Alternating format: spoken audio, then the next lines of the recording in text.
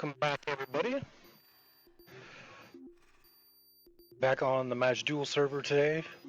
I don't know if I know Dosrith is on, but he's going to be logging off here pretty quick. He's got to do the real working thing.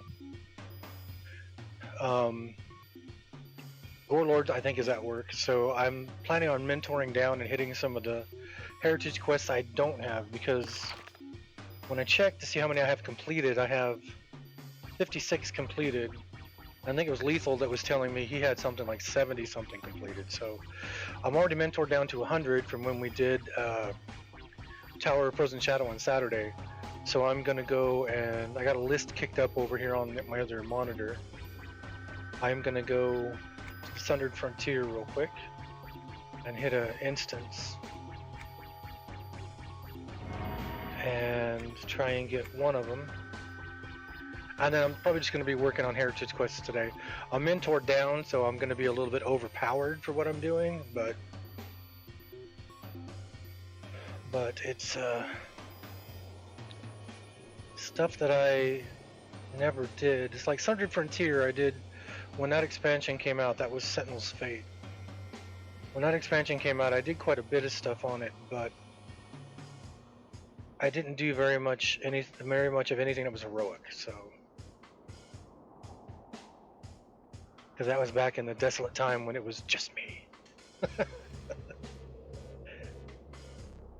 So I'm hoping, being at 100, I will still have these offered. I may have to go back and re-down myself even lower, like to 95 maybe. Yeah. And it helps to fly the right direction.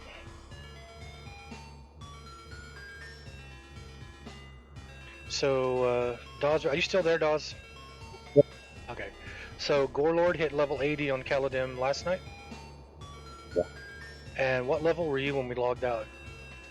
On right now, 63. 63 with the Warden?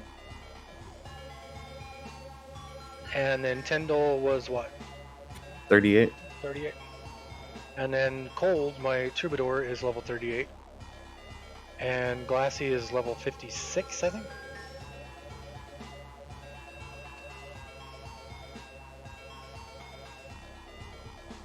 And then Lazy last night saying it would have been better to have a Dirge. I was like, ugh. It doesn't matter. I already asked that question. Okay, No, so. I wanted a Dirge because he's a paladin and the Dirge benefits a paladin. Of course, and I got the Troubadour who benefits the casters. Which is why you made it, because it's following your caster. Yeah, so you're good. I have a caster, so. We're perfectly fine. Okay, so.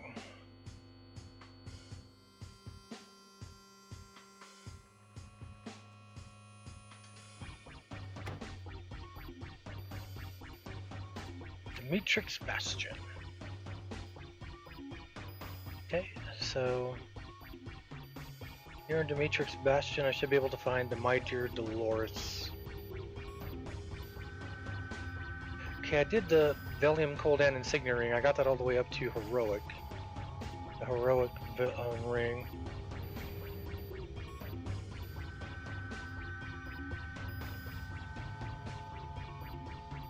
Coldan Heroes. And I started to cast along Shadow. Ring of Dane Frostweaver. So the Ring of Dane Frostweaver would be the last one, which I don't have. I needed to speak to... Okay, we'll come back to that one. So this one I'm in the Bastion. What is everything con? I don't even know who I'm supposed to talk to. This person does not have purple, so I don't think it's them.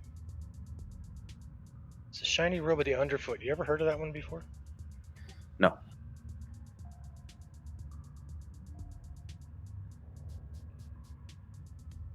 I don't remember that from EQ1 at all.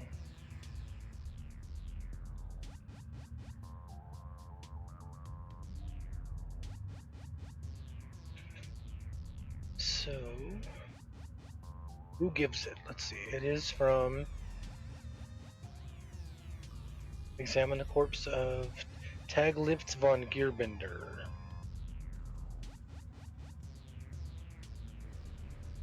And I'm not picking up any extra quests because I just want to get the heritage and get the heck out of here. Yeah, see, this stuff is all gray, so maybe I should have gone to 95 where it would be green or blue.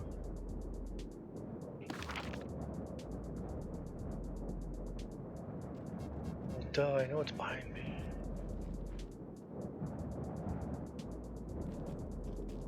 Love when I get a bountiful harvest and it's 1-1. I was getting that a lot in the last expansion where it was, but you've got a bountiful harvest, 2 and 2. And then I get a regular harvest of 13.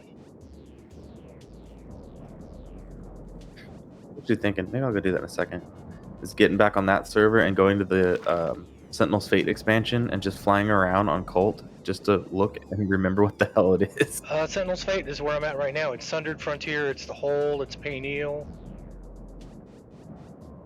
I remember doing it, but very vaguely. So I must have not been very impressed, but I know I did it. You did it vaguely, or you remember it vaguely? Both. I think I, did what needed to be done, but that wasn't the focus.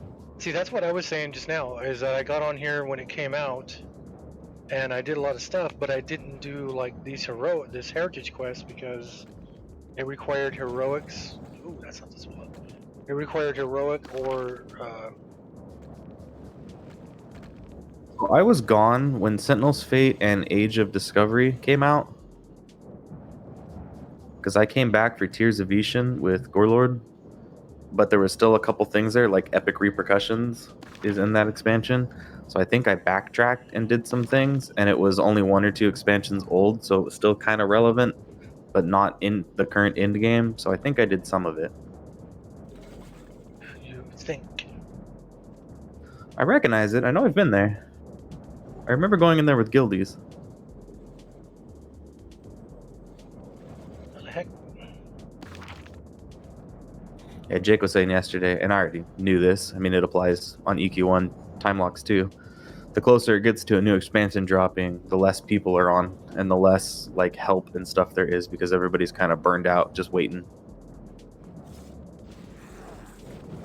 He's all watch when the new expansion opens. He's all there'll be over 100 guildies online and more groups than you know what to do with.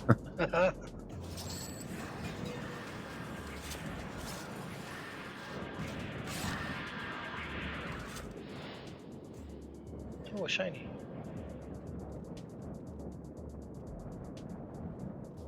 Well, that's what it seemed like here on the live server once the new expansion came out. There was crap loads of people.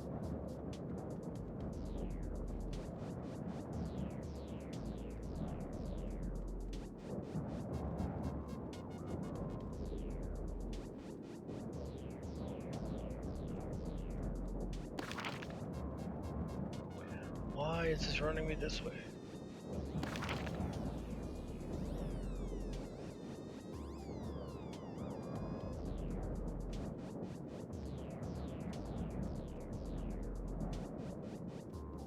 This wisp is all crazy.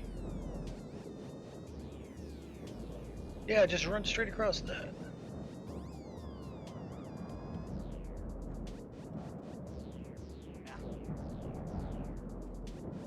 I thought there was one of these pillars that was knocked over.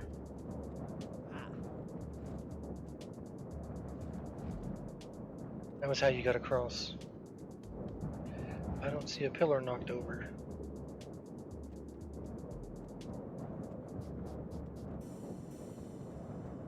I might be too high a level too. Like I said, I may be need to go back to the guild hall and chrono down another 5. I even have a pet up. Yeah. I do.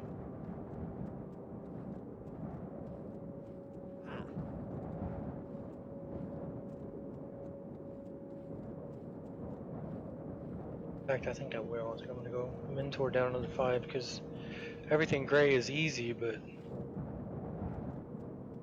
what's the fun in that?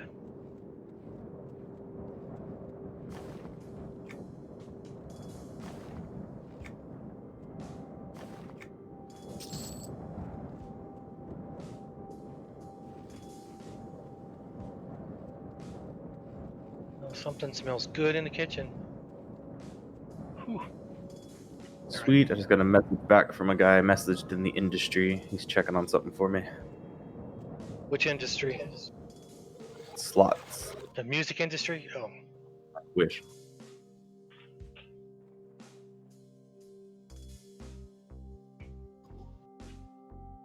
There is no career in the music industry. Yeah, there is. No one makes money. Yeah, there is. Unless it's weird mainstream bullshit. Okay, I need to come over here and stop mentoring.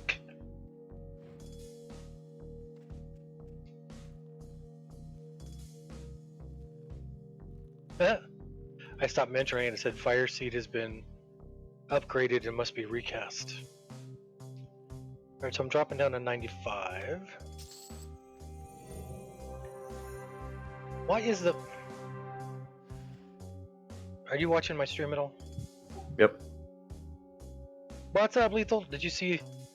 Look, the Chrono Mage is... got half-life. Don't know. Why'd the Chrono Mage take damage? You can pick them up and replace them. I'm headed to the Dolores, Hello Dolores, or whatever that one was called. How you doing today, Lethal?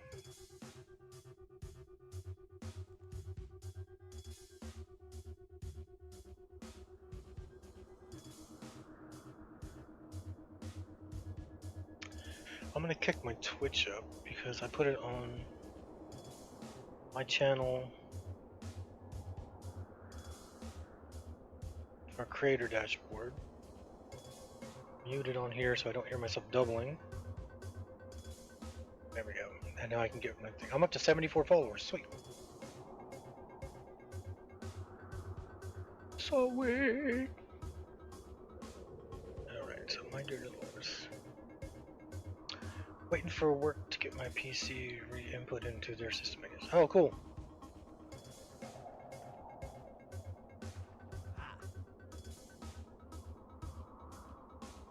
So are you looking, Michael, on the stream? This is Sundered Frontier, this is Sentinel's Fate. Yeah. So there's... I remember. Yeah, there's Painio. Maybe that is an expansion that started flying. Well, this one you have to use the... You would pop up there and you would run out down here and use the teleporter.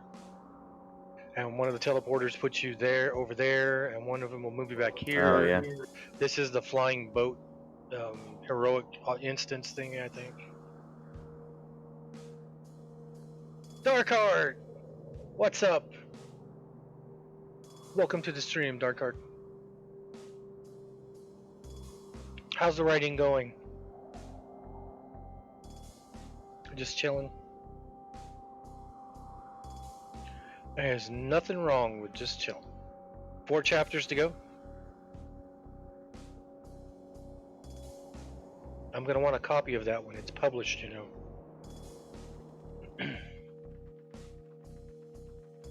Okay, so now we're going back into Derek. What is it? It wasn't Derek, was it?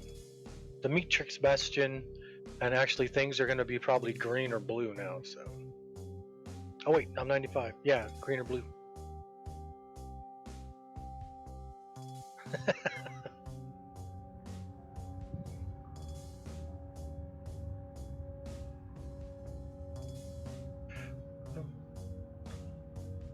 All right.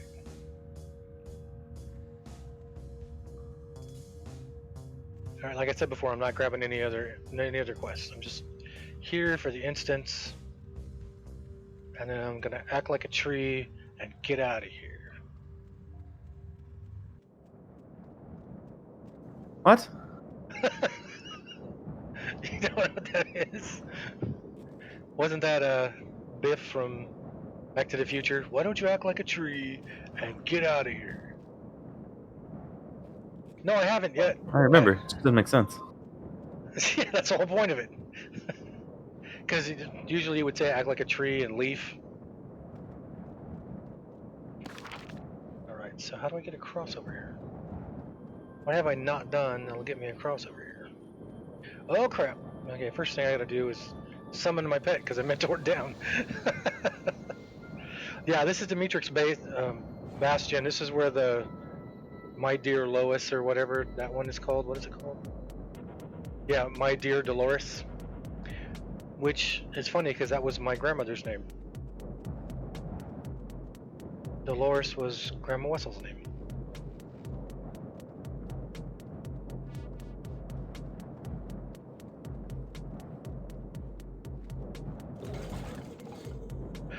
Yeah, I'm not that kind of guy. If I like buy a mystery book, I'm not gonna read the last chapter and then go to the front and start. I don't like doing that. It's like when I watch something like on Netflix with my wife, and we're watching a series, she'll want to see what it says, the little blurb for what's going to be coming on that episode, and I don't want to see it. I don't want to know ahead of time. Okay, I'm off to work. See you later. All right, get out of here. I'll talk to you later.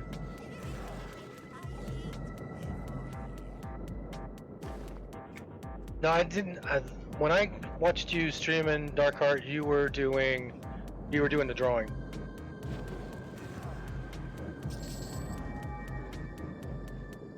What's up, gamer? How would you say that? Basak? Basak? You bounce back and forth. Yeah, I haven't seen you do one where you're writing it, so that's why I was asking the other day when you said you were doing one that you were writing. And I was asking you how you do those. All right, how do I get across?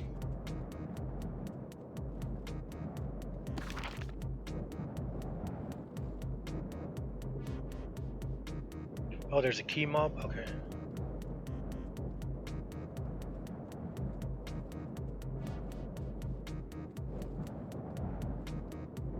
Basilisk, since the original character was Ixar, but he couldn't name it Basilisk, so kind of took the letters out and such. Oh, that's cool. It's kind of like mine where I added a whole bunch of letters. Well, I only added 2 A's. Can I get up there? Nope. Okay. Oh, it's over here.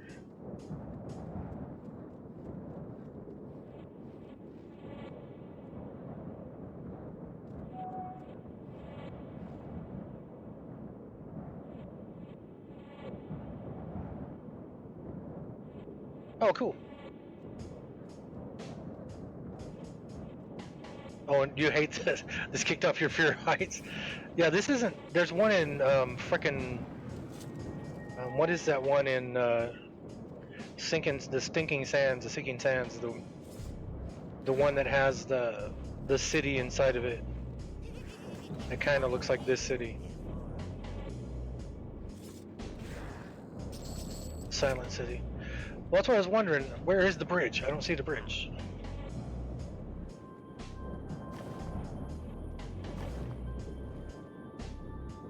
Already got that collectible. Is that a collectible? Oh, it's Lore and Legend. How cool. If I cross the bridge...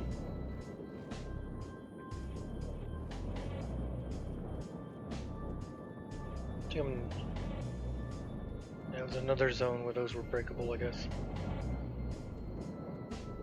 I guess what I'll do is I'll just kill everything. I didn't kill that guy up there, though. This is Demetrix Bastion in one of the instances beneath Payneal for the hole. Smack you. Oh. I was gonna smack him with a shovel, but that's. I'm on the wrong character. That's the Glacial Bolus on Caladan.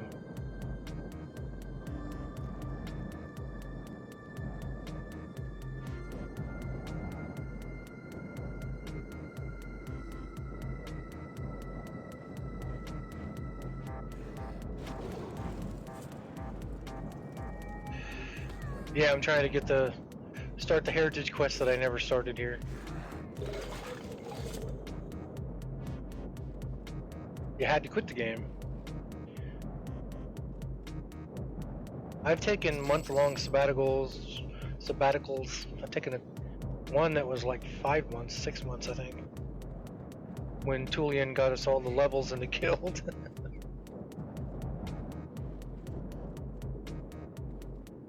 But the guy I need is over here.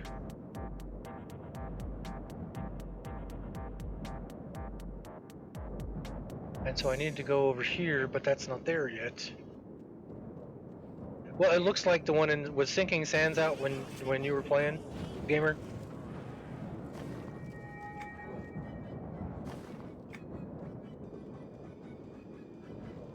Because it looks just like the one in I can't think of the name of it. It's not the Silent City, the other one, the one where you go in through the. No, that's not it. It is Silent City, I think. Because there was one in Kunark, or not Kunark, Sinking Sands that looks just like this, and I think it was the city. A mentor down to 95. I'm still hitting for 1 billion.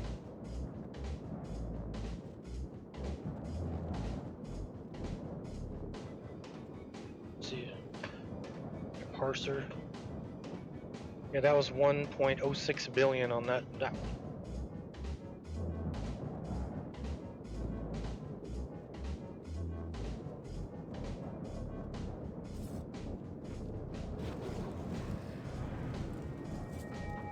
Or was it the one that was over by? Oh, I don't know. There's another one that looks like it in Sinking Sands. I can't remember which one it is, if it's Silent City or if it's the other one I'm thinking of that I can't think of the name of right now.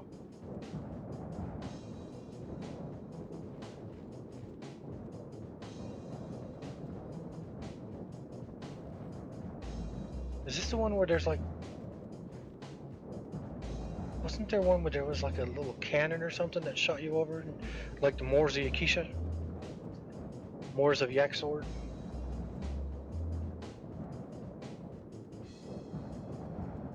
I've only been in this zone like once or twice.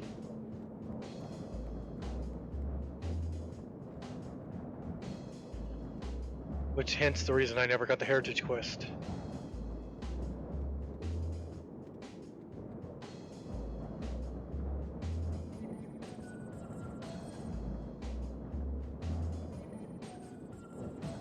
There's a ladder I gotta climb?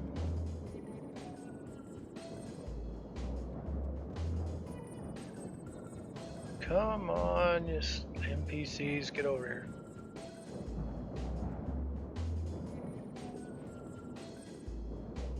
Yeah, that would figure. Because it said there's a possible location for the key. Underfoot Drifter, possible spawn location for the key mob.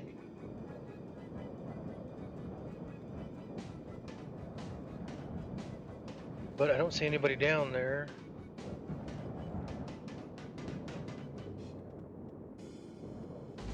And my EQ2 maps is very sparse on this side of the map.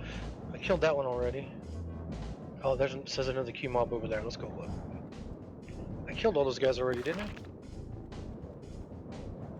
I? This is on the Madge Duel server. I started playing on Kazakh Duel server, or no, on the Crushbone server. Kazakh Duel server was EQ1. I started playing on here on the Crushbone server, and then when they did server mergers, it moved me finally to Madge Duel, where I'm parked at now.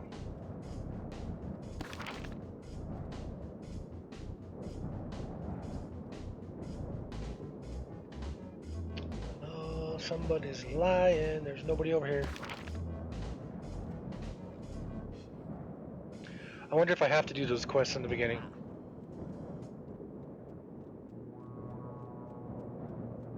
But then we also play on Caladan, which is a time lock server, which is a lot of fun, but you have to have a group to do that. You can't solo like you can on the live server when you get a mercenary.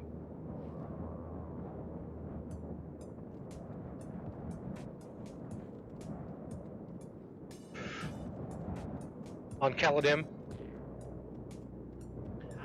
Oh, can I not get back up there now? Oh, duh.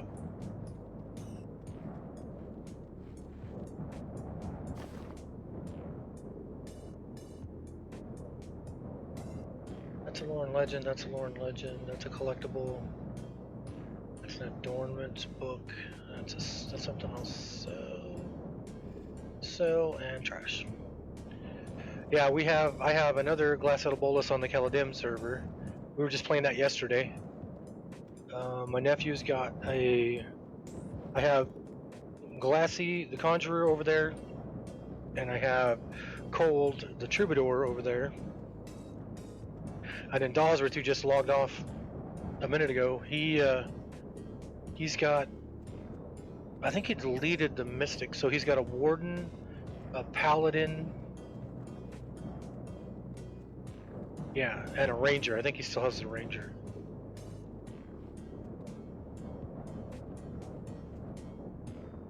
Well, that goes nowhere. See, I seem to remember something in one of these kind of areas where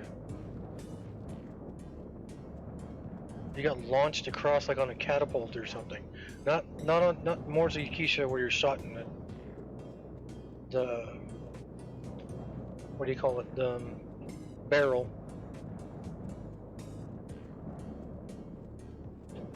All right, time to read.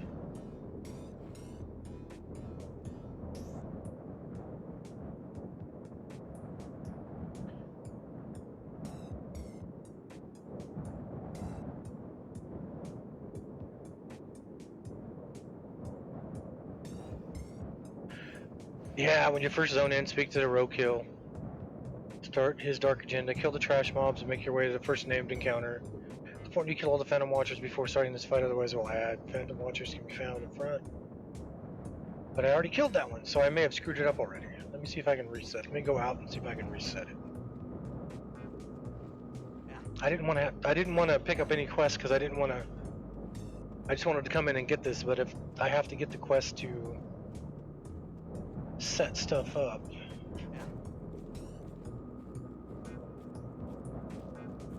It was funny, we were playing on Caladim yesterday, and I was playing a Troubadour and had evac, but I was 2-boxing. And the one time we really needed evac, I tabbed over, and I couldn't find where I put the stupid hotkey for the evac. And luckily, Dawsworth's character had an evac, and got us out right as Lazy's, I think he's a paladin, right as Lazy's paladin was like down into the last sliver of red health it had.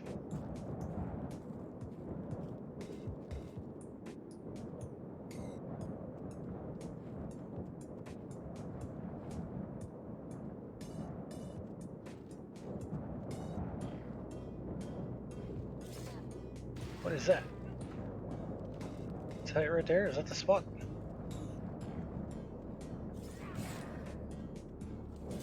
Is that climbable? Because that looks like a...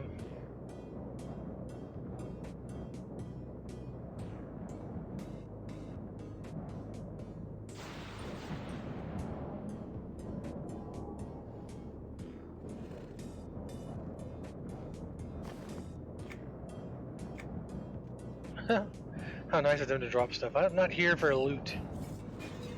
I'm here to start a quest.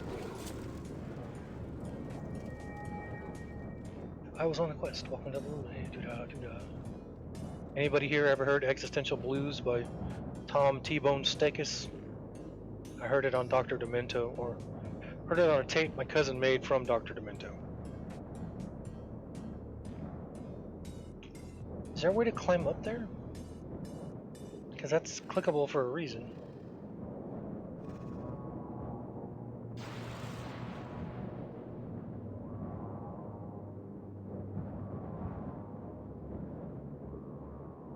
Let's go look.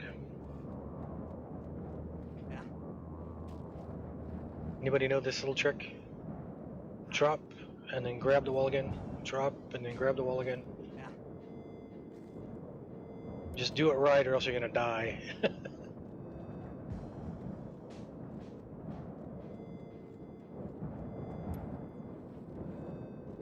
Alright, so there's this here. Which brings me over to here. Is this a climbable wall? Well, son of a gun, there's the ladder. There's the ladder, Darkheart. Did you see that when I ran past it?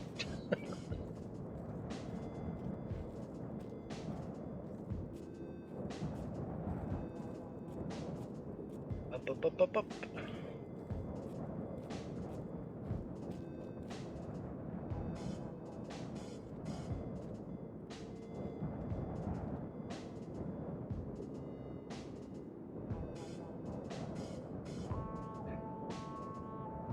There we go.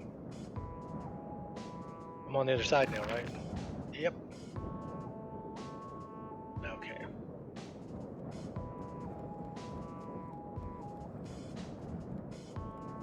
I think I've got all the shinies out of here. You're Man, Dark Heart.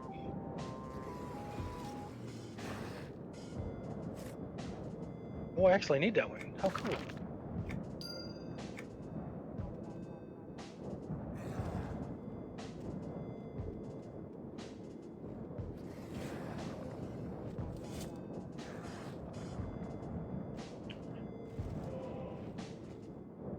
What do you mean I can't see him? I'm looking right at him.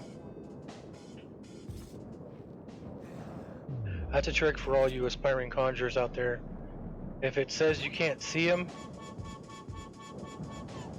and you can jump up, if you jump up and start casting and it actually starts casting, it'll interrupt because you're falling. But if you jump up and you can see him while you're jumped, if you jump and then send your pet will be able to reach him. I've had that happen a couple times where it said I couldn't see the mob. So we'll see if it happens again over here. Where it said I couldn't see the mob and then I could jump up and then it would target while I was in the air, but it wouldn't target when I was on the ground. And so I would jump. I can't cast while I'm in the air, but I can send the pet. So can I see this one? Yep, I can see this one.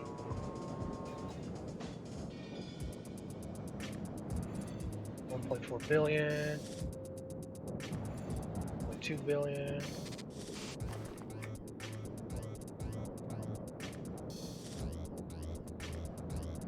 Wasn't there another one? Where'd it go? Ah, who cares? I'm not getting any experience.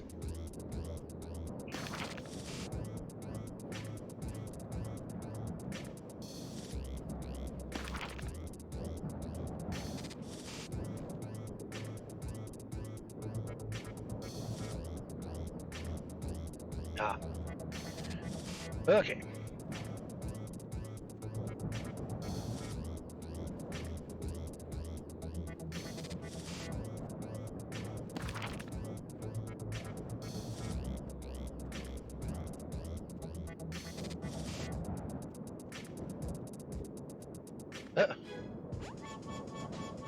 Where?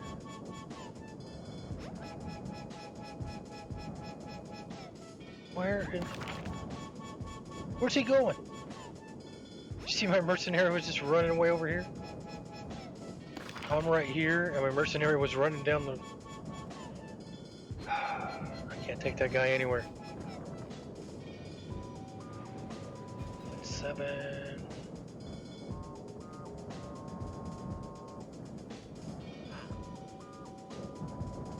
Let's stay on here. Where's he going now?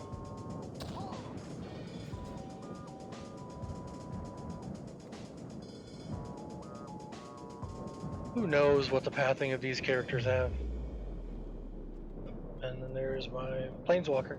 So if anybody's watching and they want to spend the channel points on naming my pet, don't do it anytime right now because I can't change the name of my planeswalker pet.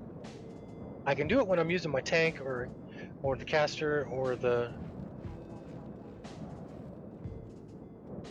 tank, the caster, or the scout pet. But I can't change the name of my planeswalker pet. So, and right now my tank's my tank pet's name is Suck Me Sideways because somebody paid for that one.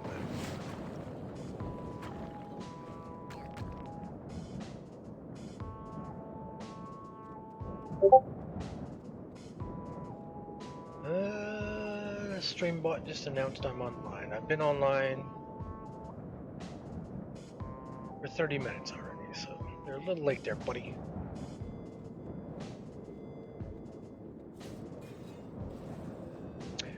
So, Darkheart, when you put the book out, are you going to do the cover artwork for the book too? See, I can't see the target there. So if I try to send my pet, it'll tell me I can't send my pet.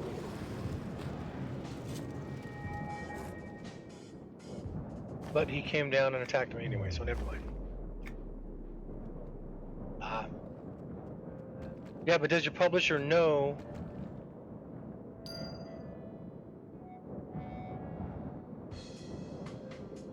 Where'd I pick that up?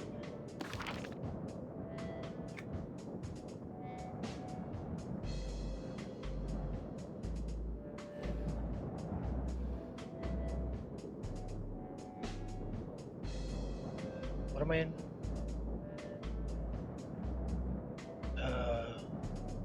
Is it the whole Dimitri space? I didn't pick that up, did I? Hey, Vibrant! This is Glassy on the Mad Jewel server. This is my normal main, not my first character, but the one I've played the most. My first character is Gnu, the one who can't keep his freaking belt up on his pants right now every time I show him. This character,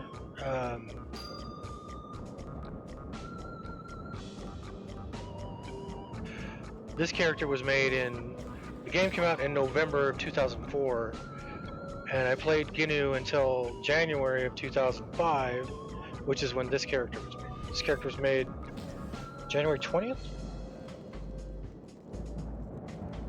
Yeah, January 20th, 2005. So, can I cast on him? Yeah, alright.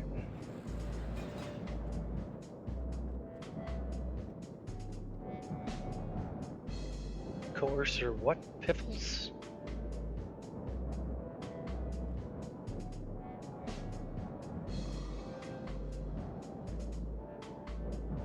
That's a tough looking mushroom.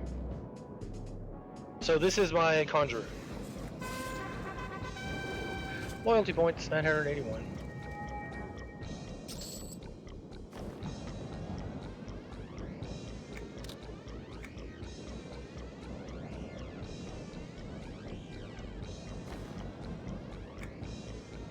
I think I have that already.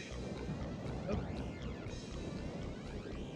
I hate it when chests like pop on top of me and I can't see them until I've run away. There.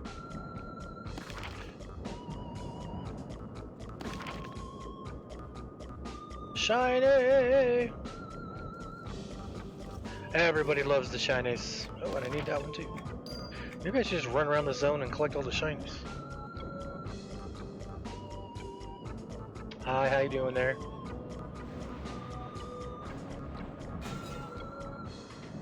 I don't like how it defaults to auto assist is turned off on my pet.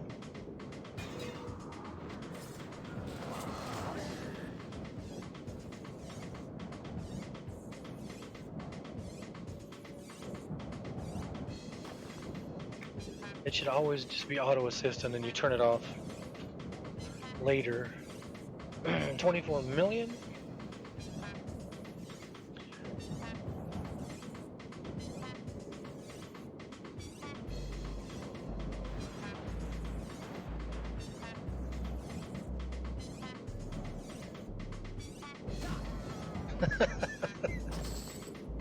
Smack him with the stick. It's like, knock it off. I see you looking at me and casting. Oh crap, the guy I need is in the back. That's one of the things I love about this game is that there's so much. I played this game for 16 years and there's still so much to it.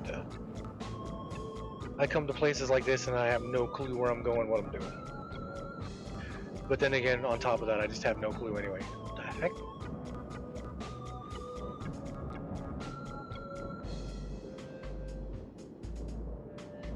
If you've never played a gnome before, that look right there, that helicopter looking little thing, you can do that with your gnome. You get that as an illusion. Gnu is a gnome, he's a gnome swashbuckler. A gnome switchy swashy. And I tell the story how I started him 2 days after EQ2 went live because the GameStop here where I live, I ordered the 10 box set for my account and they didn't get it in, or they ran out of all the ones they had. So, hey, Scar, I'm gonna call you Scar. I'm gonna call you Josh. Um, right now I'm going to get the Dolores, my dear Dolores. Crap, I gotta go up there, don't I?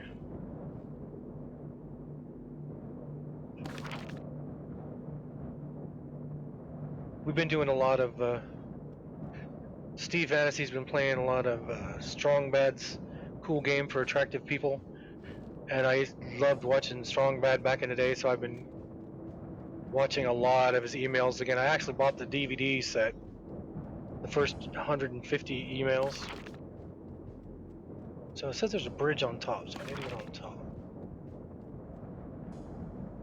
Which is obviously right there. Or do you gotta get up top and go from there? Am I missing a climbable spot again?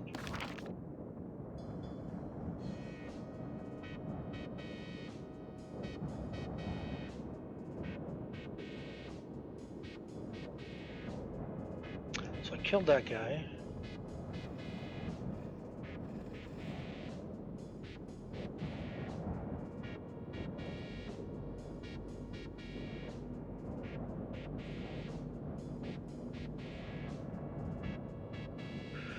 Oh, I gotta love it, gotta love it. Yeah, so I'm doing the, my dear Dolores.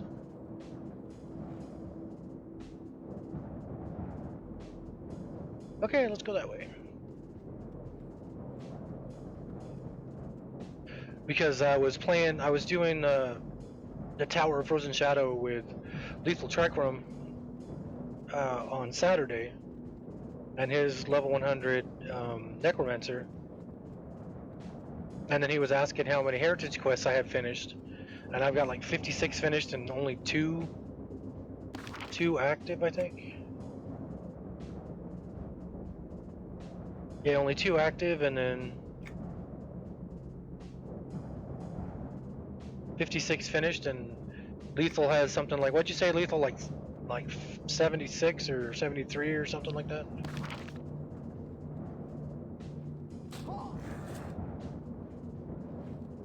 Something hit me?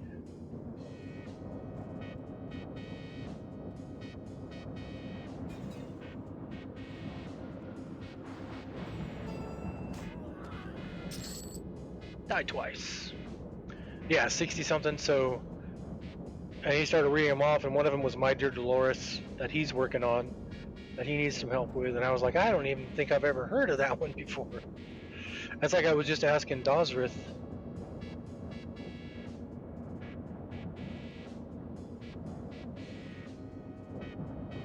Looks like he gets closer over there. I was just talking to Dosrith about it, and I was asking him if he's ever heard of the item you get for finishing that one, and EQ1 at all. Why is my...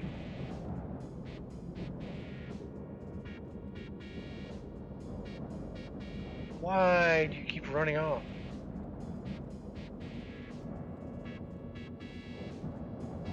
So I figured I would get some of these heritage quests I don't have.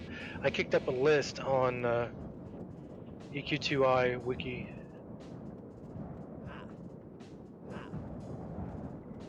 Come here, you. Where'd you go?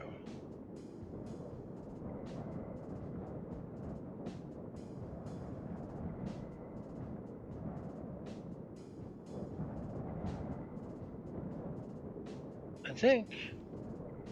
Yeah. Oh, see, look, there's the cannon. That might have been what I was thinking of. That's just shooting off into nothing, so I don't think that's the cannon I was thinking of.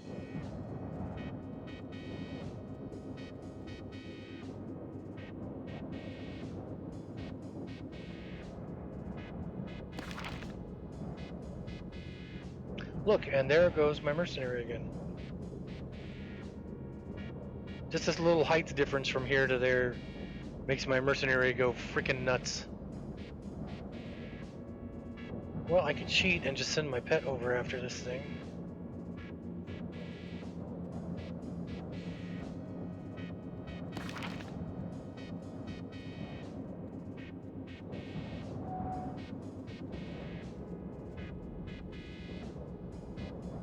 That right there is lethal trichrome. Logging it.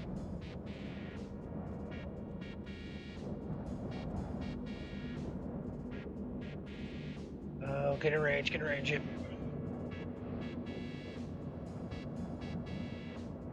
The gatekeeper awakens.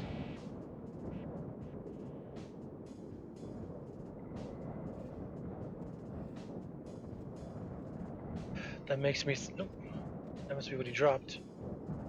See, and I have what everybody calls the chest curse. You have 64 completed? How many do you have open? Or started? So you have 6 more completed than I do.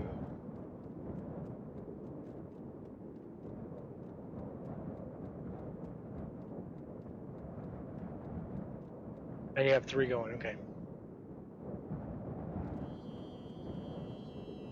Are you following me? No autographs. No paparazzi. I don't know why I picked those up. I don't need them for anything. Okay, so who's the gatekeeper? Killed that guy. Oh, the guy up there. Okay.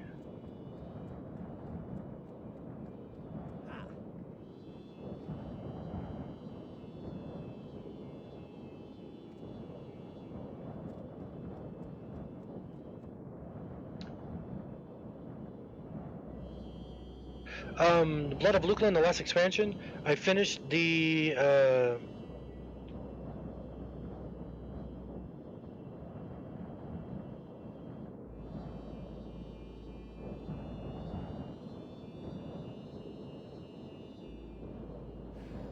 Zank 146. I finished the main quest line on the new expansion on Glassy. I finished it on I think only Glassy. I don't think Ginu's done it yet. And on my other account, I don't think my 120 on my other account is a gnome guardian named Massive Meat Shield. I don't think he's done it. You know, I'm not sure. I'm gonna kick him up real quick. You may see the screen freeze for a minute because I just minimized that one, so I can kick up the other account in the background. I figured out I could 2-box yesterday without screwing this up. So, how can you check how many you have done, or how many there are altogether? Zax, are you on, or are you at work? Oh, I'll show you right now. Let me kick my EQ back up. Stop freezing. Come on. There we go. All right, so you go to your journal, and I normally have it sorted by current zone, so I can see what quests I have for the zone I'm in. But then if I want to do certain things, see, that just sorts it like this, and it doesn't give you the categories. So if you sort it by category, then you can see heritage is right here. I have 2 active, and then down here you have a completed, and then it'll show you heritage. I've completed these 56 heritage quests.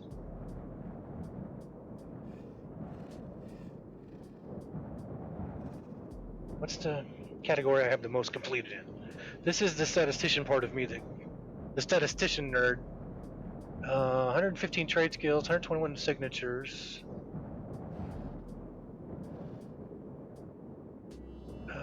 23 Barren Sky, 25, 8, 18. 42 in the jungle.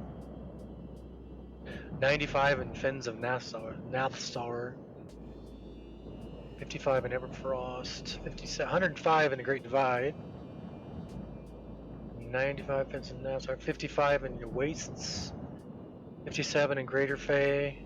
124 in Kunzar Jungle.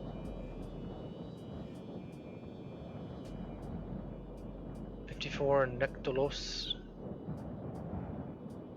I ran around a Nectalos for a couple hours until I finally found Kenny. So I have Kenny if I want to use him. He's the voodoo doll mercenary.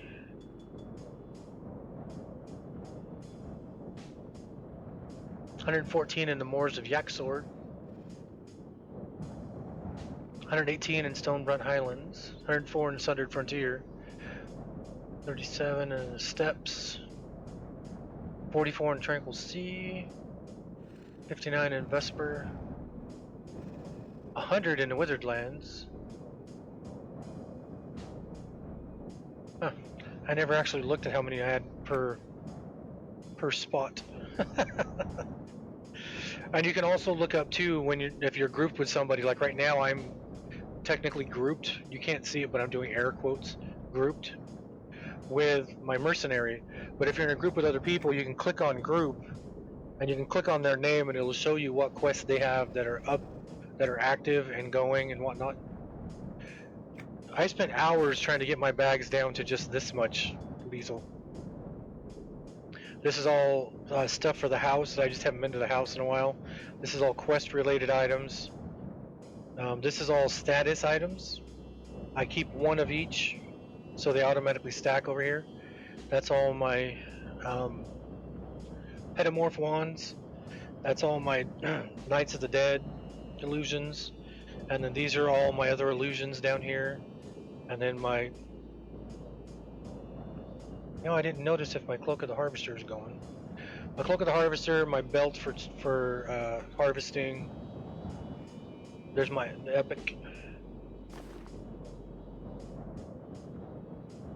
I think that's my epic. I'm not sure. I can't remember. And just random stuff. And like I was saying before, I do my bags backwards. So if you look at my bags, bag 1, 2, 3, 4, 5, 6, this bag is this one. This bag is this one. So bag 6 is this one here. That's just the way I've always done it. And every one of these bags,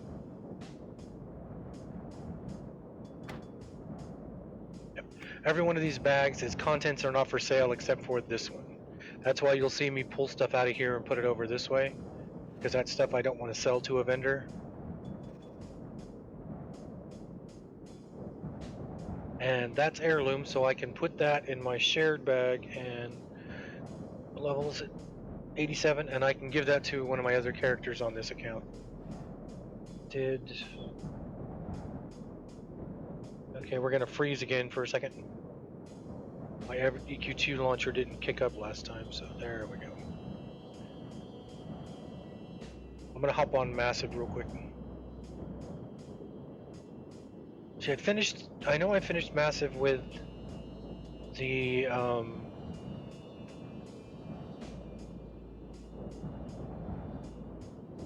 I know he did the, oops, wrong account. Get on that one, there we go. Where is he? Quick face, there he is. I know I finished him on Zero Dragons! I'm not rushing in anywhere. Alright, let's get rid of all this crud on the screen. So... That scared you? That's what I love. I like watching Steve Fantasy playing the games he plays, because he usually plays scary games. And then he's got one of those sounds that's an actual scream. And he'll be doing something, getting completely scared crapless in the game he's playing, and then somebody will do that one. I think he's actually wet himself many times. Don't tell him I said that. Okay, so this guy's rooted.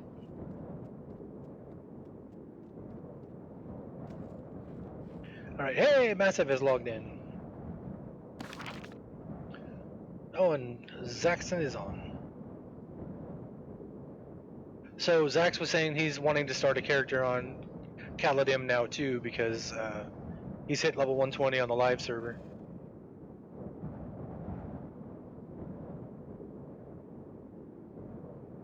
How many heritage quests have you done on Fazul? Yeah, that's the fun part. That's why I have 33 characters, because I didn't want to have to decide on what to make next. So I have one of every class, one of every race. Okay, so I am going to cast the Blazing Avatar on my pet and send him to go kill it. And then we'll see where we go from there. So you go get him. Hey! The battle is over.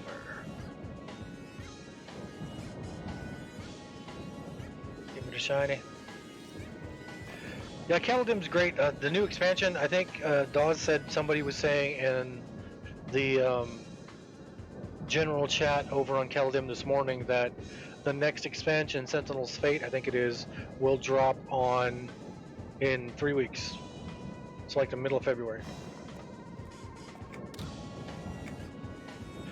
And if you've not played this game in a while, or you don't know what all this means down here, well, let me do it this way. We only have to see that one. Attunable, lore equip, and heirloom.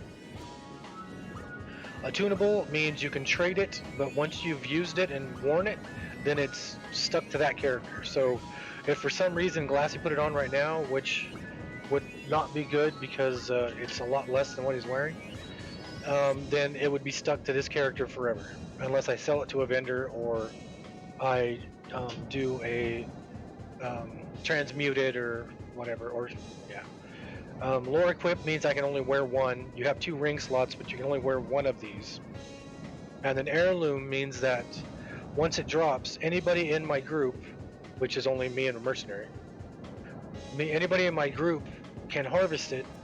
I can trade it. If Glassy harvested and I was in a group with, say, like Colt, and Colt wanted it more, I could trade it to Colt within 48 hours of us killing it. After those 48 hours, whoever has it, it's stuck on that account.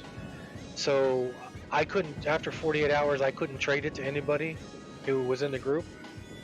And you can't trade it to anybody who was outside of the group. But you can put it in your shared bank, and one of your other tunes on that account can use it.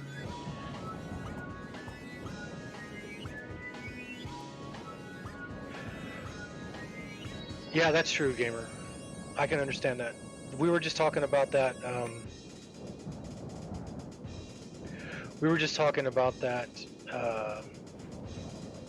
Oh no, I do not have a key. Me and Michael,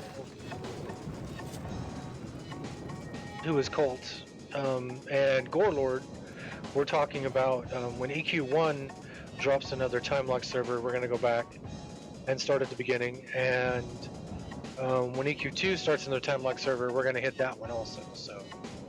So we do. The only problem right now is with my job. My job's in the off season right now, so I have lots of free time. Dosworth works the night shift.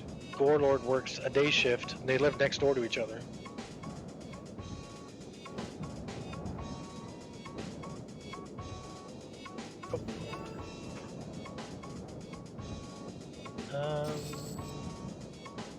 So my planeswalker hit him for 12.3 million. And then he croaked. And then I will kill him until he dies from it. Well, the person I need is down here on the bottom, so I guess I'll just go over here and kill all these.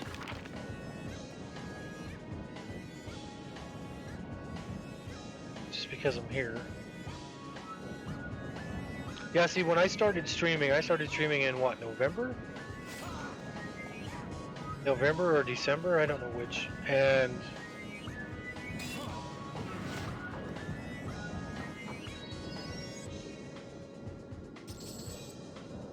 I started streaming in, I think it was November or the beginning of December.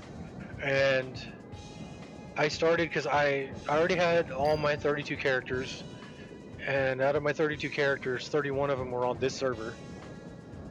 And I only had one other that I'd started on the Antonia Bale server, however you pronounce that. Disclaimer: I'm good at destroying names, so. And I had made one on that server because no, I don't want it. Wait a minute, is that a quest starter? I probably need it for something. I had made a Glass Hellebowl's character over there just because I wanted to see what it was like when I first started playing the game, and I didn't have station cash, and I didn't have a guild to ask for help and all that fun stuff. I wanted to start it off like I did when I played the game the first time, and that was kinda, but I mean it's a live server, so it's not time locked, so you still have all the 1 quadrillion frickin' expansions from, well, there's only what, 16, 17, 16 expansions on EQ2, but you were starting with all the expansions. And so when I decided to start streaming,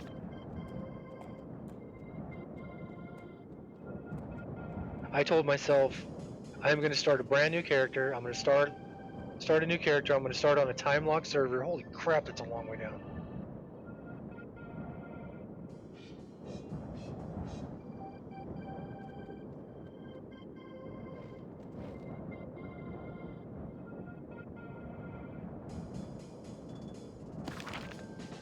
Is this guy down here? Anybody see him? I'm trying to do. I was trying to do the Minecraft thing. I was holding control down so I wouldn't fall. Oh, right there. Okay. I'm just gonna have to drop. Hopefully I don't die. I've only got 149 million hit points. Mama grabbed the baby. 47.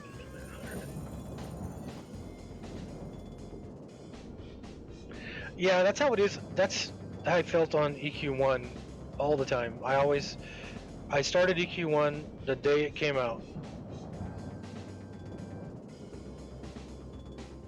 There he is.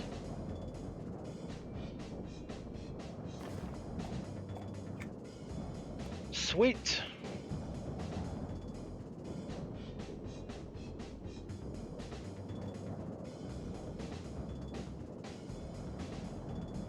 Scepter of Shadows.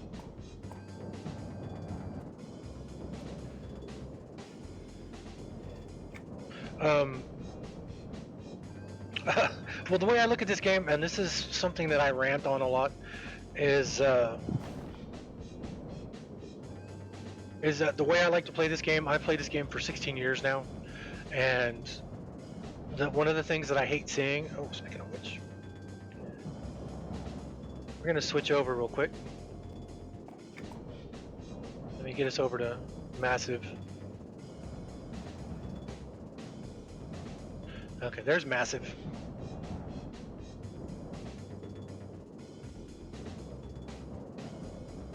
I love his armor. Massive meat shield. I don't think...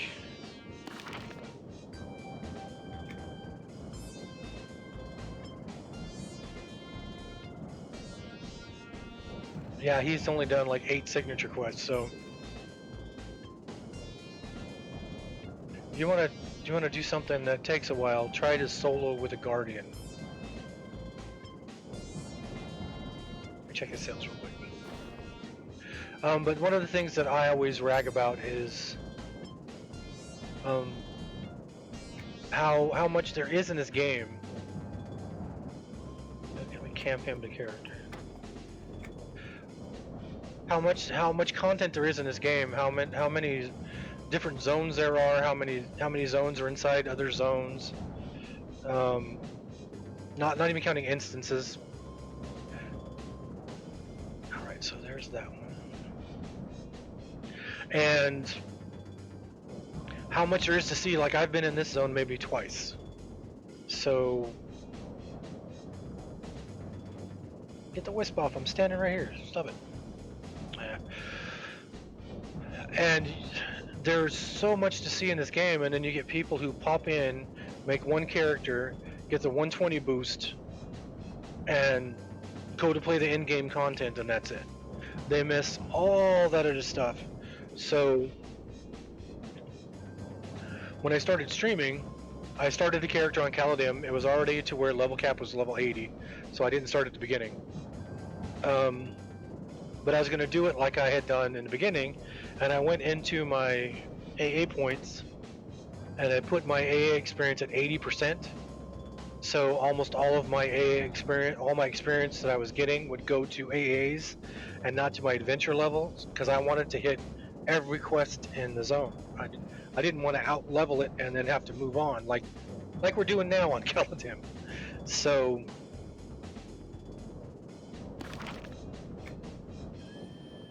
let me check this real quick.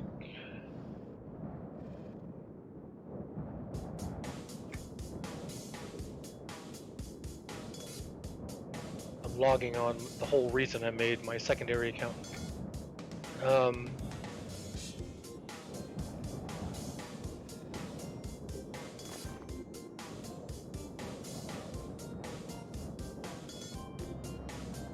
I, Taggle Fitzfrancis Aloysius von Gearbender III, residing at 21 Cogsville Lane, Gauntlegrum, being a relatively sound mind, do hereby declare this instrument to my last will and testament. 2. I hereby revoke all previous wills and codicils? Never heard of that word. Unless you are a tax collector, I previously will or codicil grants my beneficiary more coin. In this case, the document which presents the most coin will take precedence.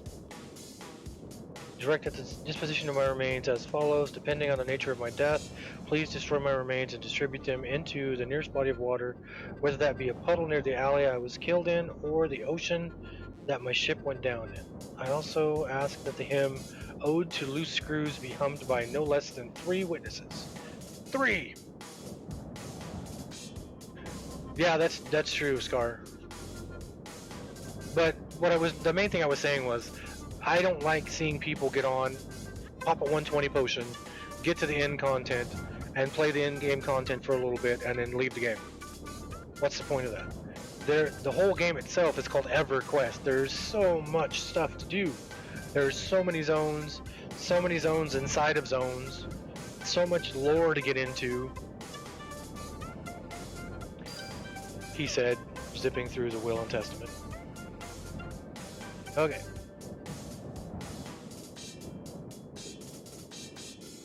Find Dolores or Toggery von Gearbender.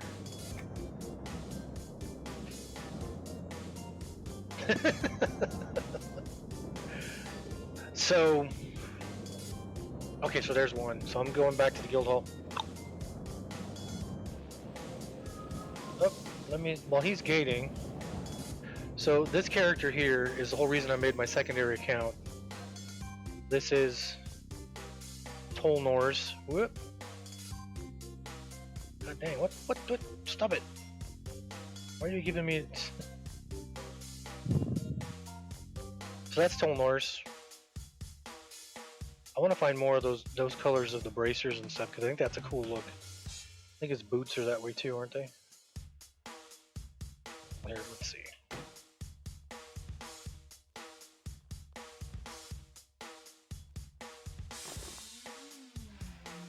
Oh, it's just his bracers. I love the way those look. I got that from a Halloween thing. But I made this character, Tolnor's Thanor,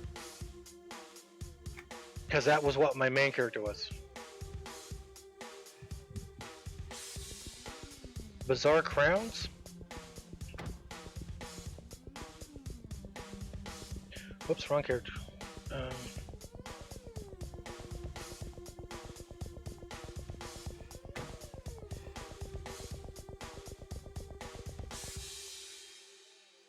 I have 118 of those things. Currency earned within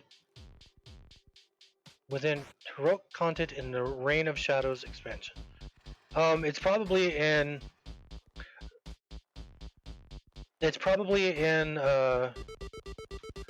Oh crap. Sanctus Seru. There's probably vendors in Sanctus Seru that you can spend it with. Zax. I have 118 of those, so I don't know. I'm thinking Sanctus Eru because that's the city of the expansion. How do I get Verona Vi as a merc? I'll show you. Let me go back over here.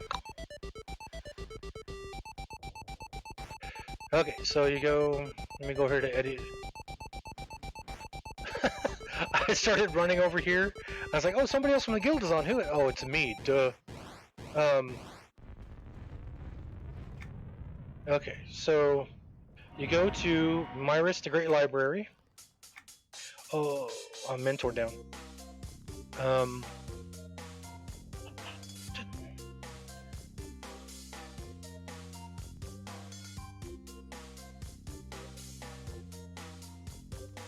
Loading. But the reason I made Tolnors was that was the name of my main from Everquest 1, Tolnors. So I made him as a pretty much just a heal for this character. So he would run around. I would have him tagged on this character, targeting the pet, and then I would go kill stuff, and he would heal the pet. That was the whole reason I made a secondary account. And I couldn't make Tolnors as my first account. I seem to have missed a trade skill quest. Alright, so here in Myris, you go...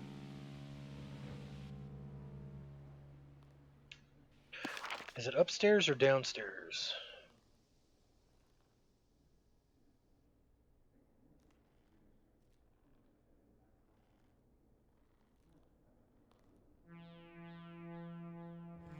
It's downstairs. You go up here, you hang a left. I'm running really fast. I have a mount on, but I have my mount turned off as far as being able to see them. Okay, so you come over here. I think it's this one. Prophecy portal. Doesn't sound right, but yep, it's right. Okay, so here on the prophecy portal where you have the fabled Renei and fabled, what is that, Kale Drakel or whatever it's called? Yeah. Right over here, you have Fippy Darkpaw, the Mystic Mercenary. If you've ever played EQ1, Fippy was the null that kept attacking Kinos over and over and over again. Or you can get Verona Vi, the Paladin. And so Tolnar's got the Paladin. And then I have, like I said, I have a couple mercenaries. I have a bunch from just buying the expansions. And then I got Kenny from spending all that time out in Nectalos Forest. I got Perrin Wanderhoof. It's funny, I got that guy, Perrin Wanderhoof, the Stormcall mercenary. He was a rare in Withered Lands, I think. I got him on accident. I was going on the horse, or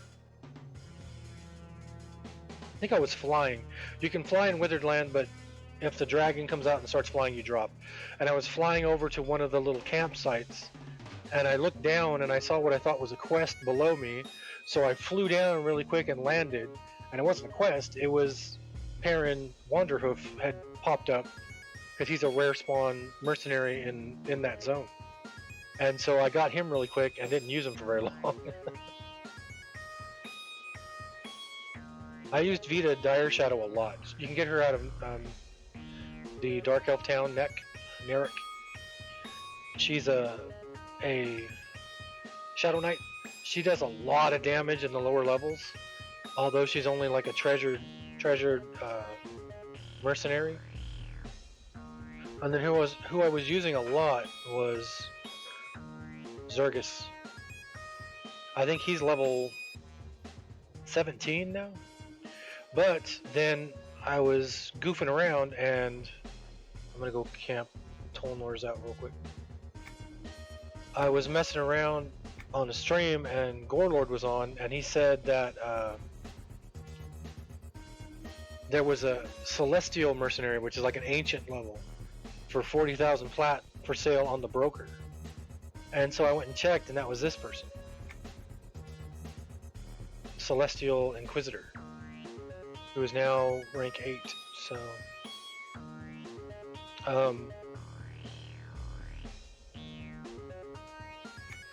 and bought this one and started using it, and it was okay for a while. I mean, you're going against, you know, Zergus, who's just treasured, but he was 17 levels in. I need to kick up my thing here. Okay, that's my dear Dolores. Oh, Toggery's in the Temple of Soul Sekiro. Well, how far are you along on my dear Dolores? Lethal?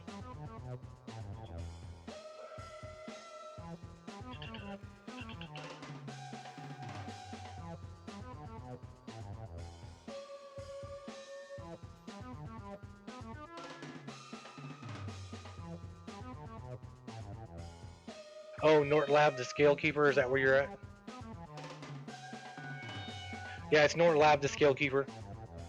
The Spirit's Resonance and kill Nort Lab. Okay, so I'll get that one up to that level.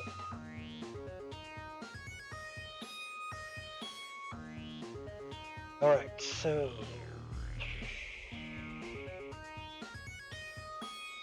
the Bow of the Underfoot is in the Sundered Frontier, so let's go to Sundered Frontier.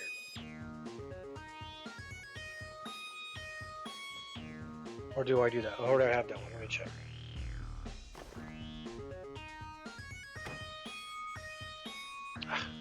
Hit the right button.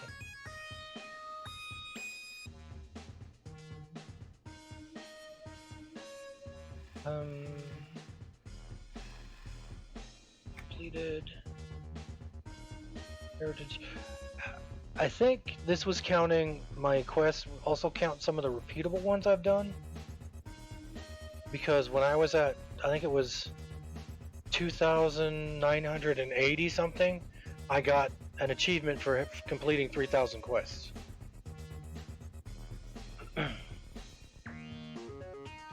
What's this one called? This one is called...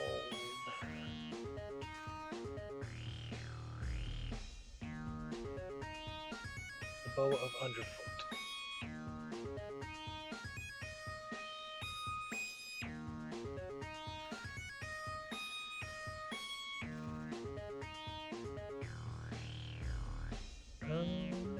Doesn't look like I've finished that one. Right. So let's go to...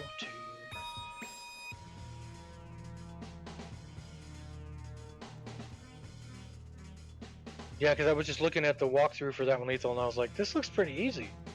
And then I saw where it said you have to go to the Spirit's Resonance and kill the one named. I was like, oh, that's probably where we're gonna... Because the last time, if you guys didn't watch on Saturday, when me and Lethal went and were killing stuff in the Tower of Frozen Shadow, he was doing all the damage. I could hardly do anything.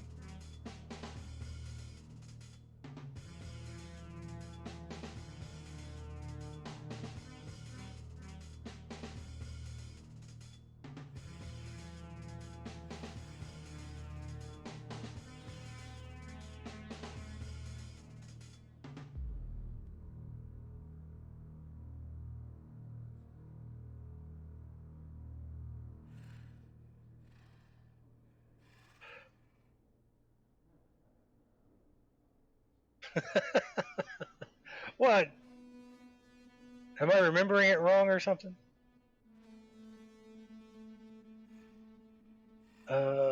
Sundered Frontier. Okay.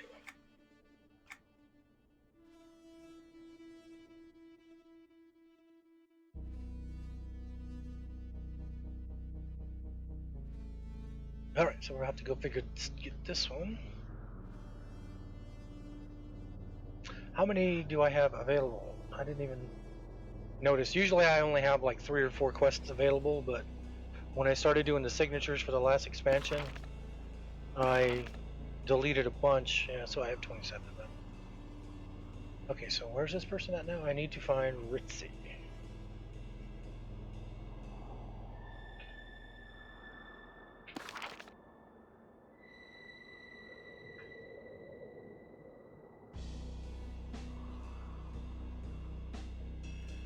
Why does it say nasty kobold? I need to find Ritzy, not a nasty kobold.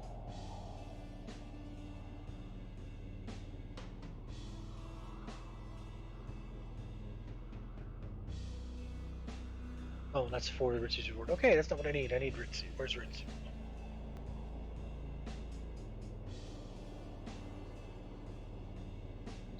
to go to the Roadkill Caves.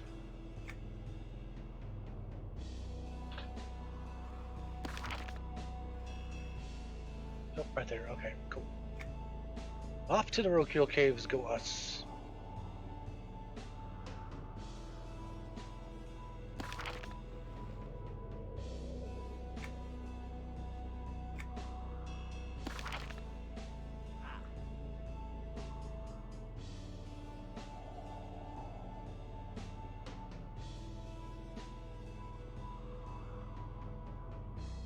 This is the expansion I think that's coming out in 3 weeks on the Time Lock server. Peniel, the whole.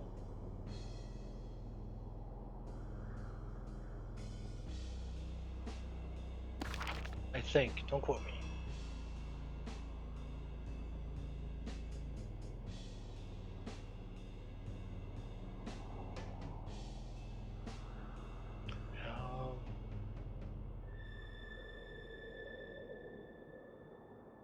Little Roadkill Cave right there.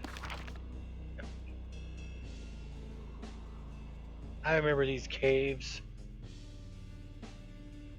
Remember coming in here when this killed out because it's tight little squeezes. Of course, they're roadkill, and I'm a freaking erudite with. Oh man, I remember coming in here and having to sneak my way around and fight and kill stuff in this area.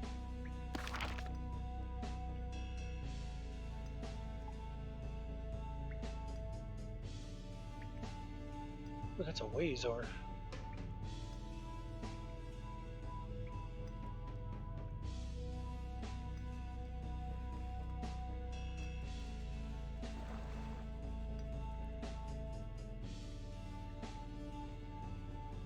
Dawes was on this morning. He was doing trade skilling on the Caladim server. He was trying to do level 30 trade skilling, and he said he could not find any trade skill mats for sale on the vendor, or if they were for sale for 6 gold apiece, which is a lot on Caladim. So he was spending all his time harvesting level 30 mats.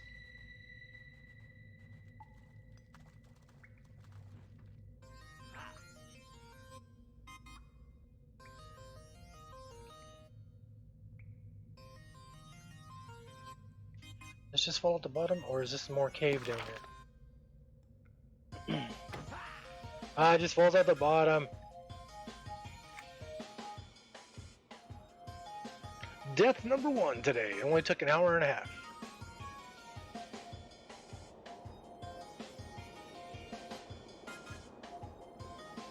Says I need to kill him. A rodent problem. Did I do a rodent problem?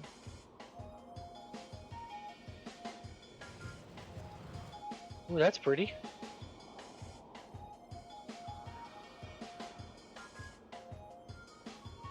Wow, did everybody else see that? How long I stayed at 1 frame? That was beautiful. Gamer, thanks for following. You are follower number 75, I think. Yep, 75.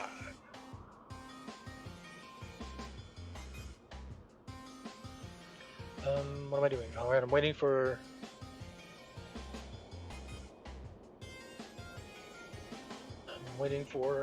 res effects to wear off.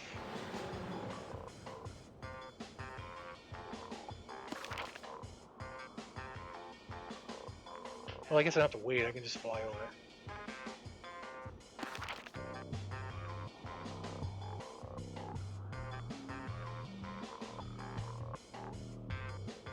I thought that was going to take me down where I needed to go. Well, it took me down alright. I don't think it could have taken me any farther down.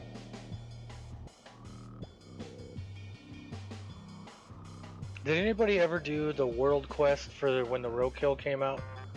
The, what was it called? What was it called? Was it the Gleesh stuff?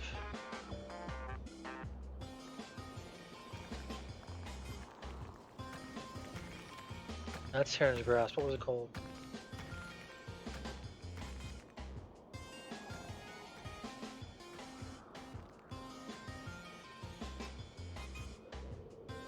Oh, I can't remember what it was called now. The roadkill.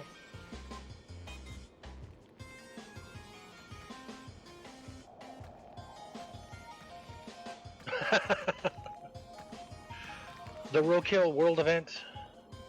Hey, Gratz, Zax. Undertaker, are you in Echo Cavern?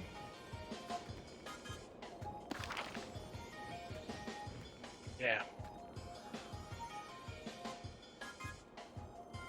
That guy was a little bit easier than I thought he was going to be. I thought he would have all kinds of stuff, and he was just he did bring ads in, but I killed him pretty quick, which is not easy for me to kill things quick.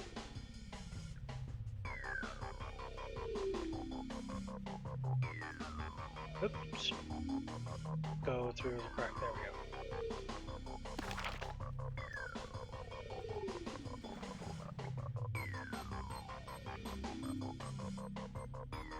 See, now that one actually has a bottom to it, so let's go that way.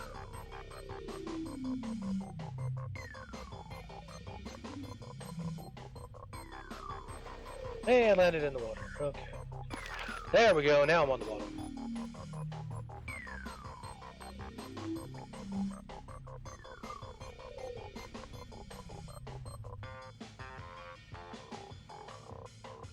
Quarry instance. What am I doing? I'm running the wrong way.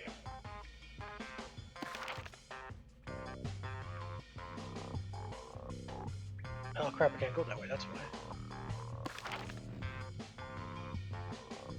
Oh, wait a minute. Yeah, I can. Went down too far, I had to hit the lip right here. So, I finished the last expansion. I did the signature quest and the signature trade skill quest with Glassy.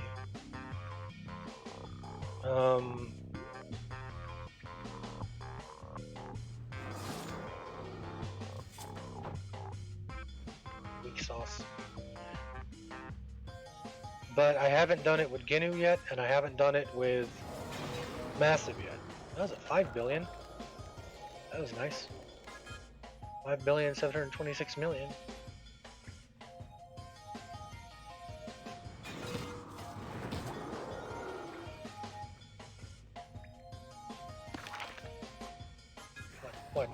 What?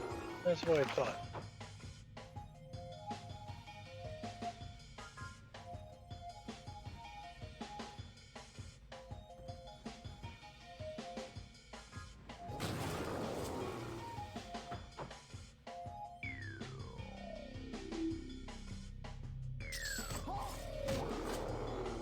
Smiteth thee. I haven't done it on Ginu because every time I log on Ginu, as soon as I see him, he drops his belt.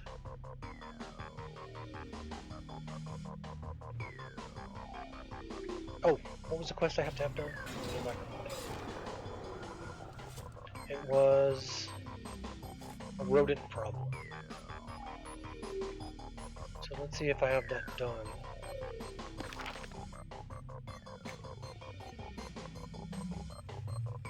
See, I wish they had a search for quests. So it says from Payneal, but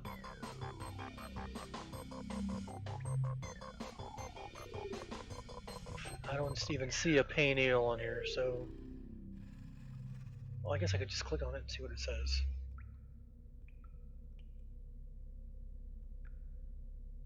Sundered Frontier, okay.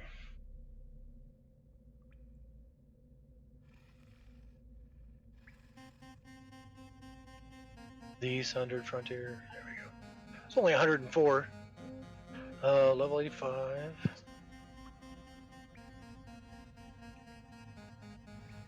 I haven't done it. Oh wait. That's what I'm doing. What is the rodent problem?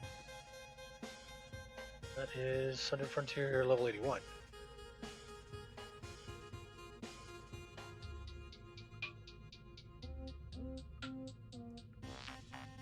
Yep, I finished it. Okay, cool. Says you have. That's a prerequisite for getting this quest. So I need to talk to Ritzy. It says kill a roadkill courier who spawns just in the caves. How are you supposed to get up there? So a roadkill courier who is not trackable.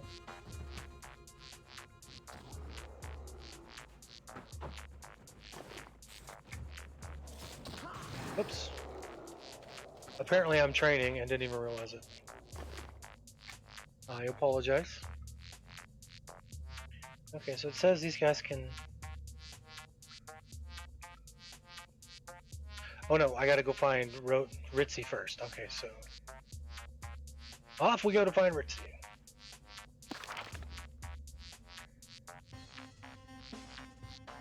Who was back in here, so... That's a roadkill courier. Cave exit to nowhere.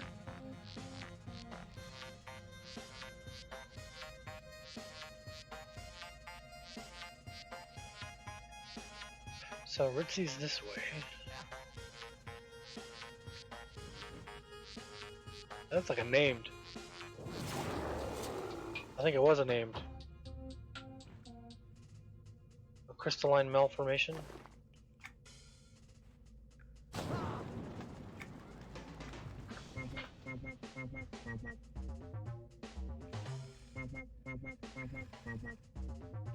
A mercenary did a divine smite for 867,000.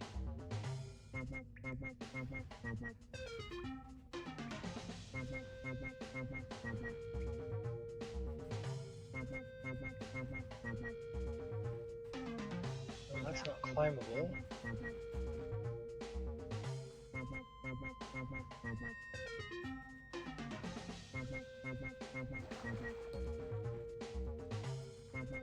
And I don't see anything on the maps about having to open it or anything.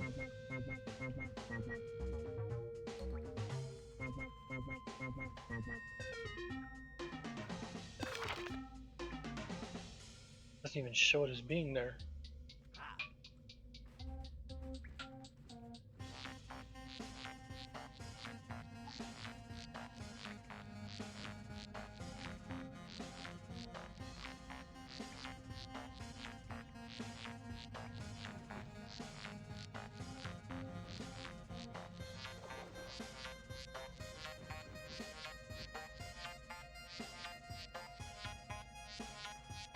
Looks like there's so many different places you can run around in here.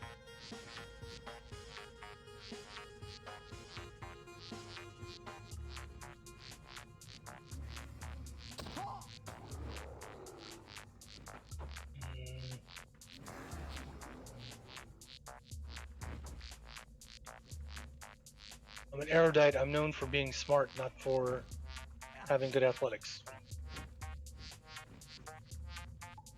Whoa, he said, falling off a crystal. That goes nowhere. And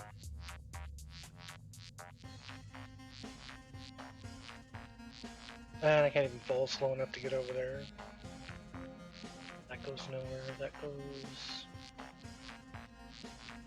this way.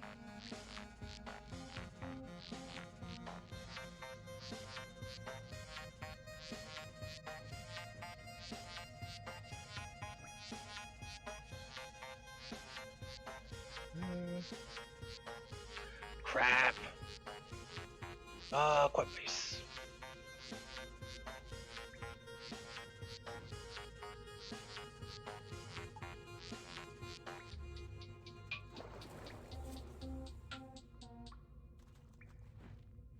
Oops. I done pulled something. So how am I supposed to get around?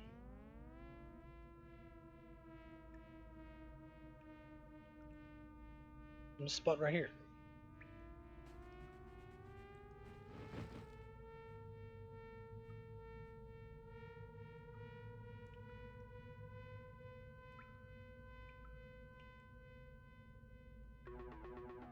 Doesn't even show.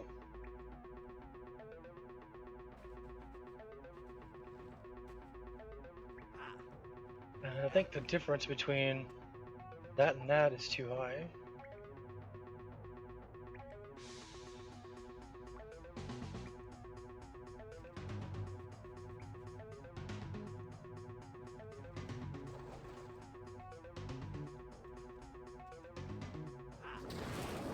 Ignore me, I'm just trying to find a way to get up there.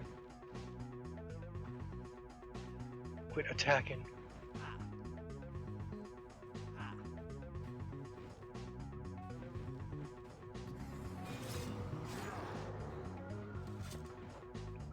You can't fly because we're indoors.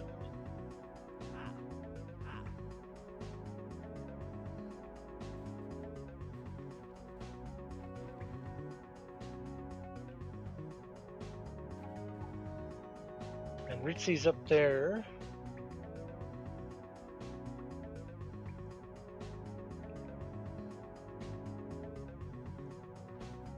It tells me just go that way.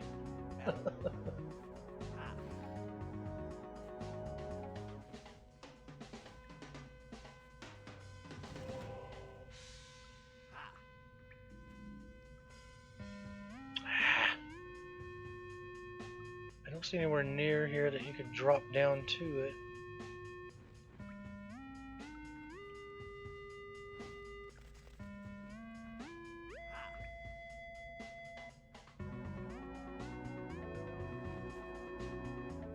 I started falling upwards,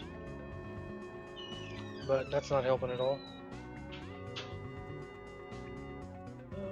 Come on, glitch. Ah. There's gotta be a way to get up there.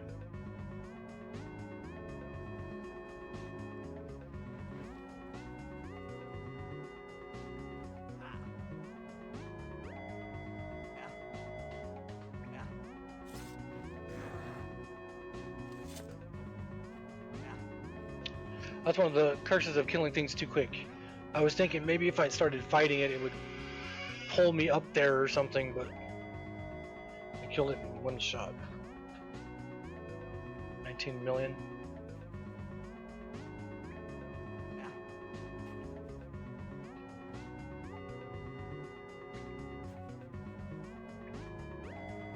That leads to there, but that didn't help me at all.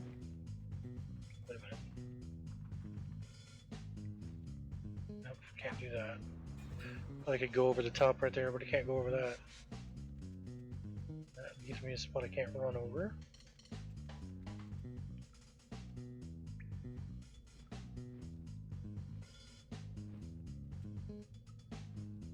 Oops.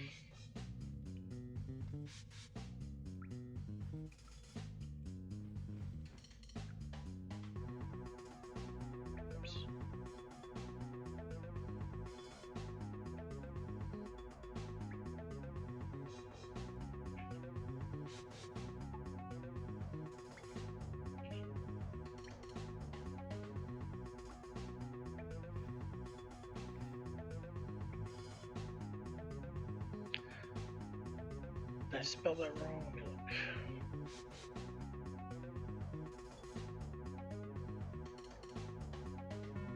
Oh, roll killick.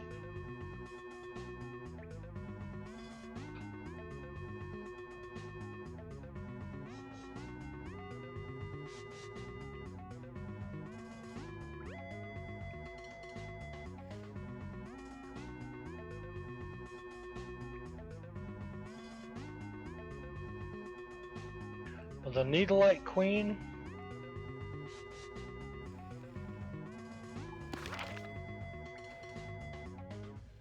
Oh, the mosquito.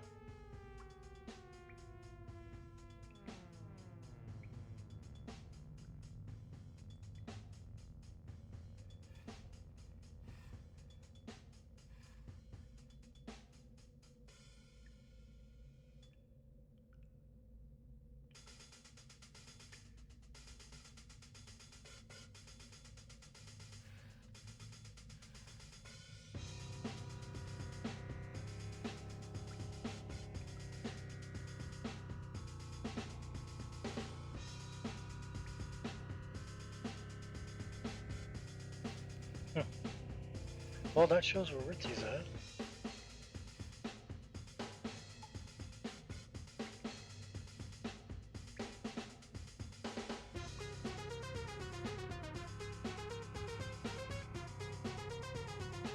Well, that doesn't help.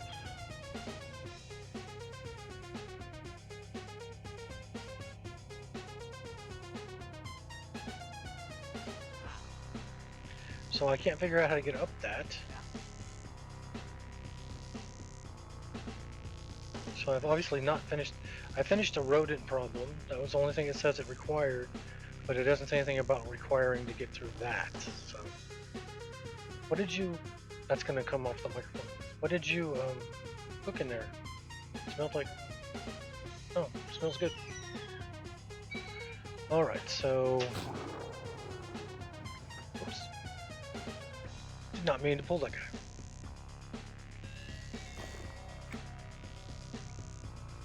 I think what I'm going to do is I'm going to not start this one yet. I'm not going to waste any more time trying to figure out how to get up there. So let's go to the next one on the list.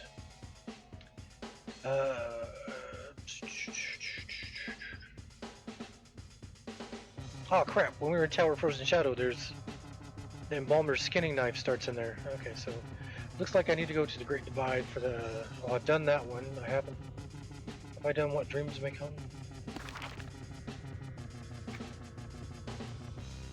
What was that, 90? But that's the wrong one. Level 90. Heritage.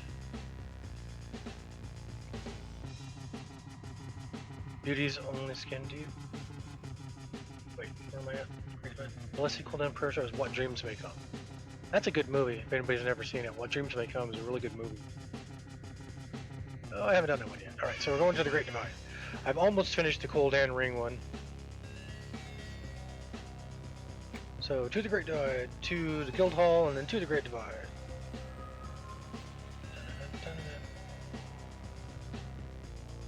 And then I closed my other EQ, didn't I?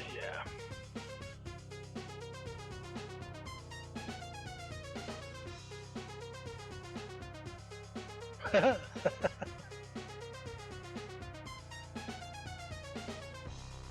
Cool. The Discord shows a screenshot of where I just was.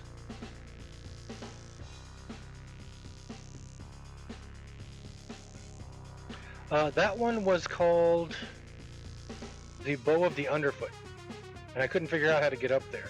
So I'm gonna go do What Dreams May Come, which is the Blessed Cooldan Prayer Shawl. The one that was in Tower Frozen Shadow, Shadowed Corridors, I don't know if we did that one or not. That's the Embalmer's skinning knife. That's Beauty's only skin deep. Well, let me look and see if I've got those done. So Beauty's only skin deep. Oh, I've already done the Embalmer's knife, so that's done. I did the Cooldan Ring already.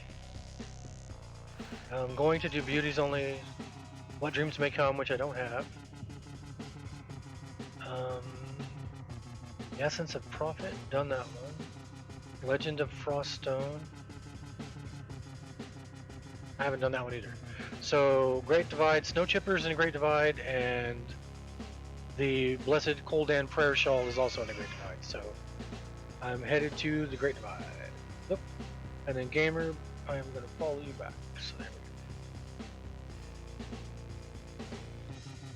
But I couldn't figure out how to get up that little lip to go see Ritzy, so I'll have to figure that out.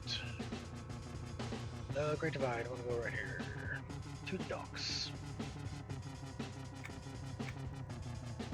I still want to do, I was thinking about, I may do like a little series where I do like the map out of the zones, since like I was saying earlier, when I go on my little tangent about how much game there is that people don't look at anymore because they just rush to the end game and then play it for a little while and leave. I was gonna do a thing that would show like all the different zones, like start with Kinos and Antonica, and then not show a map, but like do a flow chart. Like here's Antonica, and from here you can go to Butcher Block, not Butcher Block. You can go to Blackborough. You can go to Stormhold. You can go. What's the name of that one? I can't remember what it's called now. Then you have the tomb over here. You have the sewers, you know, and just show all the different areas there are to go. Just all the different zone areas there are to go. Right, so the first one we're going to look at is Beauty's Only Skin Deep.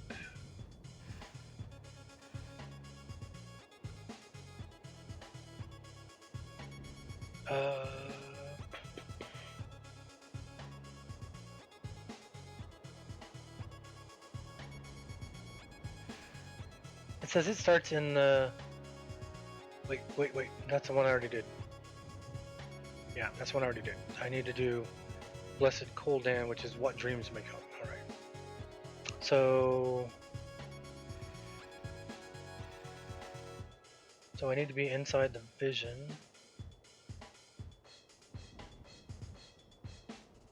Oh, it's a trade skill.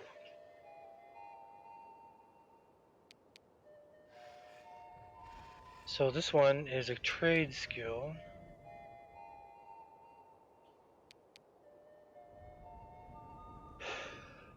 And I was doing trade skills here not too long ago. I wasn't doing them on stream, I was doing them off stream. Destiny of Velis crafting. Let me see where I am with my crafting on this.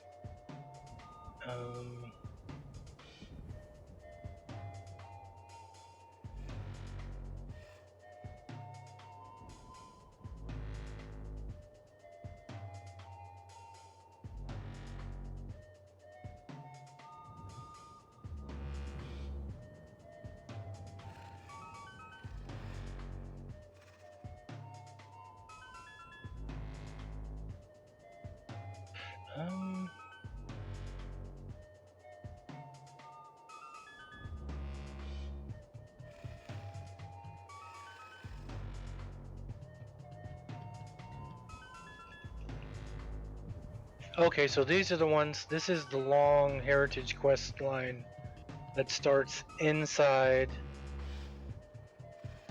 I want to rename my pet Darkheart. Let me switch. I can't rename a planeswalker. It won't allow me to, I don't think. Let me see if I can. Yeah, see, it won't even. I can do that. Well, let me try this. I think I tried this before.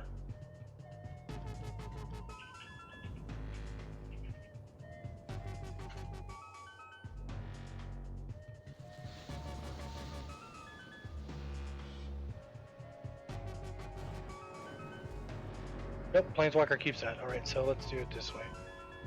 Let's get the tank back up. I need to do something where it pops that up. I gotta figure out how to do that. See how that says "suck me sideways"? That was Gorelord paid the points for that.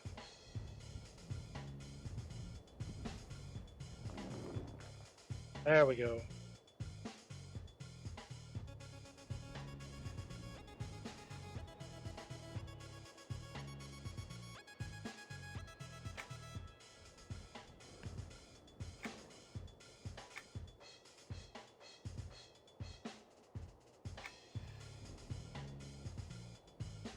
Oh, duh, it was red. Why did I even do that? There you go, Darkheart.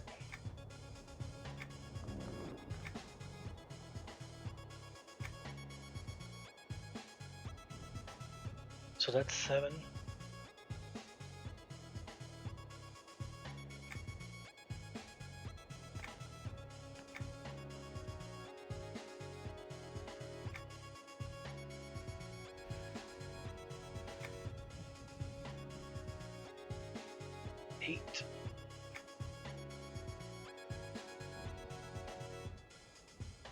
That one's so goofy looking. Yeah, I think I'll stick with 7.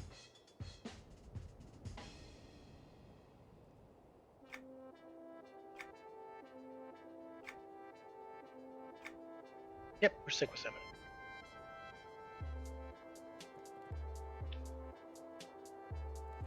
Yes, I do. Here, I'll show you.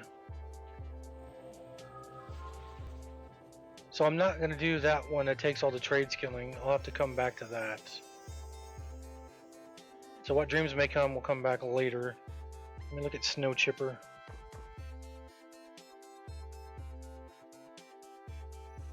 Because I started doing some of the trade skilling ones out in the outside on the docks there. I haven't started any on the inside yet.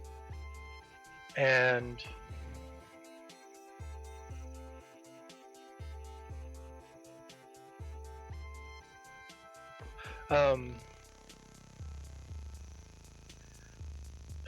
since I haven't started the ones on the inside yet, I haven't done that whole line, which is where that goes. I have to get a Missed more crags. There we go. You guys want to see a crazy house? Let me show you the Isle of Refuge. I'm gonna go to my house first. Well, I can get rid of some of my house and stuff. Things are kind of put together in this house. They're not exactly set up, everything. Yes, I have Legend and Lores all set up. I have a deity. I am Soul Sekiro for the fire, actually, I think. Let me see. Do I have my deity pet? There's my deity pet. I have 2 quests that I use for my deity that were, or two spells that I use for my deity, but I got tired of having to recharge them. Yeah, this is the free one that I got for Acclaim. That way leads to the outside area.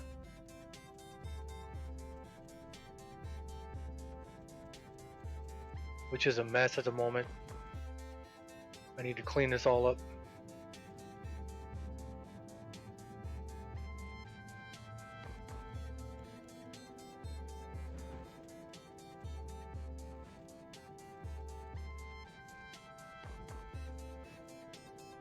I don't remember where I got that.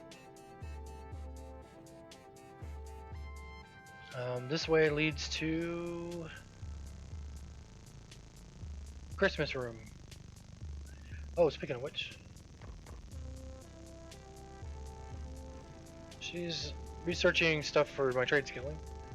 So there's some of my little deity things that I got for free. This is the Soul Sekiro? No, that's not the one. So here's all the Christmas stuff. I didn't realize I could do this until this Christmas. You can change their stuff by doing it like this.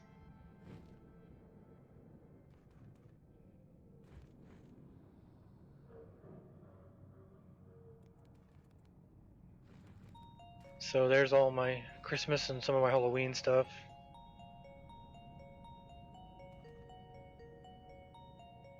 All the gifts. And then you come over here and there's some of the snow globes and candles. And you come over here and there's the fruit cake and the cranberry. And then you come over here and here's all the other snow globes. I think that guy came from Kunark. My little plushie, I don't remember where. I don't like how these only last a little bit and then they turn off. It's like, what are they trying to do, conserve energy or something? But going this other side,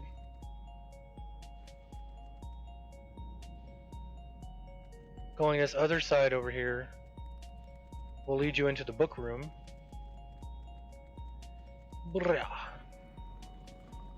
So each one of these stacks was a different quest.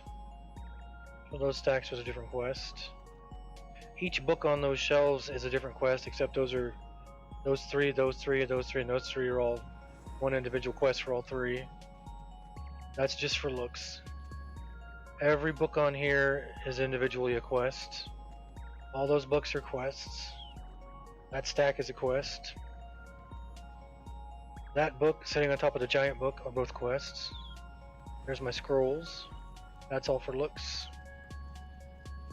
Each one of those stacks is a quest. Each one of those books is its own quest. That's just for looks. Each one of those stacks is a quest. There's all my lore and legends. With other books, other stacks, just books everywhere.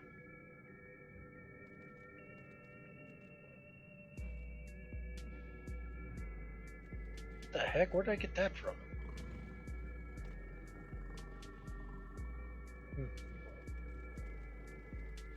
That guy's from the last expansion. See, and I put all this stuff in here. I didn't realize you could hit shift and use the mouse scroll to make things bigger or smaller. So a lot of this is just the general size of the stuff.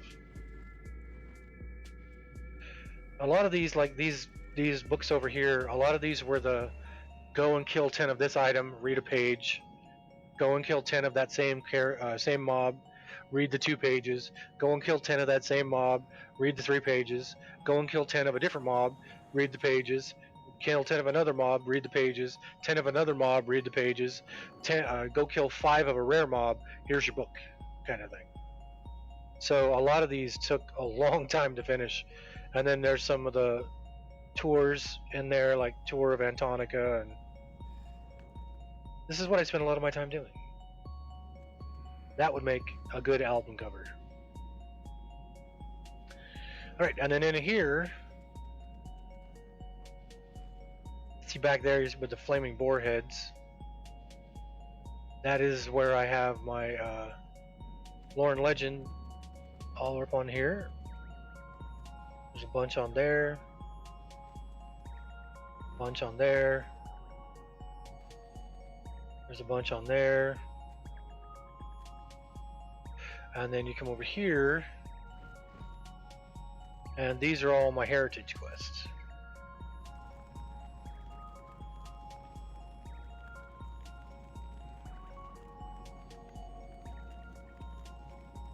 So you got the boots, the boots, the boots. You got the little scrolls.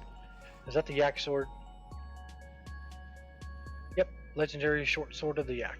So that's the Scepter of Rahotep. That's the Blessed Scimitar of the Emerald Dawn. Is that the Bone Bladed Claymore? I don't have the flaming one. I don't think I ever finished that. Yeah, the Shiny Brass. I got the Shiny Brass Halberd too. I think. Crested Mistmore. Is that just for looks? Yeah, it's just for looks. That is the legendary staff, the Observers, Lotusal Shield. Yep.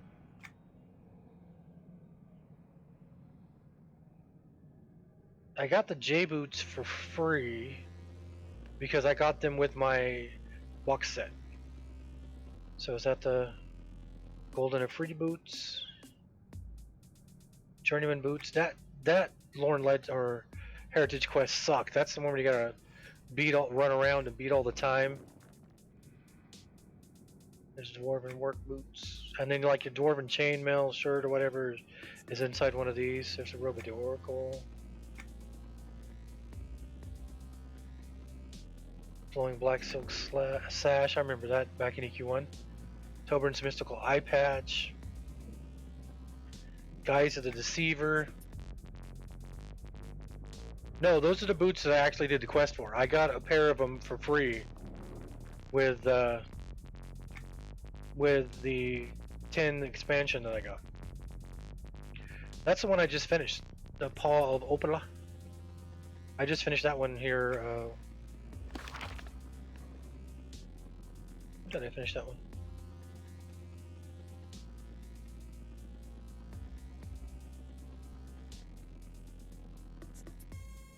Finished that one December 31st. December 30th. Yeah, Paul Whipple, I finished that December 30th. What is that? Oh, the Fishbone Earring.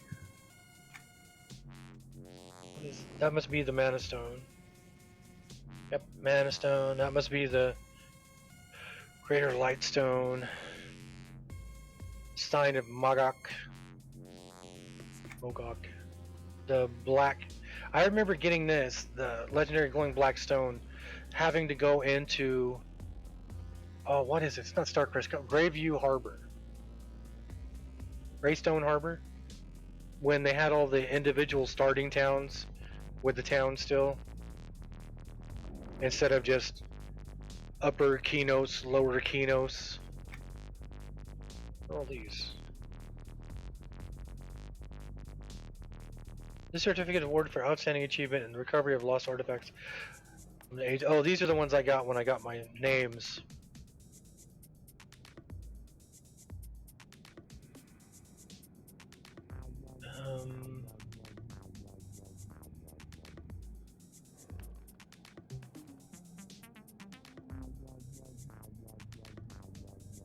The Artifact Raider.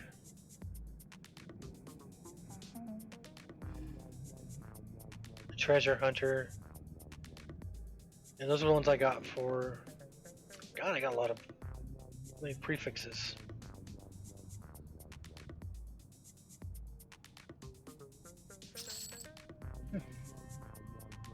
Those are the ones you get when you reach a certain level.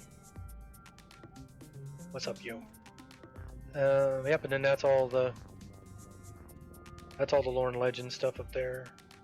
Except for there was one that wasn't a lore and legend. Well, I think it's the front door. And then there's my deity shrine. That's the Soul Sekiro one. Yep, Soul Sekiro.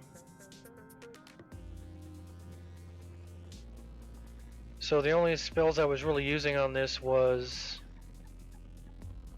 the one that I don't even see it anymore.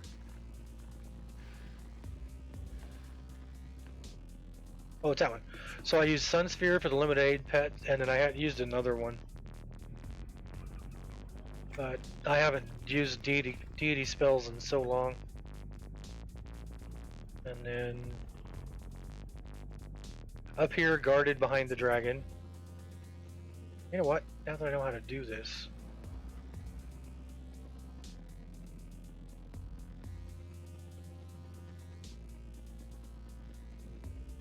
There we go. So up here, guarded behind the dragon now. It's the bedroom. Bed here, 2 beds over there, a bed over there. With my little... my little Moors of Yukisha blimp going so I can go to sleep. Those things right there in the background, those banners, those right there and those right there, those were such a pain in the butt to get to go anywhere in this room. Okay, so you think this one's big. So this is my Mistmore house.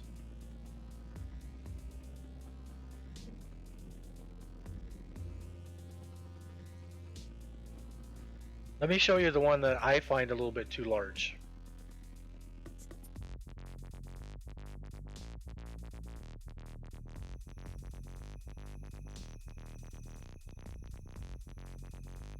Yeah, I guess Gorelord must be working today.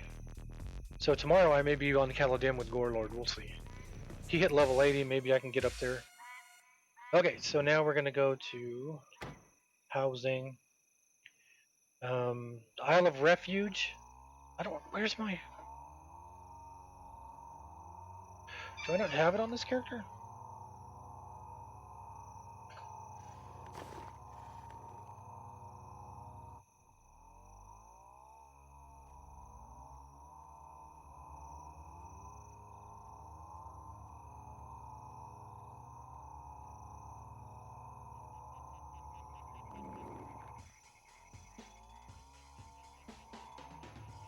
Boo. Oh, I must not have got...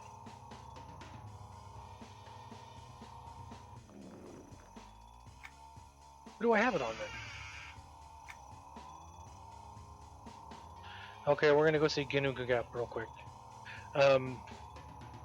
Nobody freak out when he drops his pants. Well, he doesn't drop his pants, when he drops his belt. As soon as you see him, he will drop his belt. Hey, Dad. We stopped at level 38.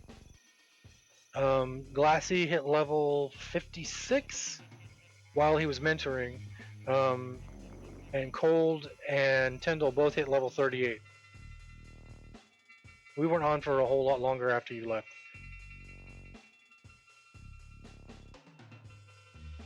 I thought I got... I think it's funny because on the stream right now it's black screened, but on mine it's still on the loading screen. Now they're caught up. Clunk, look, his belt is already down under his feet.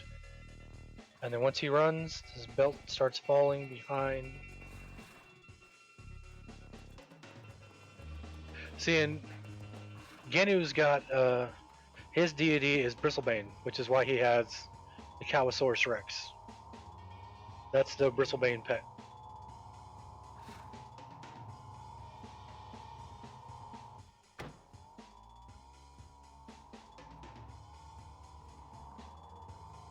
Mistmore. He doesn't have it either. Ooh. Dust, do you remember what character I was on when I went into the giant one? Whoa, did you just see my belt go fly across the room over there?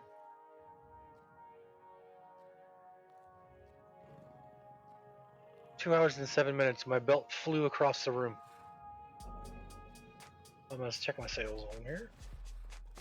This character is a provisioner. He's a level 50 provisioner. And he's only got one thing for sale right now. 74. Howl of the Damned Adept. No, I think I got it on both accounts. I'm trying to think of who's got it. On this account. Why would I not give it to Glassy?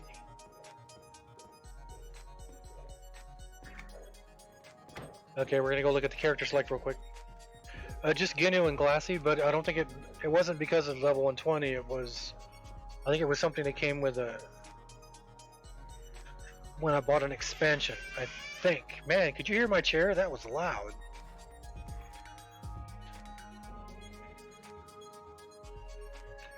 The three characters I have that are 120 is Glass Alabolus, Gununga Gap, and Massive. 2 on this account, 1 on the other account. Okay, so that's Glassy on Caladim, level 56. That's Balsagoth, the Warlock. That's Vitus, the Shadow Knight. Orkney Inga, the Beast Lord. Makes it look like he has like white lipstick on. Omega, this is one of the characters I used a 100 potion on. Because I have a 77 Warden on the other account. So I played a Warden for 77 levels over there, so I figured popping this guy up to 100 to 2 box with characters on the other account would be fine. Equimanthorn, my Necromancer. My Fury. My Ranger. Mystic. Monk. See, there's Cold, the original Troubadour.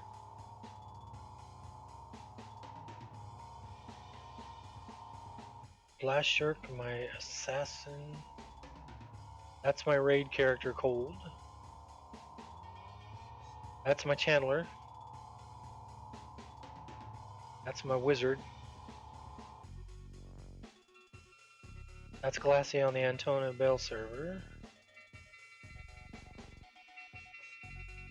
So who's got it? Because I remember running. God dang it. Drop the belt. Because I remember running into the house and dropping something off right at the front.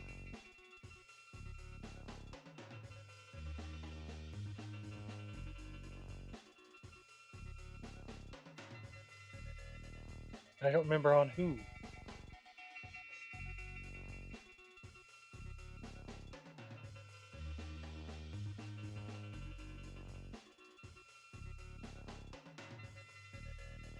I don't think it was on Cold. Let's take a look.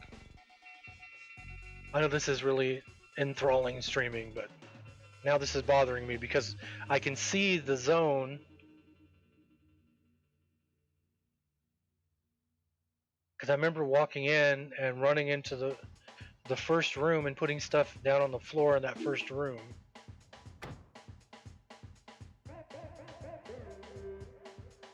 There's the Lava Storm retreat. Those are just ends. The Lava Storm one is pretty cool. That is just the Temple of Sol Row and Lava Storm. Is it Temple of Sol Row and Lava Storm? That's just, they made it into a house. Alright, let's get back on Glassy.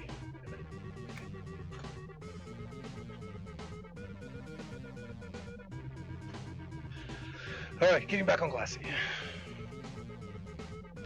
I could have sworn Glassy had it. I thought Ginu had it because I remember running Ginu in to the entrance, setting something down, and then running back out.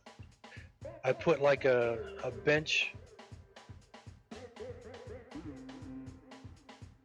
put down a bench, and then that was it. So instead of one per character, it must have been only. It must have been only one per account or something.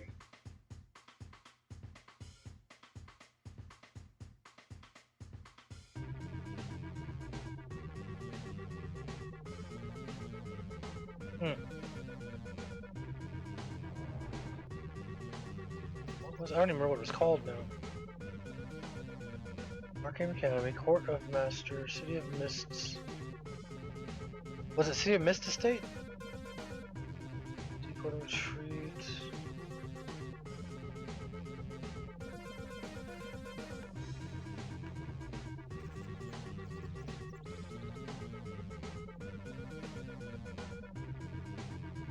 So there's the Isle of Refuge, which is the entire Isle of Refuge as your house.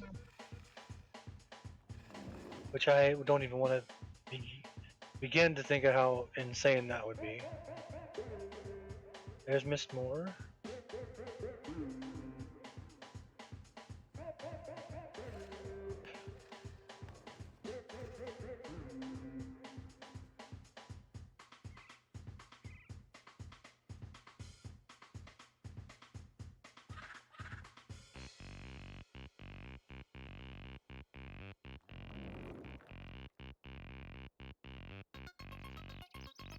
You have a Babelshire house? Huh.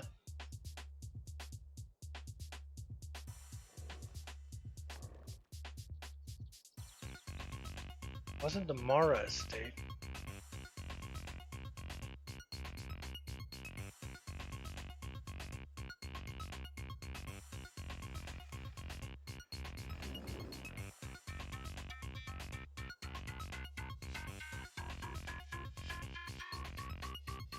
There's City of Mist.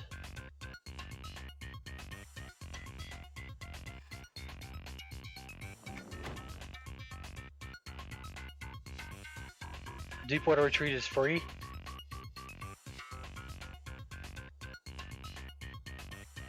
You must have a deed of ownership before you can claim your Deepwater Retreat. Alright, I'm not gonna mess with that.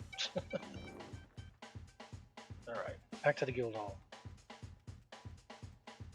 Actually, I need to go back to... Let me read real quick what it says I need to do for starting the Legend of Froststone.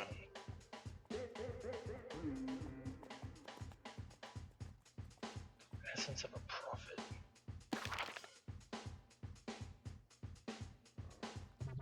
So, Great Divide.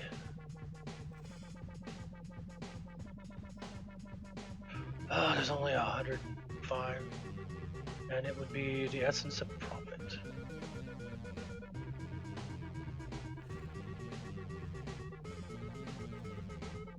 Level 90.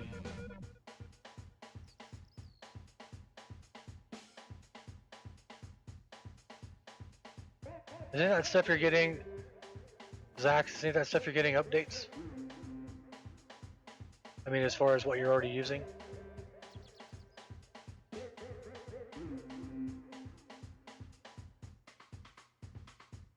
I have not done the Essence of Prophet.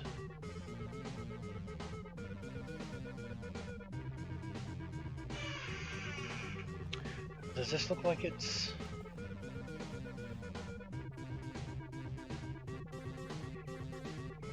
Okay, so let's go to...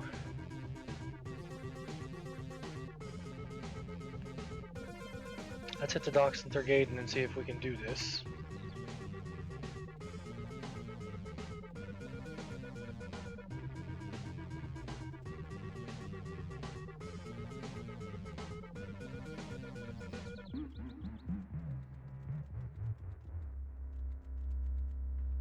Can I get there from here? Yes, I can. Docks after Gaiden are in Great Divide.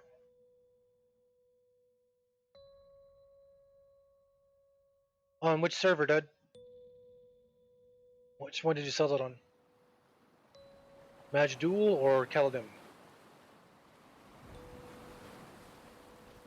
210 resolve items. Oh, on here? Who do I gotta find? I gotta find Grand Historian Elred Wintershade. But I don't think I've done the one in front of him, so the quest before that. So I came here, I did the quests for these guys, I did the trade skill quests for these guys, and then went into town, but didn't start doing any of the trade skill stuff for them yet. Crap, who did I say? Grand Historian Elred Wintershade. Grand Historian. I doubt he'd be standing here. He's probably over here somewhere. Tell me his name says Grand Historian in front of it.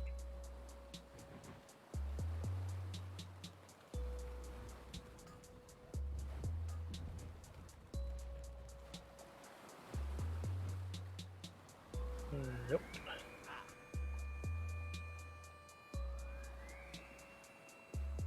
So many gnomish pirates.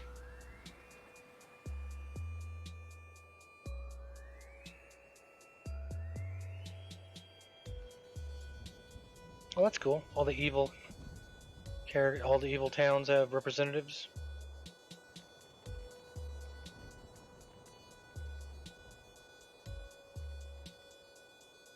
There's all the good cities, or neutral cities, I guess. I was saying the other day when this expansion came out, and I came here and I saw those giant dwarven statues, I was like, that's what this game's all about. Discovering stuff like that. Let's go see if he's in here. This is the bar.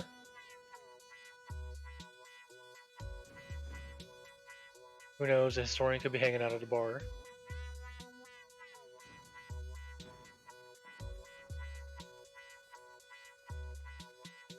Like a little piece through here. Provocateur. These are injured soldiers.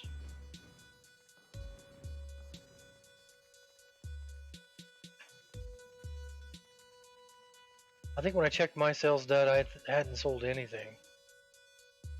Those are missions and group missions. Up. There he is. Damn. Gimme, gimme, gimme.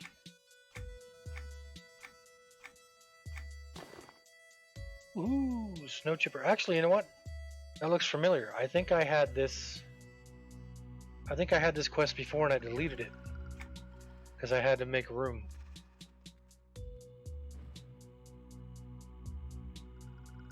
But when I close that one. So half the fun is finding where the stupid thing starts in the first place and being able to get there. So I still got to figure out how to get to Ritzy. Okay, so that's Legend of Frostbone. So now, what's the other? Let's see, 93 is Tangled Roots of Growth. I have done that one already.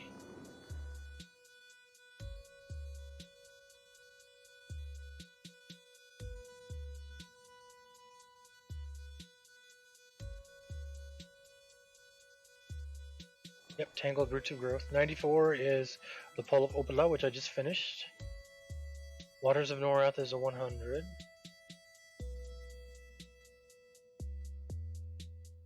Okay, 103 is Hero Bracers, which is in Steam font. Why would that start in Steam font? Steam font's only like a level what? 50 or 60?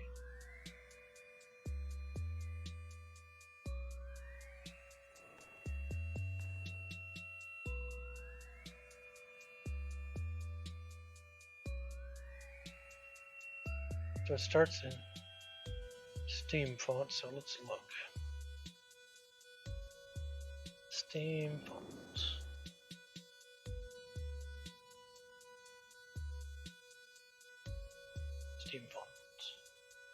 Only done 34. Yeah, see, they're in the 30s. But this says. Okay, so you gotta click on this. Alright, we're going to Steam Vault. Yeah, we're going to Steam Vault. Let's go back to the docks. And then the city of Tergaden is right through that door.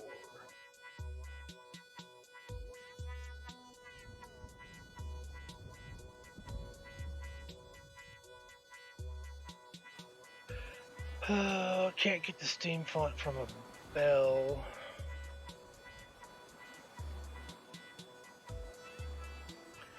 But you can get the Steam font from the Guild Hall. Alright, so I'm gonna go back to the Guild Hall. I'm gonna port the Steam font, pick that one up. I'll be right back, everybody. If you're not following, follow. If you can afford to, subscribe. If not, following's free, and I always follow back. I'll be right back.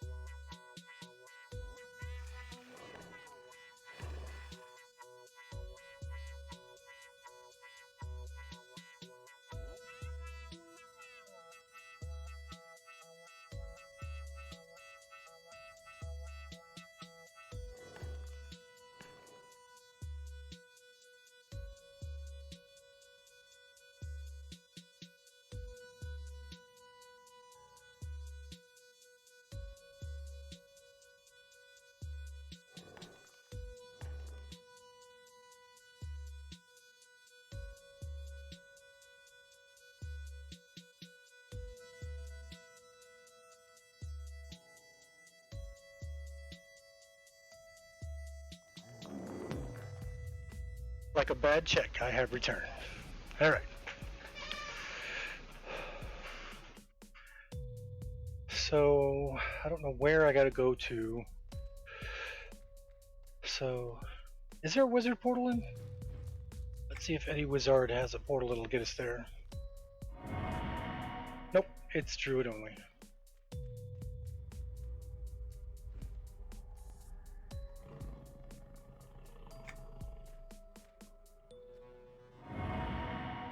Keep on.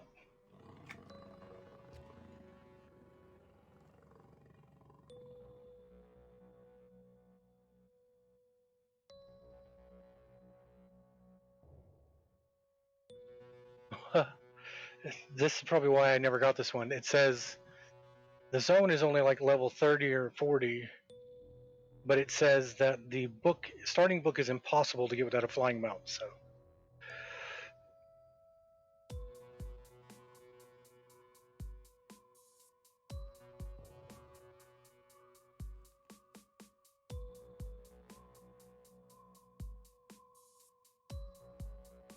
is that the right thing?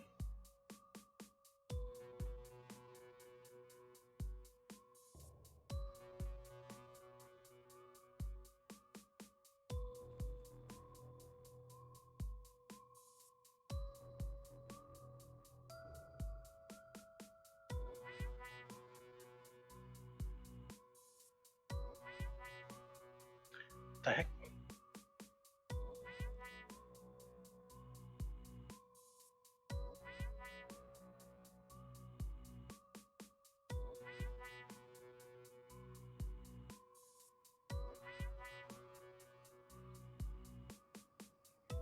Okay, so here I have to do a quest called Minotaurs. And it says the book is located. Oh, shiny! Gotta grab that real quick. The book is located. Got it.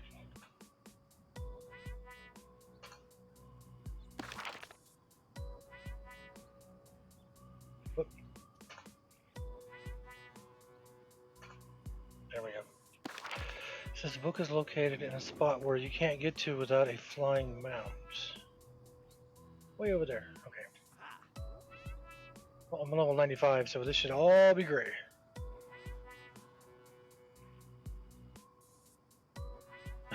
Enchanted Lands, yep. Before I had a guild hall, I always went to the Enchanted Lands because everything is right next to each other. It's all nice and close.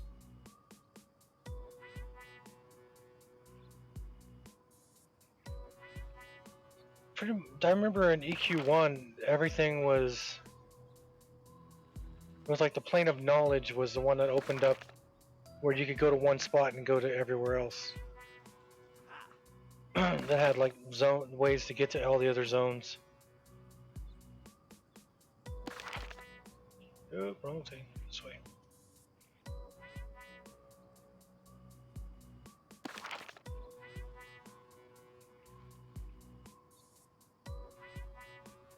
That'd be cool if they had a gym event where this thing came to life. A Dracolich in the middle of the zone.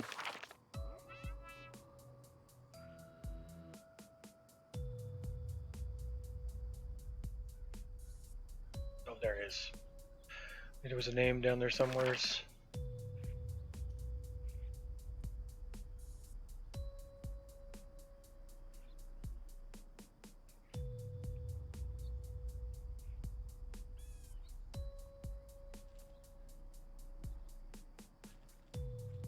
Yep, that's what I thought.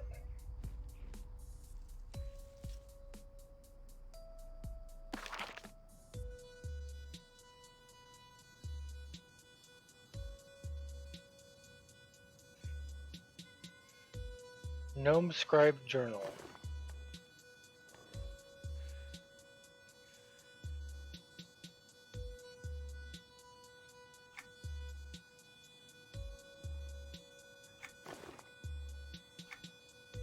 Alright, so what am I gonna do? Find the portal to the Minotaur-infested steam fort.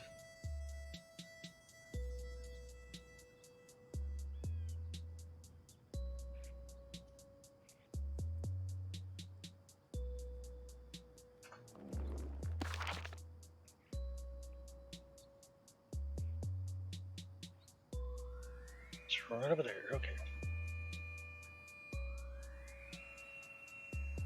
So I'm level 95 and this is a 103. Okay, so well, I'm level 120. I'm mentored down to 95, so yeah, I think it was EQ1 when Planes of Power came out and the Plane of Knowledge popped up. That was the one that made everything, or was it Luklin with the Nexus?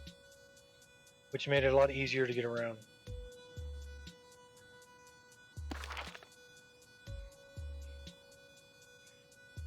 Oh, can I time it? Oh yeah!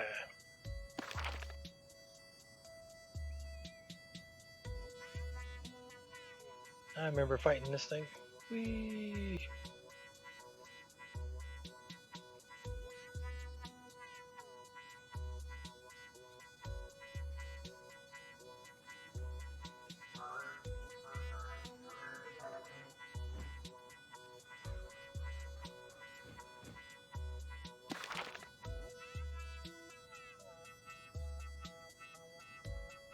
Well, here I am. You detected me. What are you gonna do about it?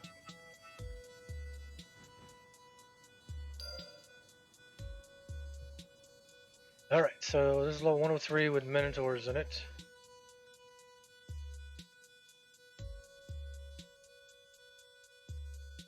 Oh, I might have done something wrong here. Right click and use the portal. Do not pick enter the portal and do not left click to enter it. Takes you to the wrong zone, and zoning out takes you to Peniel. But this says enter where the Minotaurs go, and this is where the Minotaurs go. Not a group-wide, zone-wide zone in, but the entire group can enter the same instance. Huh. Well, let's see what happens if it ever loads. He said, opening a Dr. Pepper. Not sponsored.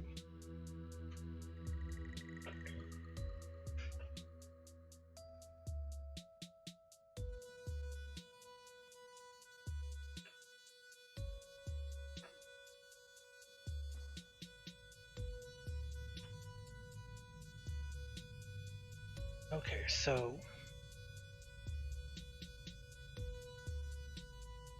alright. It says take one step and I will be attacked by a Minotaur. Is that a breakable wall? Hey, I have a map to this place. Never been in this zone. Look at all those guys. What am I doing? Investigate the cavern. Move a few steps towards the encounter of a Minotaur. Kill the Minotaur horde. And attack the Minotaur hero and get him to 21% and then hail him.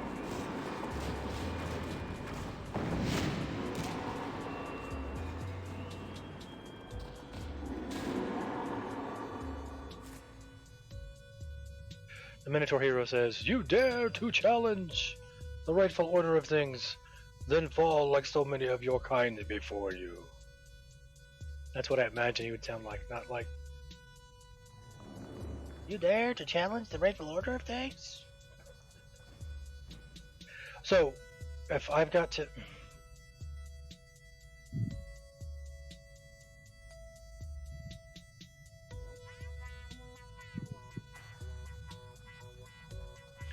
This is going to be tough.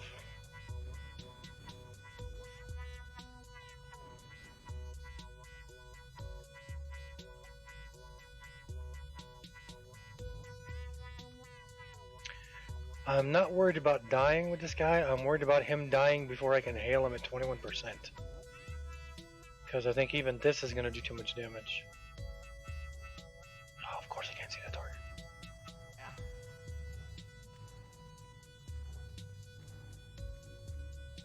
That is a badass axe. A bad axe. Such an unimaginative name. Minotaur hero. Sounds like a game.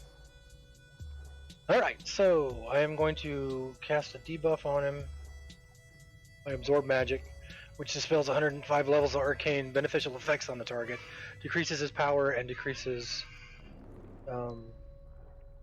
my power, which I really don't need, because... Where did my... I've got 2.3 million power on me. How am I going to do this without killing him?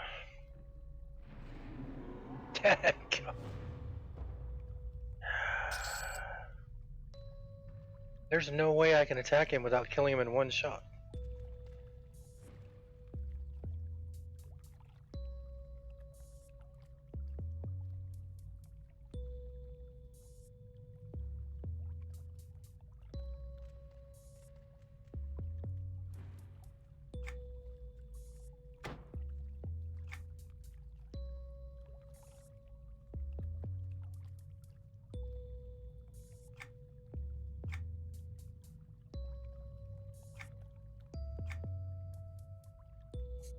An hour and 30 minutes.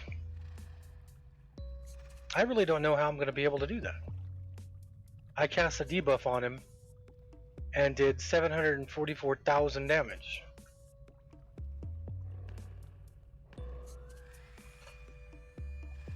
$744 million damage, excuse me. So that was a point, but that was a comma apparently. 744,260,181 damage. And that was me, apparently did it just by casting a debuff.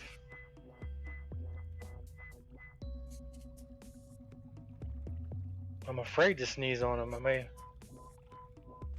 I may crit and sneeze for 1 billion. Well, we'll have to come back and figure this out again. And he was Orange Con, I guess.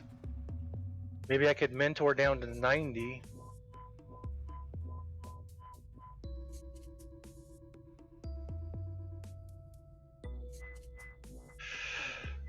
Well, at least I have that now, don't I? Oh wait, it's not even on there as a heritage yet, I don't think.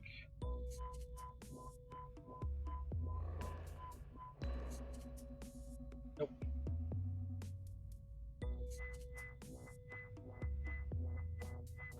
Well, I got an hour and a half before I can try it again once I figure out what I'm going to do. I think what I'll do is I'll come back in an hour and a half. Speaking of which, I need to check my overseer. It says this will put me out in Paineel.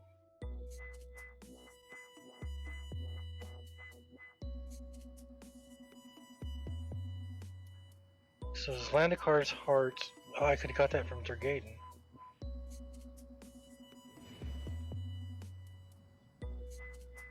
Alright, so we're gonna. Nope, it put me right back where it was. So we're gonna go back to Tergaden now and get the Zlandikar. Zlandikar's tortured heart. Nope, wait a minute. Zlandikar's heart. Wait a minute. Zlandikar's scorched heart.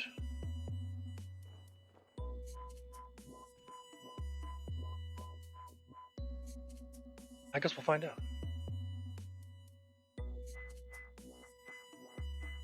And that goes in Tergaden, but is it?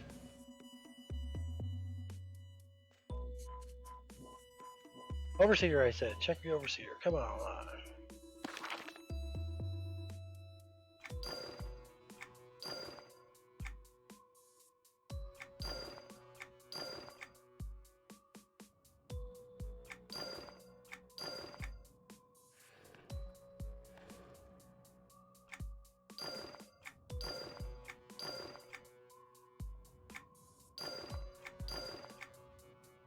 Imperial what?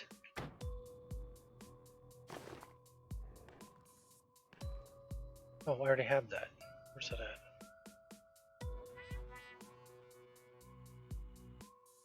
I don't know where I put it. Imperial Nail of Harvesting. Anybody know what these are for? Force links. I got force links, pain link, power link.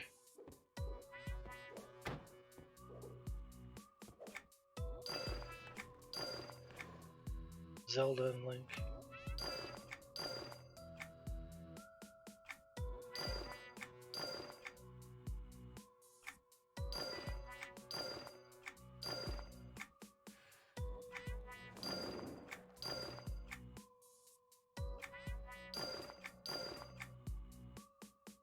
Oop.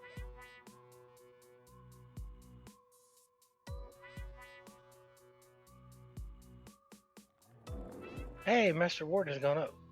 Wait a minute. I've never noticed that guy before.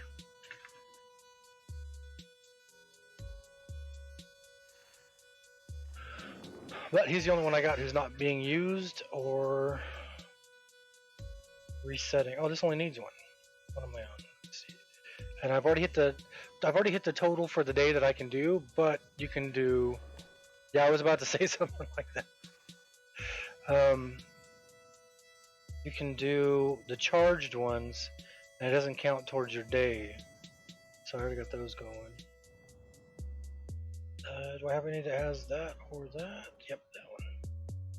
Whoa, can't do that. Okay, so see how that has the Y's, which ward is?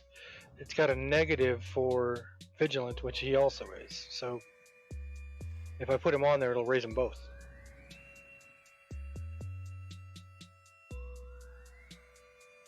Just do that one then.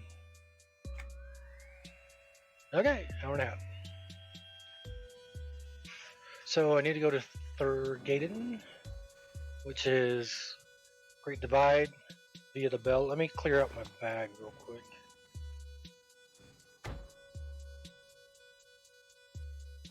Oops.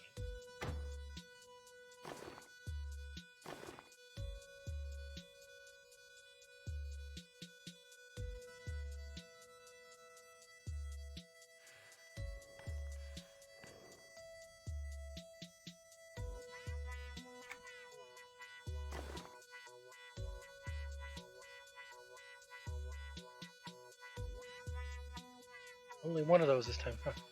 Are these? Oh, they are heirloom. Because there's not very much stuff that I'm wearing that's infusible. I think last time I looked, I had. It wasn't even something I was wearing. It was the belt I use for harvesting. That's infusible. Everything else I'm wearing, nothing is infusible.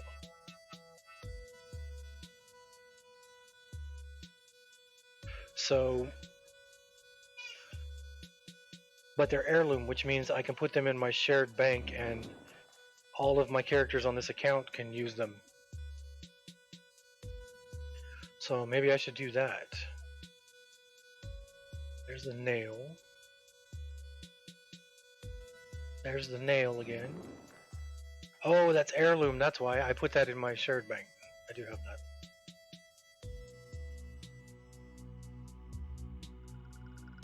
That's heirloom, so that'll go in the shared bank. Razor sharp harpoon.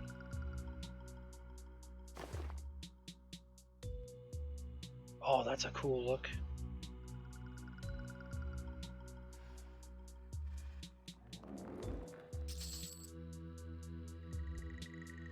Alright, we're keeping that one. That's headed straight for the wardrobe.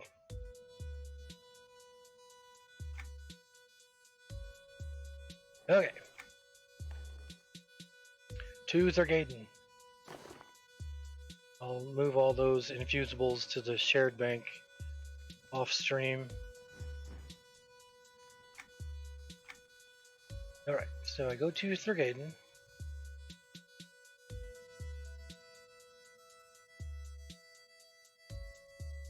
It starts in the city. Past is prologue. Let me see if I have that. Load already. There we go. Alright, so the city of Thurgaden.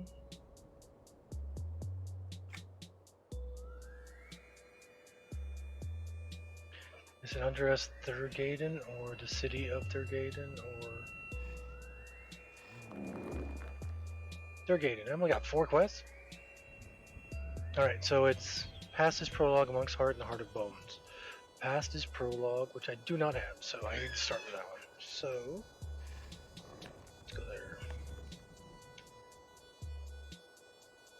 Lore Master Dorondal in Thurgaden.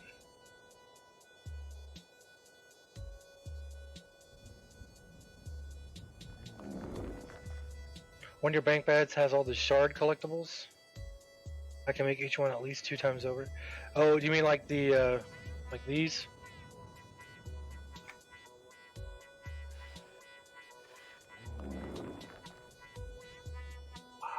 Where are they at?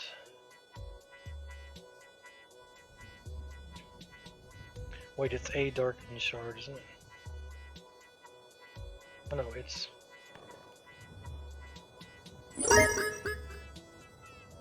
Hey, thanks, Darkheart! So not only did you name my pet today, you were the first person ever to donate bits. So there it is, Darkheart, 15 bits, number 1. Okay, yeah, so the chip and glowing, I've traded all those in, I sold a bunch of those, but I think I've finished all those quests. Yep, bits. That's a little inside joke with us, Darkheart, with my family. Every time me and my brother and my cousin and my nephew and all of us would get together to play like GoldenEye on N64 and stuff back in the day, I don't know who started it. I want to say I did, but I can't verify. I remember calling my cousin Tommy, just walking up behind him and not saying bitch, but saying bits, B-I-T-Z, and saying it as ethereally, I guess you can say. So I'd walk up behind him and I would say the word bits, but I would say it like bits. And it'd be like somebody putting like a mosquito sound near your ear, and it would just freak him out. So I just kept walking up to him saying, bits, bits. Finished them all, I also saved them. See, Lethal, that's what I was doing before I had the guild hall. I had, in my bank, in my guild bank, because nobody was on, I had the entire first page was lore and legend. The second page and the third page was all collectibles. And then the last page looks just like it does now, where it's a bunch of weird stuff. But I was the only one in the guild, so that's why I would do that. I would put lore master. Where am I going to find a lore master? That sounds like an exercise equipment. Lore master 2000.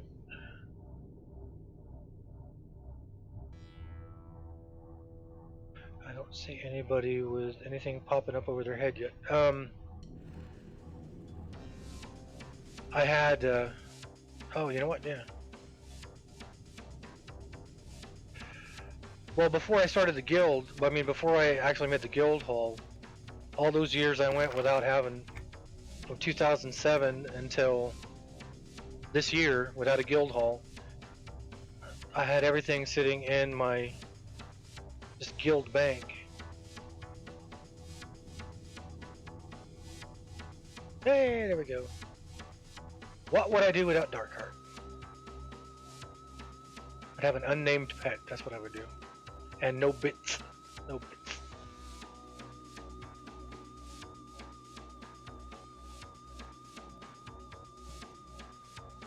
Is he gonna hang right here? I remember the first time I came in here and I saw this, I thought this is cool, but it's not cool because you can die running through the frickin' town. Oh, you missed it earlier, Dad. I died. I fell in a hole. I flew down a hole and died.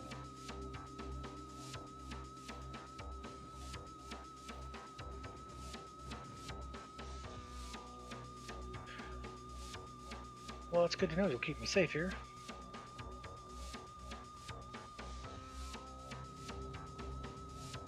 There he is. Lore Master. Okay, that's not the Lore Master I need.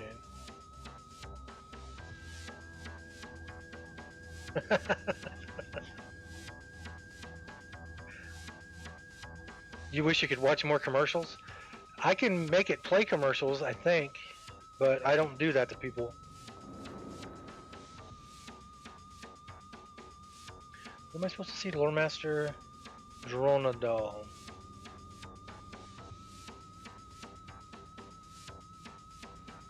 How come none of you guys got the purples over your head?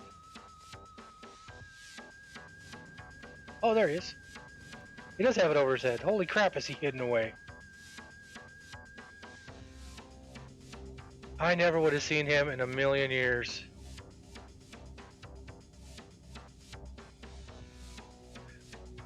Past his, yeah.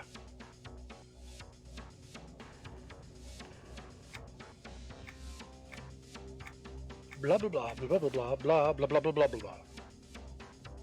Yep, there it is. Past his prologue. Find a descendant of Orson Welles.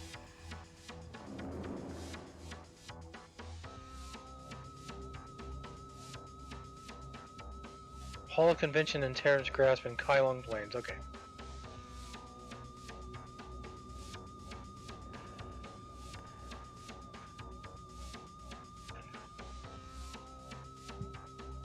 Yeah, I have an average of like, I would say like, I think Saturday I only had like maybe, and watching it one time, it only showed I had like 3 or 4. There's been times where I've been up to like 12 or 14, but I am planning on doing more than just EQ2. I just haven't got around to it. I still got to do the talking thing I was going to do with Steve about music.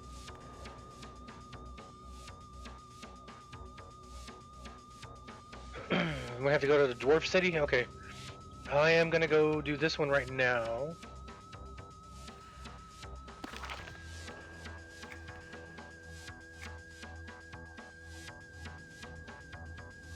Fastest prologue. I think I've had, no, it looks familiar, but I don't think I've actually done this before. Let me see, what else is there? That's his Landakar. There's one in High Keep, and then there's the Goblin Skull Earring and Obelisk. So, you know what, let me get these going. How do you get to High Keep? I forgot where High Keep is.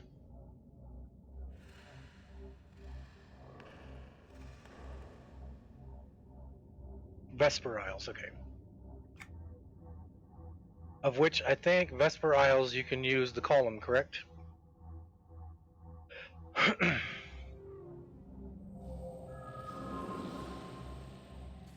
Yeah, I have ad blockers running on my computer. I get a lot of little pop-ups saying, "We make our living off of revenue from ads. Please turn off your ad blocker."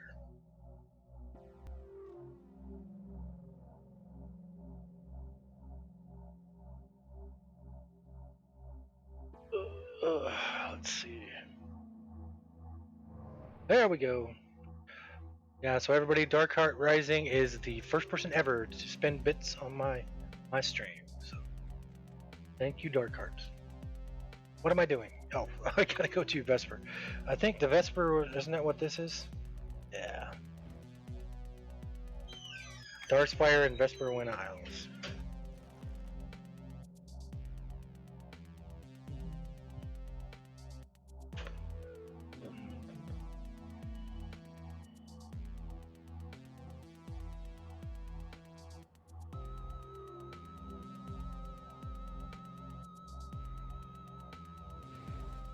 All right.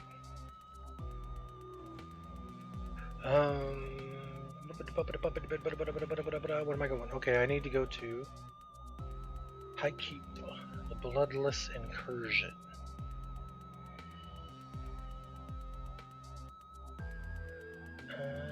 This looks like it's got a lot going into it. Where's it start?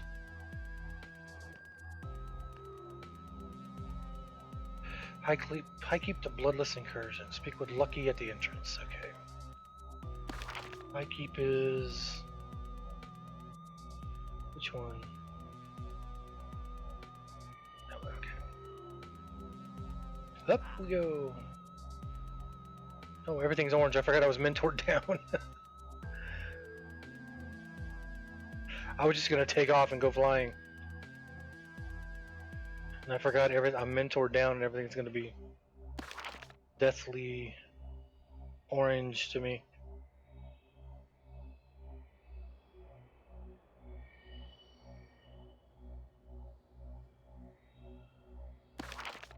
Oops, it's over there. Wrong island.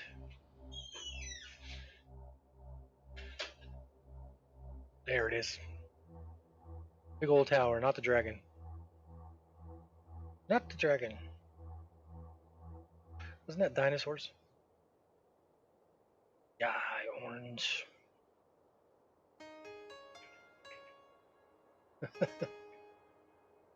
I'm scared of the orange, even though I can probably one-shot on most of this stuff right now. Not the mama. Okay, so it's the Bloodless Incursion. Contested.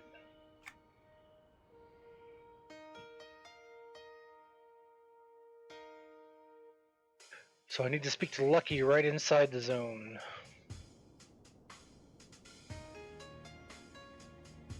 Kill 50 undead from the upper levels of the keep. Kill an elite undead named at the lower level.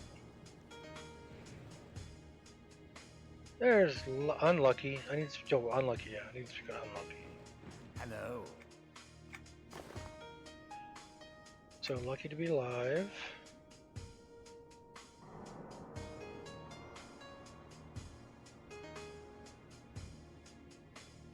So this is just kill a bunch of undead on the top.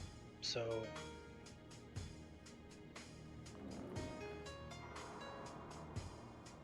this is a contested zone.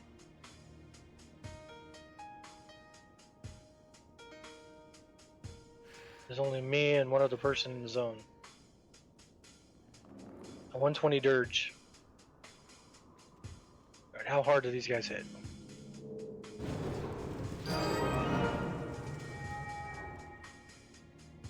That's the fastest I've ever gotten a reward. Must be one left over from the last time I played. You've increased your guild's affinity with the High Keep Guild Hall. Oh, that's what those are for. That's right. Where'd it go?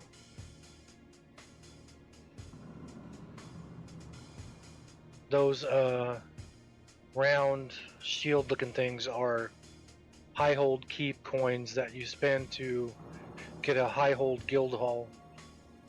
But I don't think we're even close to that.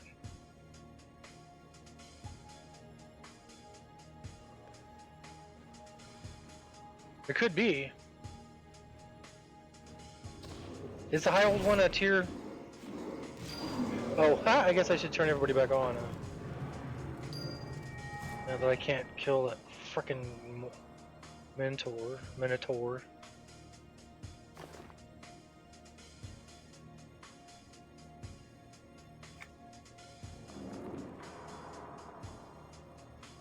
Alright, so we're just gonna run around here and kill some undead for a little bit.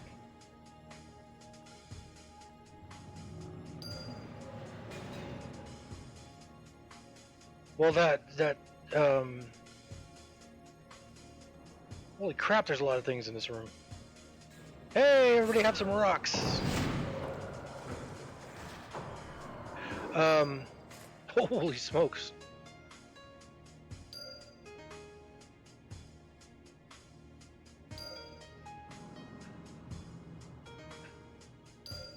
Oh, that's all it looks like. 2.17 billion earthquake. My parser's got like 1, 2, 3, 4, 5, 6, 7, 8. There's 8 things I killed. That's the most I've seen on the parser. I forgot what I was saying now.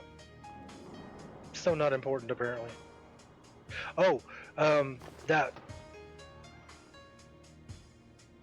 See, that's the stuff. That's how you get the high keep deed.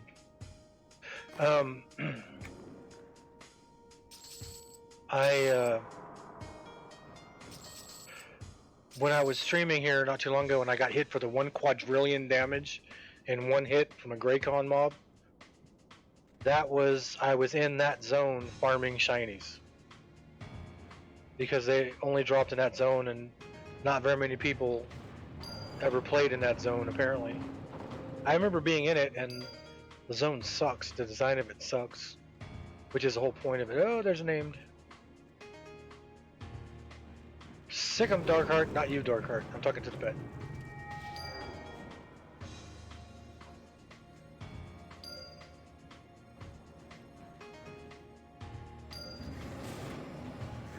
I'm used to saying sick 'em Genu. So look at that, it's a 103. Well, it's a 95 charm. It's 230 primary attributes. What a difference.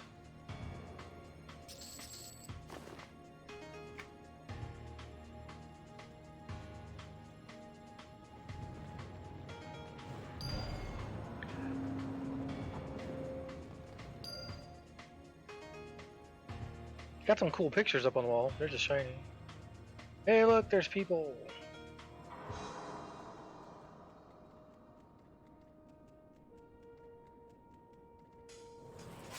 Do I have a trail behind me or not? What the heck? How did you guys not attack? Look, I'm right here. Look. Guy in a robe. Guy in a robe. Everybody look. Guy in a robe.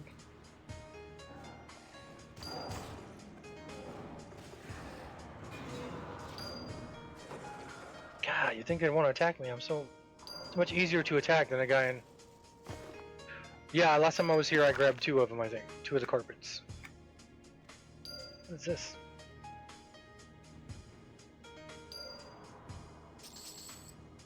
What am I up to? 33.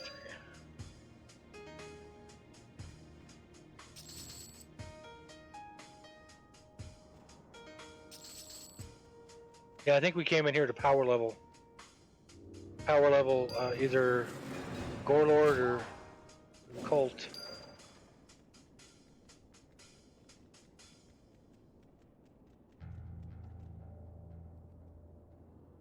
How short is your aggro range? Come on. Oh, don't start singing frickin' Bee Gees. How short is your aggro? Your aggro. What did I just hear? It sounded like somebody logged off or something. I don't know if it was on Discord. Hey, Unlucky, how you doing? Okay, we'll go in the room. It said I only needed undead from the top, so...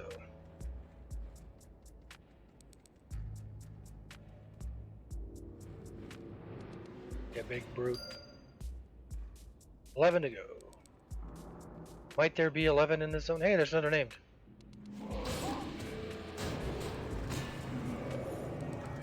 Bones gather around. Last syllable, he must be freed quickly. Was that quick enough? Ow.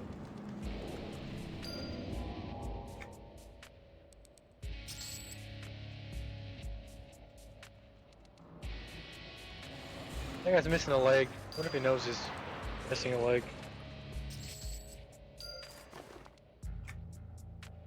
Nothing.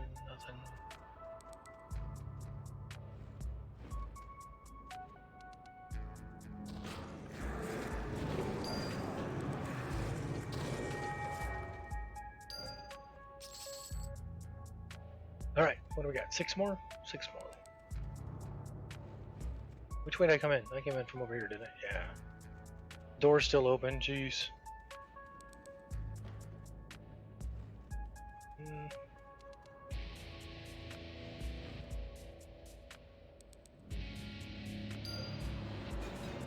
Alright, 5 to go. Hi guys.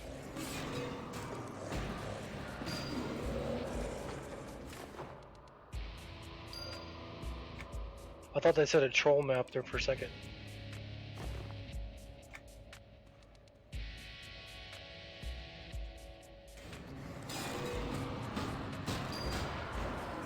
I forgot what this... Yay!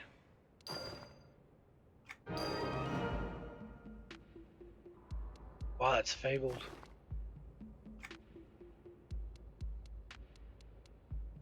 That's a cool look if I want to be in a Shakespeare play, I guess.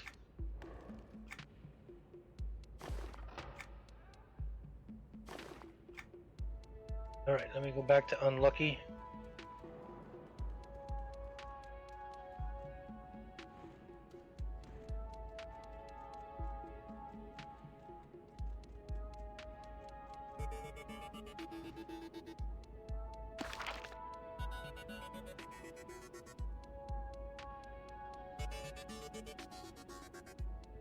I'm on the wrong side.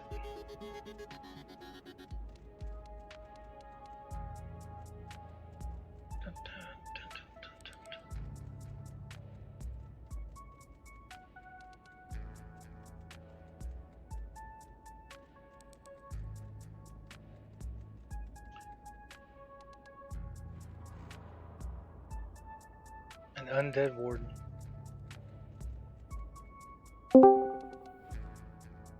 Darkheart! What's up? Welcome to the chat.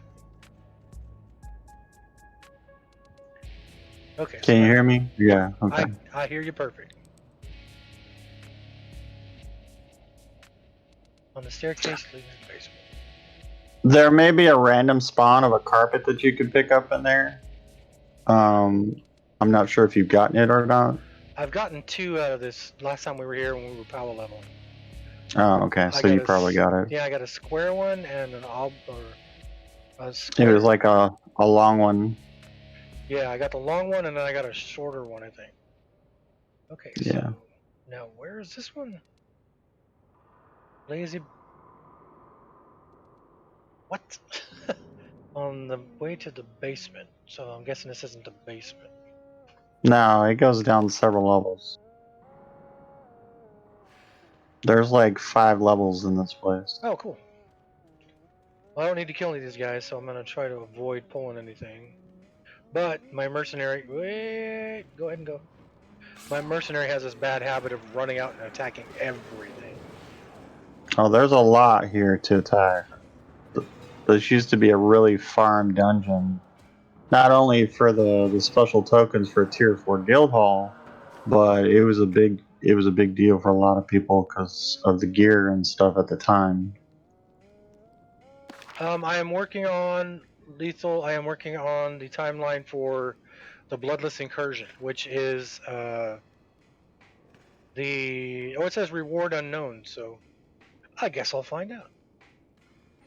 It says it's heritage, but I don't think this quest that I got is heritage. Well, I don't have a quest now. I gotta go get it on the staircase to the basement. Oh, I bet you I can track shinies now. Yep. I can track shinies in this room. There's probably a lot. Yep, there was like 4 on there. Yeah, because I remember coming down here with Gorelord and he was just running around in circles killing everything, I think. I've been in groups that were in there and we've wiped a couple of times because there's so much stuff that you end up pulling back in the day. Yeah, this is Vesper. I don't think I ever came in here when Vesper came out, when the expansion came out. I actually enjoyed it. Actually, I think I maybe didn't know a lot about like some of these dungeons and stuff. I would have liked to know more lore and stuff like that. Uh-huh. Because there's Teardal up in there, which are dark elves. Yep. So it makes me wonder, Risen you know, what's going on. What's up with them tear dolls? Mm-hmm. Oh, here was where the dirge was killing everything. Is it a dirge? Yeah. Where the dirge was killing everything. Oh, isn't this that freaking... Yeah. Yeah. Big old boar. Yep. I've been called worse. I remember the advanced solo. Yep. And you had to do it a certain way and kill certain mobs. And, It's like that in the freaking dining room too. I think it was when we were coming through and killing stuff and... That last fight in here when we were actually in the like heroic was pretty nasty a lot of times because the last mob you had to like stay away from him because he was so nasty. He would like kill a bunch of people with AoE damage. Yep. That's what makes it fun. That was the thing I liked about the raids we were doing for the show. And there was a goblin in here that if you talked to him, he'd go running. In the dining room? Yeah.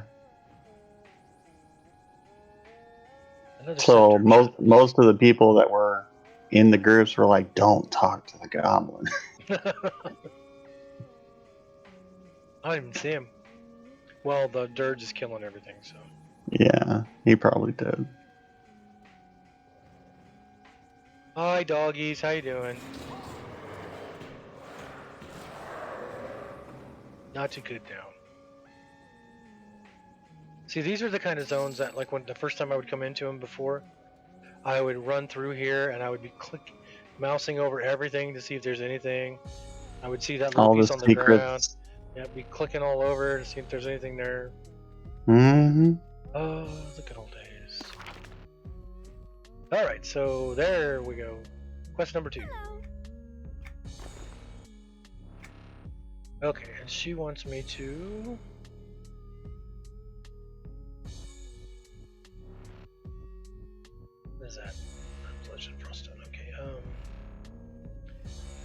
She wants me to manage 50 liches from the lower levels of the keep, and then an elite from the lower level. So somebody needs to feed that dog. It's not looking so good.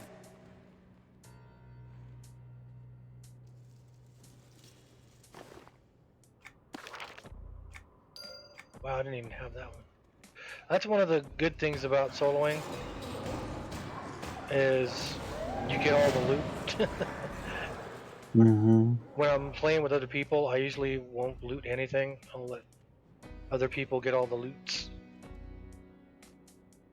So I need what? Alright, so I'm gonna go back to doing what I used to do. Go to quests. This is what I'm doing. So turn that one off, turn that one off, turn that one off. Turn that one off. So now looking over here, this is all I gotta do. Banish liches and vanquish an elite. So is this the lower levels considered? It goes deeper. Let me see. Those aren't liches. I think the glitches are on the very bottom. Alright, so off we go.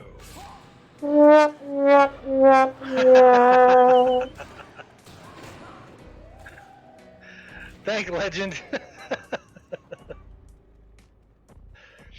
I haven't died yet, so I don't know why I would need a fail trumpet, but You did earlier. I did earlier.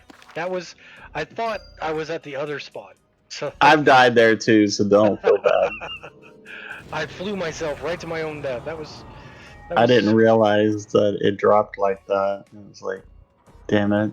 Well, I was looking at it and I thought, can I see the bottom? And then when I started getting down near the bottom of that, and I saw that there was just air down there, I was like, okay, this can't be the bottom because there's nothing below it dead. It's like, okay, so that was right. I can't go down there. What game am I thinking of? Oh, Borderlands 3. What's really cool is you can come in here like you are doing and kill a bunch of things and get achievements and shinies that normally you would have to have a group back in the day to do, but now you can just do it by yourself, and it's really nice. Well, it's because I'm mentored down, and even though I'm mentored down to level, what, 95? Mm-hmm. I'm still way overpowered for level 95. I mean, I'm 95 and I'm still nuking for 1 billion. That was 850 million, 809 million. Mm-hmm. And let me see. Whoops. Yeah. Yeah, they really need to fix their mentoring system. Yeah, it's like the problem I just had with that other quest I was doing where I had to get the name down to 20% and then speak to it. And so I attacked it without damage and still damaged it for more than it had hit points. So I got to figure out how I'm going to be able to do that one. I'm going to have to mentor down even lower. Make him a red con, so hopefully he'll resist a little bit of it. Or just buy a low-level weapon and use it instead of like a spell. I've done that before. What is my crushing skill at? Because if you have a really low-level weapon and use it instead, then you don't have to worry about all your extra bonuses if you're mentored down. What in the world? I've gotten my character naked before and then put like a low-level weapon on, and then it didn't kill them instantly. Can you see what I'm looking at here? Yeah, crushing. Yeah, it should be like 5 times my level plus 5, and it's 2,953. These are all crazy go nuts numbers. Mm-hmm. The mentoring system's broken. Yeah, because the way your skill levels always were, they would max out at 5 times your level plus 5. So I'm at level 95. So if I was level 100, my skills should be capping at 505. 5 times your level plus 5. So, but these are sitting at 29 2,953. So That's what I'm saying. Take all your stuff off, get a low level weapon, and then smack him. You should be able to do it. you know what? I bet you I would be able if I took all my stuff off, because when I'm not mentored down, I'm regular level 120 glassy. My hit points were 377 million at one point, and I took all my armor off, and it dropped me down to I think like 177,000. Mm-hmm. So I'm thinking my armor is crazy go nuts, adding stats. Where am I at? Oh, wrong end.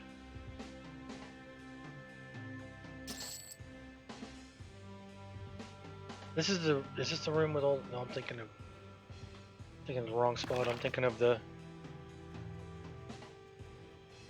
area with all the wolves.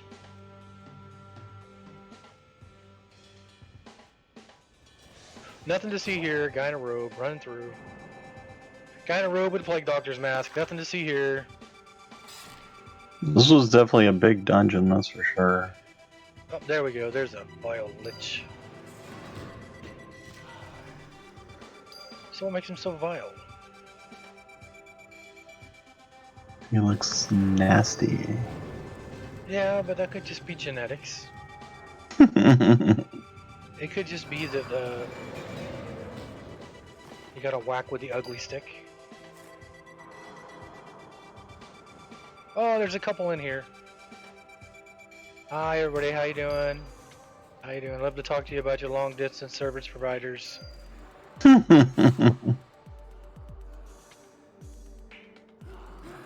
Oh, were you eating? Yep. I'm so sorry. I should not have. You are in the bottom.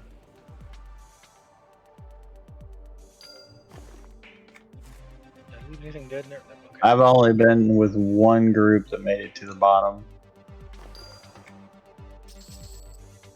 Well, the stuff is orange con, but that's just because I'm Yeah. my mentor level.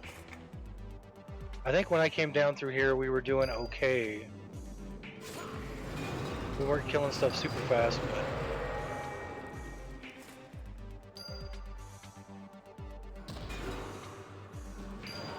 do I have my? I don't even have the buff on my pet. Fire seed and flame shield. There we go. I'll throw a fire seed on the mercenary.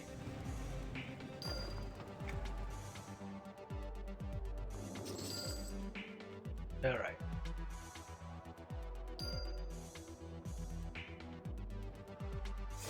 I was gonna say, I just ran right past you. How could you not attack me?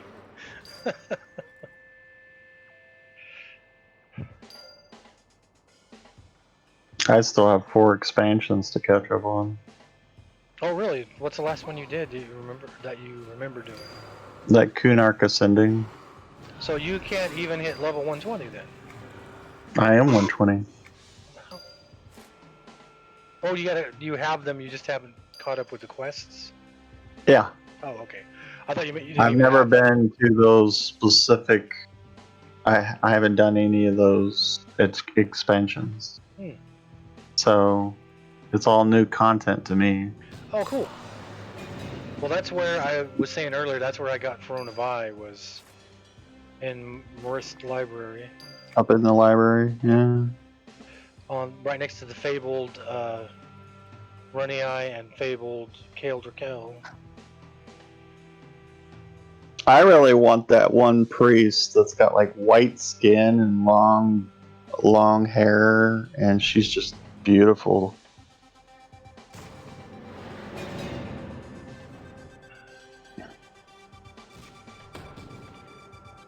So what's There's the a couple of people that have gotten her, and it's usually out of like a merc box or something. Yeah, probably from the back when. Why am I not doing any damage to this guy? Back when you can still buy him off of here, I think. Let's see. I don't know. Mercenaries. There we go. Yeah, mercenary bundles. You can get these guys, and then you go to the Come here, guys. He's not taking any damage. Come here. Then you just go. Yeah, I think he's going to be a serious issue for you since you can't kill him. Crap! Oh well. Well, I need to kill these guys anyway, so that's just not the way I wanted to go about that. Whoopsie! Yep. Oh no, whatever shall I do? I am under attack. Oh, there's another named right there. Yep.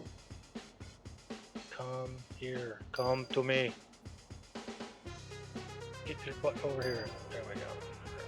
Yeah, but you're completely right. There's so many zones and so much to do that it's almost never ending. Yeah, that's what I love about the game. Is Jesus Christ, stop it! I'm trying to kill something. I mean, I've played this game for since it came out, and there's still a lot of zones that I have not been into. Like 90% of the raid zones. I swear it would take a good 5 years to try to do all the content. And what gets me is a lot of people they bypass it and they're just like, "Oh, I don't want to do that. I want to get to the end game." Well, that's part of the content for the end game.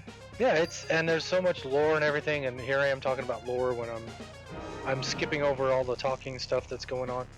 I already have that one. Dang it. That's what I mean. I've used 120 potion, or not a 120 potion. I've used a 100 potion on my warden on this account because I have a warden on the other account that's level 77. So I understand how to play that character. Yeah, I love my warden. Where did that chest come from? That's pretty cool. And I have no problem using a potion on a character that I can understand how to play. But what bothers me is, and you used to get this in Everquest 1, where you would get people who would power level, they'd buy an account, or they would power level to the top, and then you get in a group with them, especially if they were a caster. You would get in a group with them, and they had power leveled all the way, and then when they would go to cast a spell, it would fizzle, Yeah. out of mana, because they didn't use their skills to get up to the level. They just sat there while somebody else killed everything for them, and they just power leveled. That's lame. Or you would get people, especially if they were playing a cleric, that would be in a group and would be asking how to play their character. Not in a way of, hey, what would be better if I do this or do I do this? It would be like, when do I cast this spell? What does this spell do? When should I use this spell? And it's just people Actually learn the game. Yeah, it's people who fast track to the top that drive me nuts. I mean, I played 16 years and I've got 33 characters now, and only 3 of them are 120. Too many. 2 of them are under 20. I mean, I think my paladin and my coercer on the other account are both under level 20. But what are we gonna do next? But yeah, I miss the days of grouping with people and enjoying the dungeons and stuff at level. I miss those days. Oh crap! So now this takes me to the quest called Paranoia, which I already had. Whoops. Heritage, Paranoia. So I need to. There's 3 quests I gotta do for this guy.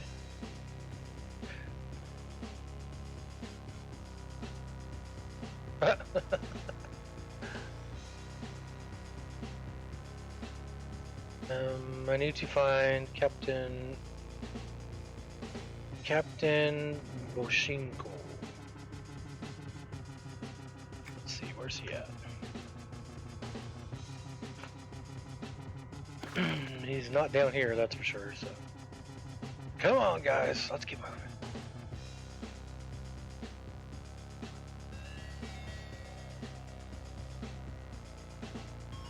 Yeah, I mean I think it's funny that I'm playing the game and it's a massive multiplayer online game and I soloed most of it.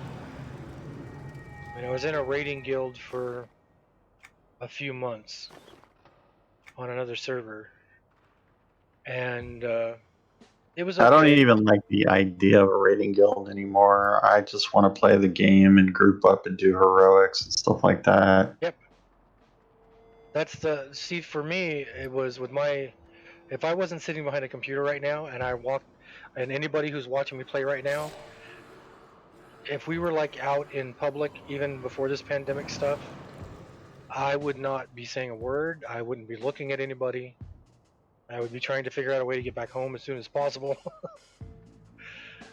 Which is funny because I'm a musician and I love being on stage, but that's different. You know, the people are there because they want to see you, not just a random chance thing. So Mhm. just picking up like just random groups for me in EQ1, I was able to do it no problem. I mean, there was problems, but I kept them to myself. And when I started playing EQ2, after everybody started taking off and I was moving kind of slowly because I like doing it the way I like doing it, I uh, I figured out how to just play it a little slower. You're gonna die a little more because I'm gonna be soloing more. Oops, I pulled the room. Whoops. Oh no! Again, oh no! Whatever shall I do? Um, but I got to where I'm playing a massive multi-online role-playing game, but I'm not grouping with people. I'm not. It worked out good in EQ1 where my cleric. I've told the story where he was trying to get his last name, which you had to be level 20 to get. Oops, I turned everything off again. Oops. And I was in Oasis at level 19 and just hit level 20, and back in EQ1 you would lose your level if you lost experience. Mhm. And I just dinged level 20. I was out killing caimans or something in Oasis, and somebody trained frickin' specters to the dock and de-leveled me. And then I fought for a little bit longer, leveled, and then got trained again and lost my level. And so finally, I just sent out, just yelled in the zone, level whatever cleric looking for a tank. And it was funny because I remember I was standing like in the desert looking back at my character like this.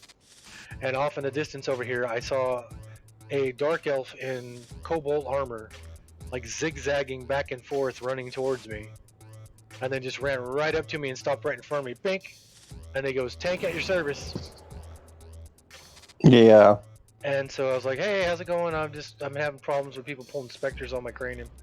So we grouped and we fought for a while, and then he was a really cool guy. There he is.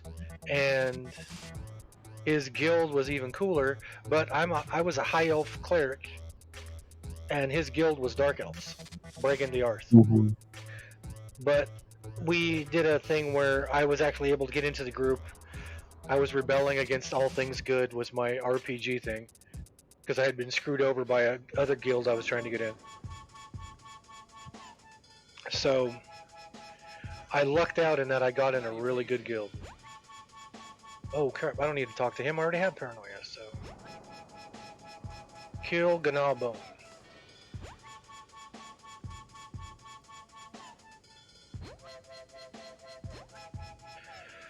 Alright, so I gotta kill Ganabone. So that's what I was thinking. I mean, it's funny to watch me play a massive online role-playing game and solo the whole thing and not. You can see in my chat down here that you don't see. You can't really see because I'm on a carpet. You see I don't have regular like out of character up. I don't have auction up. I don't have general chat up. I just turn it all off. Just get on and play the game I want to play, and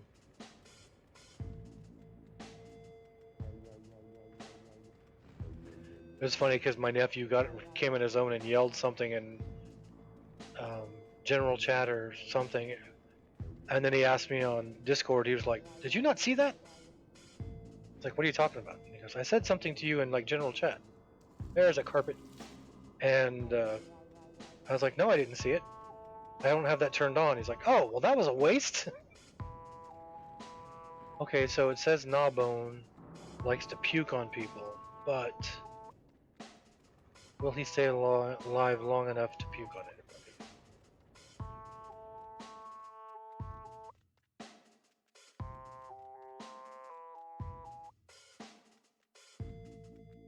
So what was the last expansion or the last zone thing that you actually stayed caught up on? Well, the last one I just did and finished was the Chaos Ascending over there in Kunark. And found out that we resurrected the Empress, which is God, what was his name? Well, anyway, she was dead, and I somehow helped them resurrect her. Oh, okay, yeah. And then the sun took over all the armies of Kunark, and yeah, I had a hand in it, which was crazy. And they'll never let you forget that. Oh yeah, especially when the god of fear is using you as a pawn. Go do this. Go do that. Oh, look, you know. I was And in then my I house. I didn't even put all that stuff away. I happened to piss off the guy that owns Freeport because we attacked his city. Lucan Delaire. Yeah, we pissed him off because I was part of the force that attacked his city through the waterways and killed a bunch of guards and stuff. Like, oh crap. Oh, cool! I can sell this one. Whoop.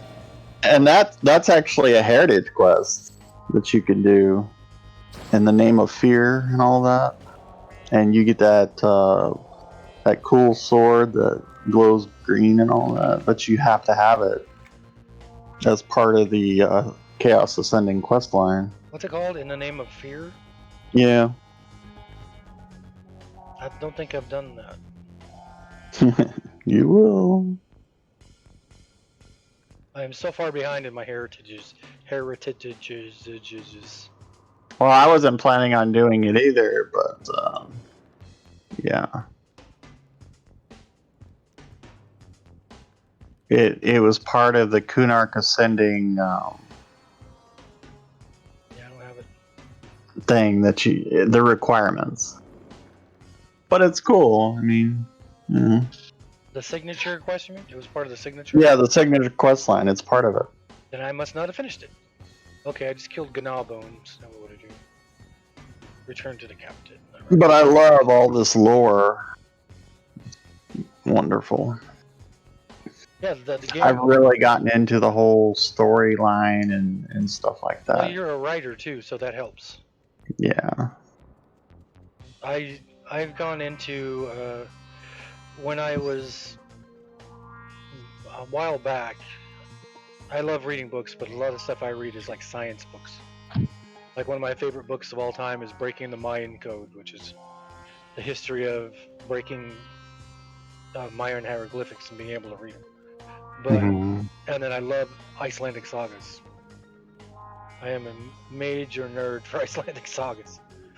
But I got, when I was playing D&D a lot, I would get the Faerun books, novels, and I was reading those, especially like Pool of Radiance, Pool of Darkness, because they followed along the God, you see how close that was? I didn't even aggro. The Forgotten Realms series. Yeah, all the and I was following along with the gold box set of games, which is what I played on my Commodore 64. Which was hilarious because it took like forever to load. You would go from one zone to the other. You could actually go watch a half-hour comedy almost, and your zone would be loaded. So, did I click on the wrong thing? Back in the day with the Commodore 64. Yep, that was one of the first ones I ever got. Hmm. Yep, that's not where I should have been going. What the heck? And now we've got all this high-tech stuff going on. And still loading problems. Yep. Yeah, see, he's not here. He's over here. But I was reading all the Fairrun books, and I was reading when I started doing the job I do now. When I had to go work in Tahoe, we had to camp out during the day, and then we were running traffic at night through Yosemite, and to go to sleep in the tent, because usually I'll get a hotel room, but there was nothing within, like, we were in Yosemite Valley, so there was nothing even close. What? Oh, wait. And I took some Star Trek novels. I took some Star Wars novels. I was reading all kinds of Star Trek and Star Wars, and Mm-hmm. Damn it, Jim. oh, I already did that part. Okay, so I didn't even do that. So I need to go kill the horrific. Okay, so that's right. That's why I didn't get any kind of update, because I already killed that guy before. All right, but I'm just a big book nerd. I mean, when I moved from where I live now, and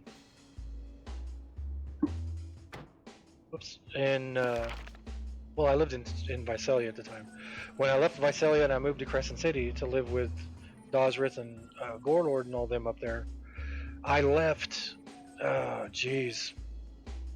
300 or 400 books. I just left down here with my family. I was like, I can't get these to fit in the truck, so donate them Yeah. or do what you want with them, but I can't take them with me. And I regret that to this day. Oh, you got on your Yemenis? You got on your work? Yeah, no, that's my word. My only 120. Yeehaw! I only have 3, so it's not so bad. And being in the plane of magic, I've never done the plane of magic before, so yeah. So the first part of the Plane of Magic is a little boring. Grinding, yeah. Getting the, yeah. So this guy's gonna spawn here. Oh, he's right there. Hey, come over here. I'm trying to talk to you. Ah. Yeah, getting up to getting your faction up well enough and whatnot. Mm-hmm. That's a hoot. Okay, back to the captain. Oh, that's why I clicked on the wrong thing. But once you get into it, and I mean, there's a lot of lore in that signature. That's good. I like lore.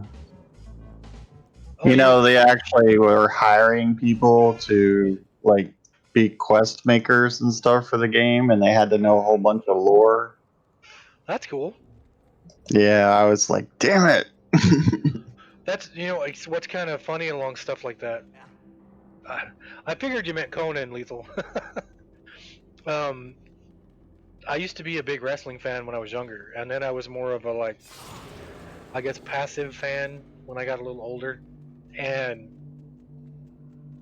my brother told me one day that, look, online WWE was hiring for somebody to write entrance music.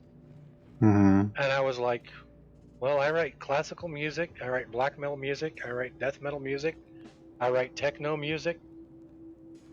Maybe I could do something. And so I clicked on it to see what they required. This is for a wrestling company. They required like Mm-hmm. a master's in music or something like that. And I was like, for wrestling entrance themes? Are you freaking serious? Why the hell would you need a master's Yeah, for? I was like, some of the best music I ever heard in my life came from people that had no training in music, other than this is how you play a guitar, this is how you play drums. Mm-hmm.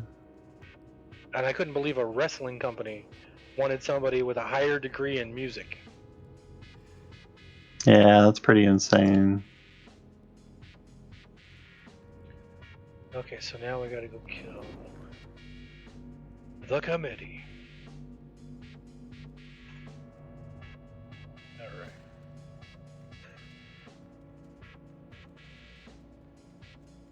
So Lethal says he likes to read too. It's funny. I'm not really into the reading. I'm more into the creating. And you would think a writer would be a reader from hell, but I've never been one. The only book series that I ever read was the Robotech entire novel series. Oh, That's wow, the only really? one. That and Forgotten Realms novels, but not that many. Right. But I was in love with the whole Forgotten Realms, stereotype. Well, that's kind of how I am with music. Is that I've played music for as long as I can remember. I think I was in 4th grade when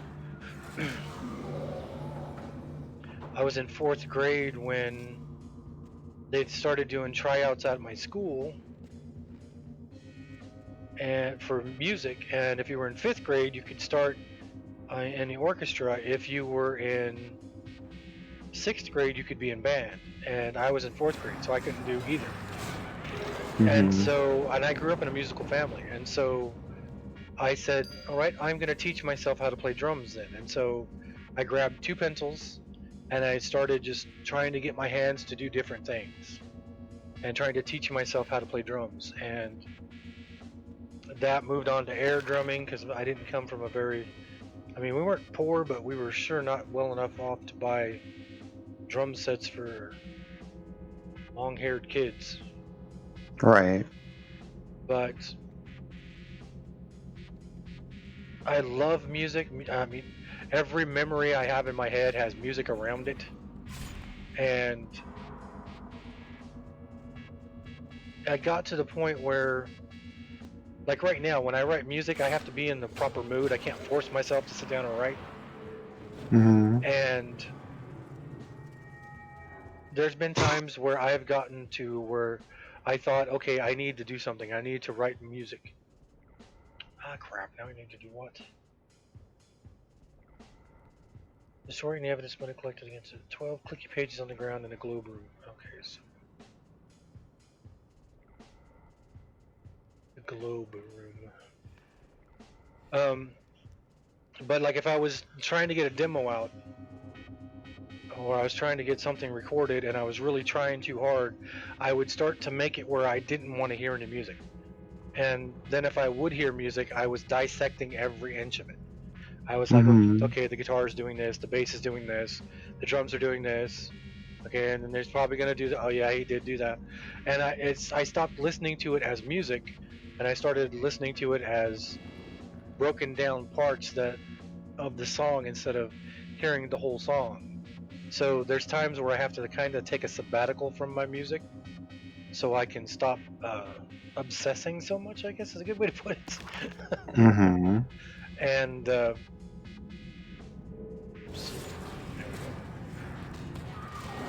so I can see how it is like with a writer, you not wanting to read other people's work. It's like when I was a manager for Walmart. When I would get off work, the last thing I wanted to do was go into any retail store. Because I was spending 12 to 20 and a half hours at a time in a retail store. And if I didn't have to be there, I didn't want to be there. It also makes it really makes it hard too, because you have people that have been writing since they were anywhere from teenagers to into their 30s, 40s, or even older. And supposedly they've been writing, pretty much forever. And then you got me coming in going, I've never written a book in my life. I used to play D&D constantly. I learned how to be a storyteller from it. That's awesome. Me and my group used to play Dungeons and Dragons all weekend long for 4 years straight. and Marvel superheroes and stuff like that.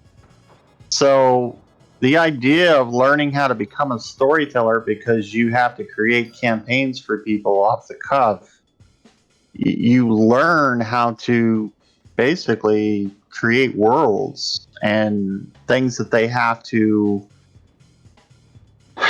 how should I put it, Interact with. interact with, basically the weather, NPCs, their actions have consequences and other reactions. I mean, you have to think about all these things. Yep. And you have to kind of put it in like a perspective, and then the players, they kind of, they go through it as you continue to keep putting up the content for them to go through, and you basically learn how to make it work. It just takes a lot of Hey, Steve. practice. Sorry, go ahead. It's fine. No, So I understand what you're saying 100%. Trust me. I mean, you could ask Steve there when I was playing bass for him how freaked out I would get before the gigs. I would be standing off the side and I'd be like, holy crap, holy crap, holy crap. Well, if they like that band, are they gonna like us? And then, and I would just be completely freaking. And then once I would get on stage, I didn't want to get back off stage. And then once we were done, I was like, I want to get back on stage. mhm. But I have never, apart from choir in high school, which I got into not because of the music, but because they said I would get out of class a lot. I have never taken. Oh, and I did orchestra for 1 year. I played violin and orchestra in 5th grade. Other than that, I'm self-taught. Everything I do, music-wise, is self-taught. I don't know music theory. I used to know how to sight read music, but I don't know if I could anymore. Mhm. And I just write what to me sounds good. So it comes out all Right. wonky, but and then like putting anything out for people to hear. You were right, Steve. Maybe I should have listened to you once or twice. But like when I put stuff out, like when I put out an album in 2019, and it was actually put out by a record company, it was helped by a record company. That scared the crap out of me because I'm used to recording music, putting it out, not doing any PR. If people hear it, they like it, yay. If they don't hear it, yay. If they don't like it, don't listen to it. So putting something out physically, I mean, I got 199 CDs behind me of my release from 2019 that I never would have done had I not been married, because my wife was a huge influence to get me to do it. But I can understand what you're saying, because I hear other musicians and I'm like, okay, that guy went to like. Okay. Here's a bad example. The Great Cat. The Great Cat from. She was a metal guitarist in the 80s and 90s. She was a violin player who went to Juilliard. And I would put out. I do my music, and then I hear something she's done, and I'm like, I will never be that good.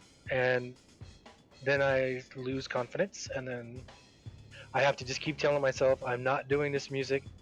I'm not in competition with anybody. If anybody likes it, they like it. If they don't like it, they don't like it.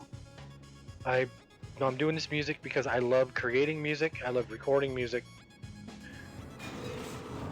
And stop overthinking it. Yeah. But I've had no formal training for guitar. I've taught myself how to play guitar. I'm no formal training in bass, which Steve could tell you. It kind of showed when I played in Stab. And I've got no formal training in drums. It's all just been self-taught. So I can understand that feeling of, I've had those moments of I shouldn't be doing this because I don't understand music theory. Well, I never really sat down to learn it, and I talk a lot when I start talking about that. Anyway, you were saying, where are you at? Well, I just kind of feel like I'm getting into something that I may have been really good at a younger age, and I never got into it because I didn't know anything about it or if I should even do anything with it. If it wasn't for those guys getting me to DM for 4 years straight, I would have never knew that I could do what I could do. And it's like you're walking yourself into a darkened corridor and you don't know if you should be doing what you're doing or not, but everybody keeps telling you you should do this. The way I look at it, like with the way I do music, is I do it because I love writing it and making music. Sometimes I'll challenge myself, like with my ambi project or the ambi songs that I have for the project that's playing in the background, where the first one was 20 minutes long, the next one's 30 minutes long, the next one's 40 minutes long, the one I'm working on now is 50 minutes long. Those are like challenging myself to do those. And then people will ask, well, why did you do that? Why are you making a song? Oh, shoot, I have a plan to write one track, one song, not a bunch of songs, just one song that will completely fill a CD. So it'd have to be 75 minutes long. And I've almost got there. I mean, I've been writing stuff a lot lately that's been like 47 minutes long. But people will ask me, why do you do that? And the simple answer is because I can. Yeah. There's no rules to music. There's guidelines that'll make your music sound better, but I write ugly music, so it doesn't really matter. But I just do it. If I start thinking about everybody else who's ever going to hear it, like I tell everybody who wants a copy of my CD that I will send them a copy of my CD if they promise never to listen to it. It has to stay sealed. You can have it. Otherwise, you're not getting a copy. And I do my music and I put it out there. Like I said, I don't PR it because I love making music. When I used to be in Stand There and Bleed with Steve, we would finish practice and I'd be like, can't we just run over it again? Because I just love making music. Steve says there's plenty of great musicians that don't have formal training that are great musicians. Yep. And Steve is one of them. Oh, I shouldn't say that. I don't know if Steve's ever had formal training or not. He says no. But I can understand where you're coming from, where you're kind of... You feel like you're good at what you do, and other people tell you you're good at what you do, but you don't know if you actually should be doing it or not. Yeah. So, yeah.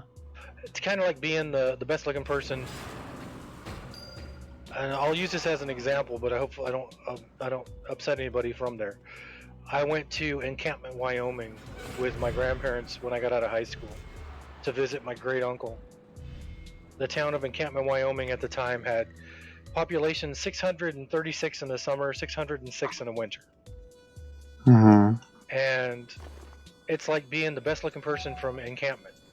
Everybody you know that you've known all your life tells you, you're the best looking person in your town, and then you take that whole confidence and everything with you to the next to like, I don't know, to a bigger town like Cheyenne or something, and then find out that you're the 476,000th best looking person in that town. So that's how I feel with my music. When I'm just writing it by myself, I'm thinking, okay, this is good, this is good, this is good. And then if anybody else hears it, then I'm like, okay, this sucks. This is bad. This is the worst thing they've ever heard. So that's how I feel with my drawing. Your drawings are awesome. They're okay. They're awesome. But They're awesome. In my mind, you'll never get to the point where you'll feel like they're perfect. I've even watched documentaries and YouTube videos with my favorite artist in the world, which is Jim Lee, and he's amazing. His artwork is absolutely amazing, but even he feels and actually says you will never finish it, as far as it will never be perfect. I'm the same way with music. I have 2 full albums and 1 EP for Steve says he loves Jim's artwork. I have 2 full albums and 1 EP for my main project I'm working on right now that are just sitting on my computer. I just need to put vocals and bass on them, and then they're ready to go. Well, then I got to come up with covers. And I'm just, every time I start to do it, I'm like, nope, not today, not doing it today. I just need to kick myself in the butt and do it. Steve says he sang in a choir in high school and junior high, but that was the extent of his training. Did you sing alto? What is it? Counter tenor, Steve? Were you like the super high? Zach says sounds like I have a mild case of imposter syndrome. What is imposter syndrome? I've never heard of that. My luck, I would have a imposter's syndrome case of imposter syndrome, where I wouldn't actually have it, but then I would think I had it or something. What am I at? I think it's basically where you feel like you're wanting to be the best that you can be, but you end up being a lot like a lot of other people. And then you kind of feel like you're just one of the many. Just I think I've heard the definition. Yeah, I think I've heard the definition of it, but I'm not sure. But yeah, it's like you're just one of many. And even though you're trying to do your stuff and you're trying to make it the best you can make it, you're just basically another face in the crowd that they have to choose from. That's actually where I wanted to be, because it's funny because I have my social anxiety that makes me not want to be around people, but then I also have this huge fear of being alone. So for me, the most comfortable place I can be is in a house full of people who know I'm here, but I'm off in my own little room. If that makes any sense. So I don't want to be around people, but I don't want to be completely alone. I don't want to be that guy who gets old and is completely forgotten about, kind of thing. Yeah, that sounds like me. Steve, there's no way you were a baritone. You sing like when we were recording Stand There and Bleed the song, and you were hitting those high notes. I was watching cars go by, and their windows were cracking when you were hitting those notes. So there's no way you were a baritone. Imposter syndrome, also known as imposter phenomenon, imposterism, fraud syndrome, or imposter experience, is a psychological pattern in which an individual doubts their skills, talents, or accomplishments and has a persistent internalized fear of being exposed as a fraud. You know, I do feel that way. I do feel like no matter how, quote unquote, with bunny rabbit ears, good my music is, that it's like I was saying before, I want to do this thing like I want to do with Steve, where I want to do a like podcasting talking to musicians about music and their life and where they grew up and how they grew up and influences and everything, and have it go on for like, however long it goes. There's no time limit. Mm-hmm. And I want to talk to like Byron Roberts, who was the lead vocalist for Balsagoth, who now writes fantasy novels. I want to talk to Steve. I want to talk to Steve first. I want to talk to like Mortis if I can get him. King Diamond would be like an incredible one, but that'll never happen. But hey, I marked the chair. But I don't feel like I have the requirements to actually, like, I'm not good enough to speak to those people to do that kind of thing. Like, who am I to talk to them about it, kind of thing. But if you think of it that way, why not? I mean, you have nothing to lose, and neither do they really. Oh, well, see, I'm doing it the way I want to do it, which is just like I'm talking to you. I just want to do it like this. Of course, Everquest won't be running in the background. But I won't be playing any of their music because I don't want to get copyright hit when I move it to YouTube. Mm-hmm. I just want to talk to them, find out what they did when they grew up. Because I've known Steve for, I don't know, 20 minutes. How long have I known you, Steve? When did we start playing? Was it 2004, 2005? 2005, I think it was. And I know how insane Steve's voice is. I know what kind of guy he is, or at least when I'm around. Mm-hmm. I know he likes some pretty funky, weird, freaking anime chobits. But Other than that, I don't know where he grew up. I know he's from Washington, but he was living in Visalia, which is Central California. Um, I don't know how he got there. I don't know who went where. I don't know what his childhood was like. I don't know. I don't know. I only know like 2 stories from when he was in Supermarket Fantasy. Um, you were born in Visalia? See, I didn't know that either. So that's why I want to do like a little podcasty thing and I want to do it where I'm not getting anything. Like if I was able to wrangle, let's say Byron Roberts from Balsagoth and actually do an interview with him, I don't want to do any research. I don't want to. I don't want to. I don't want any spoilers. I just want to go into it with what I know from the band as a fan, Mm-hmm. and then learn everything that way. But Yeah, naturally. yeah, and then just talk about music and everything, and then like I said, no time limit. So if it only goes for 5 minutes, that's fine. If it goes for 10 hours, that's fine. Um, but that's just the way I want to do it. Steve, your mom moved to Washington when you were 18, so like 40 years ago. I can't say that. Steve's younger than I am. But you were saying before I took everything out. See, this is like when you let me talk to you on Discord when you were drawing that day, and I took over the entire Discord. Yeah, but there's nothing wrong with that. But yeah, it is. I feel like I'm taking up the time you should be speaking. Nah. Everybody has the right to talk about, this or that. See, and with your artistic ability, my mom, when I was growing up, my mom was an oil painter. She was oil painter, watercolors. She did cross stitch, but mainly when I was little, it was oil paintings. And she would get up at like 3 in the morning and start painting. She would paint. Normally it was flowers and everything, but then she moved into ships and stuff later on. But Mm-hmm. I wish I would have got that talent. I didn't get that talent. I got the musical side of it for my love of music, but place evidence in old jails. See, I would love to be able to paint. That'd be great.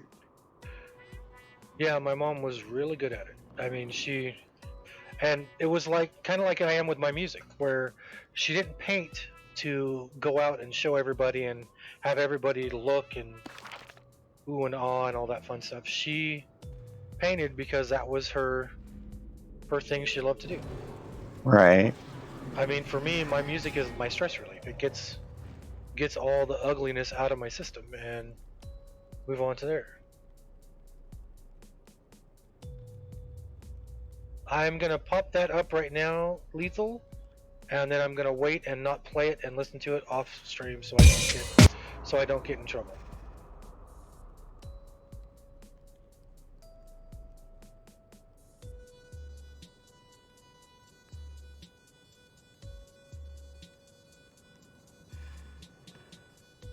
So how do you feel about Cool. I will check them with the whole music thing, having to, watch what you put on your channel now? How do you feel about that? Well, it's a double-edged sword. I don't want to get I don't want the algorithm to hit me for copyright strike, Lethal. Mm-hmm. So I'll listen to it off the stream. Because after I stream, I move my videos over to YouTube, because Twitch only holds them for like 2 weeks or so, and then it just lets them go off into the ether. So I move them to YouTube, where theoretically they'll stay forever. So when I first got the internets back in the day,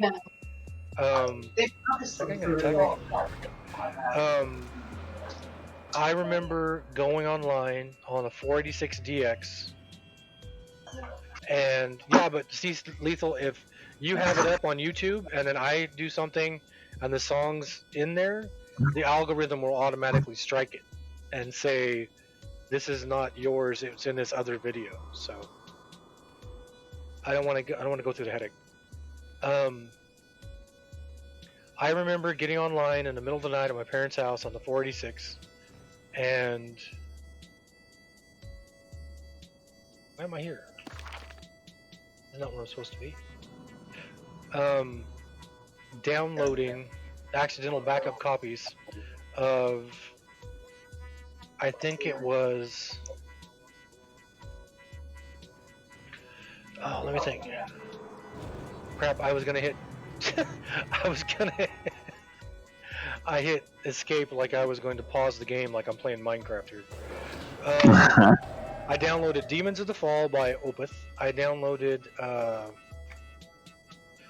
Idiosynchronicity by Golden Dawn, and I downloaded The Room of Golden Air by And Oceans, and I downloaded Battle Magic by Balsagoth. Don't tell Byron. And those were, when I downloaded them, I was like, this is so cool. I can hear these bands, because I was doing an underground magazine at the time that never got off the ground. So I was getting ads from all these bands all around the world, but I wasn't making enough money to buy the CDs. So here were 4 bands that I'd been wanting to check out that somebody had posted on the internet, and I could download the MP3s without having to pay for them. Oh crap, I didn't mean to leave IQ. And as a fan, that was awesome. As a musician, that sucked, because here I was listening to music that these guys had worked forever on, and I just got it for free, which would be like hearing it on the radio, but not even close, because there was no advertising. It kind of worked like the radio, because I'm hearing all 4 of them. I loved all 4 of them, and so I ended up buying the CDs anyway. But as a fan, I thought it was an awesome idea, because now I could hear the music that I like, which is mainly coming out in Sweden and Norway and Finland. And like, oh, who was it? It was my oh, I forgot the name of the band. That's bad. Wait a minute, my iTunes is up. Let me look. I bought a 4-song CD that cost me $40 because it was a limited release, and it was from Australia. Of Riggis. It was a band called Of Riggis, and it was awesome. I loved the album. I still love the album. But when I found that you could get songs off the internet for free, I started picking up songs here and there. I would go on to oh, what do you call those? I can't think of what they're called now. I would go on and download, like, for stuff I couldn't find anymore, like Lords of the Crimson Alliance, which I had the cassette tape of.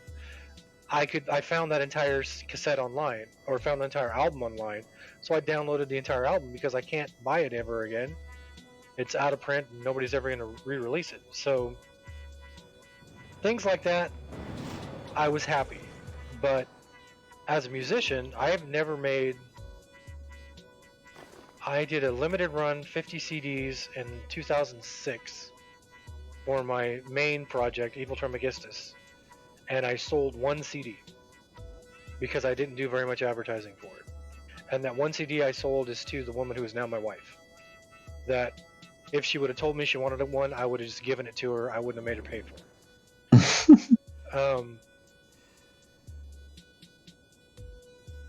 Yeah, so I hey, It's like, give me money, honey. Well, I actually gave her money back. But thank you, Steve, for subscribing. I'm glad that we're able to subscribe to each other. But as a musician, I mean, even when we played, so Steve, what was it? Was it Arroyo Grande where we went to play, and what we got paid was not even enough to cover the gas money to get there?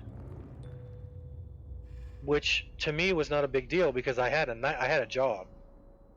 But it was a fan who was having a birthday party and had bands coming up and asked if we would be there. and Arroyo Grande was what, 4 hours from where we lived? In the van that had the heater constantly on and no air conditioning, and it was 100 degrees, and there was a truck wreck on the highway, and we were at a dead stop in like 100 and something degree heat with the heater on in the van. Oh, the good old days. I actually have quite a few pictures. I have on my Facebook, I have a bunch of pictures from practice and then from one night in Lemoore, one of the gigs. Oh, I don't think it was there, but I can't remember the name of up north. It was not Arroyo Grande, it was Los Banos. No, not Los Banos. It was yeah, Los Banos. I think it was Los Banos. Because I remember thinking the town's named after the bathroom. we played in a hot dog. It was a hot dog restaurant. Oh wow. And the stage was what, 2 inches tall, Steve? It was like a little bump, and then it was big enough to hold the drum set and 1 amp. And then we were on the floor with the rest of the fans and everything, and that's when Steve spun his guitar. Yep, and it flew off. It didn't fly off the strap. The strap lock ripped out of the body, wasn't it? And so Steve would spin his guitar, and where he would throw it behind him, and it would just spin around him and orbit him once, and then he would catch it. Mm-hmm. And we were in the middle of the song, and when he got to that part where he does that, I was looking out at the audience, and all of a sudden I see in my peripheral vision, here comes Steve's guitar. It bounced in front of me and went into the wall of the hot dog restaurant. Oh god. And I remember looking over at Steve, and he's just looking at his hands like, where's my guitar? Whoops. And then I remember, do you remember, Steve, after that, you got on the microphone and you were like, hey, can any of the bands here let me borrow a guitar? I promise I won't spin it. I just need a guitar. And then nobody gave him a guitar. Yep, still finished the song. The guy's a pro. I don't care what you read on the internet. He's a pro. Whatever I posted on the internet about him, he's still a pro. Whoops. Yeah, yep, but... Oops. I didn't copy.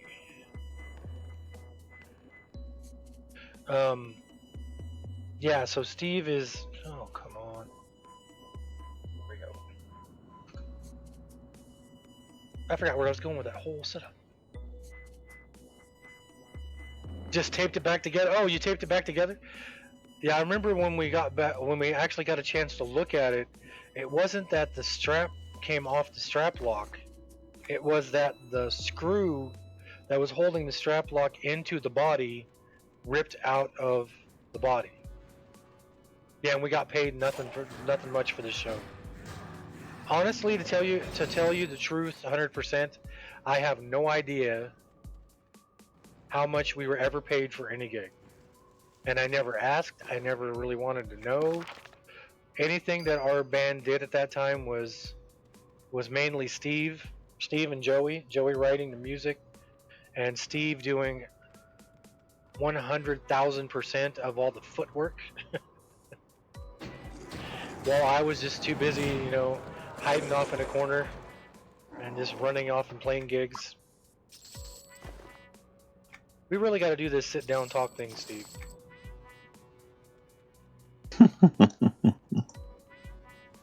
You'll have to send me some pictures of Supermarket Fantasy stuff, so when we talk about it I can flash that up on the screen. But so who really inspires you as far as writing? Stephen King. How do you say that? Mana Bobana? That's cool. I love that name. Mana Bobana. Oh, I can't remember how the song goes. Fee, Fi, Fofana. Mana. The name game. Thanks for following. You are follower number 76. We're just playing a very little EQ and talking a whole lot, so. Yeah, we like to talk. Yep. I start talking, I don't shut up. So, other than Stephen King, who else is a big influence on you for your writing? R.A. Salvatore, which is the guy that wrote Drizzt Do'Urden for the Yeah. Forgotten Realms. He wrote a lot of Forgotten Realms stuff because I remember seeing his name. 31 years. Wow. Yep. How long has it been since you played the game, Mana? Wow. And so, what the style that you're most into is more? Is it fantasy based or? Because Stephen King's less fantasy, more horror, I would think. I am into fantasy with a little bit of horror and sci-fi. Oh, cool. Drizzt is a good series, Menzel Baranzan and whatnot. I love Drizzt. My brother is a huge fan of that. It's been 11 years since you played Mana. Where am I going? Oh, I lost my thing. Where am I going?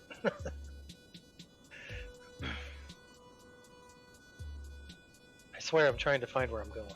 There we go. I'm cheating. I'm using a page that already has the quest lined out. I'm just... This is not where I'm supposed to be. I was really surprised that Wizards of the Coast decided to stop all novel production for the Forgotten Realms. And because of that, they have basically opened the license for Dungeons and Dragons to where you can actually, if you create something under their name or their header, even though it's part of their gaming world, you can actually sell it and you get 50% of the profits now. Oh, wow. 50-50, huh?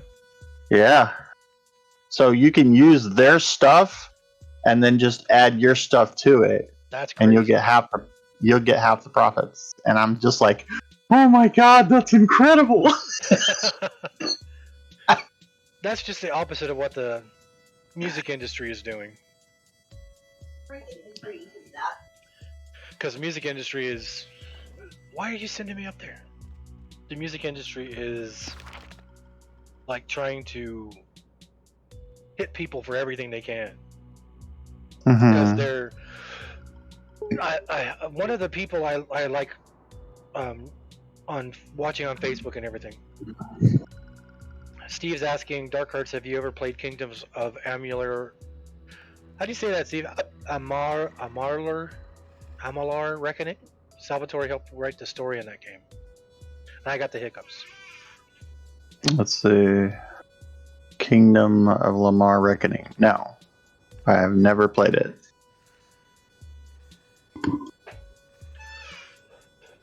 Did I follow man already? Yes, I did. I forgot what I was saying. It was so important. Where is the... I'm looking for the jail cell. They just re-released it with a graphic update. It's a great game. It sounds familiar, Steve. I've heard the name before. What is it? What type of game is it? Well, with Salvatore. I do know that R.A. Salvatore has released a new novel series with Drizzt in it recently, within the last 4 months. And he is working for another novel company, another publisher. So yeah. Oops. And they gave him a book deal straight out the door. Did you know, Mana, that you can play this game for free now? There's just a little bit of restrictions on it, but you can play the game for free. It's so worth it. Yep.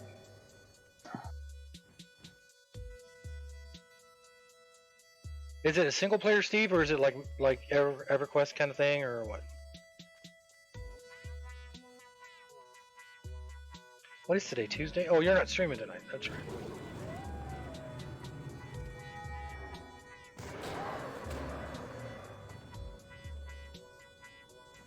This game is so worth it with the amount of content that's in it. Oh, heck You could yeah. play for years. Oh, yeah. I have been. Yeah. And don't take the gameplay you're seeing here as actually what the gameplay is like, because I'm level 120 mentored down to level 95. So when you see me nuke something for 1.2 billion, that's not a normal level 95 spell.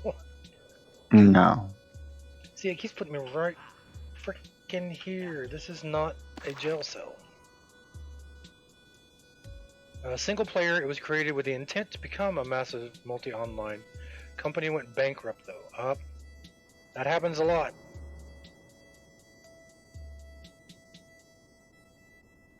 Okay, so I gotta go to the lower levels. That's what I was doing. Some of the best action-based combat I've ever played though. And coming from Steve, that's something, because Steve has played 1 or 2 quadrillion games in his life. He used to do reports on games and stuff. What was it called, Steve? On when you were doing that on YouTube? You were too.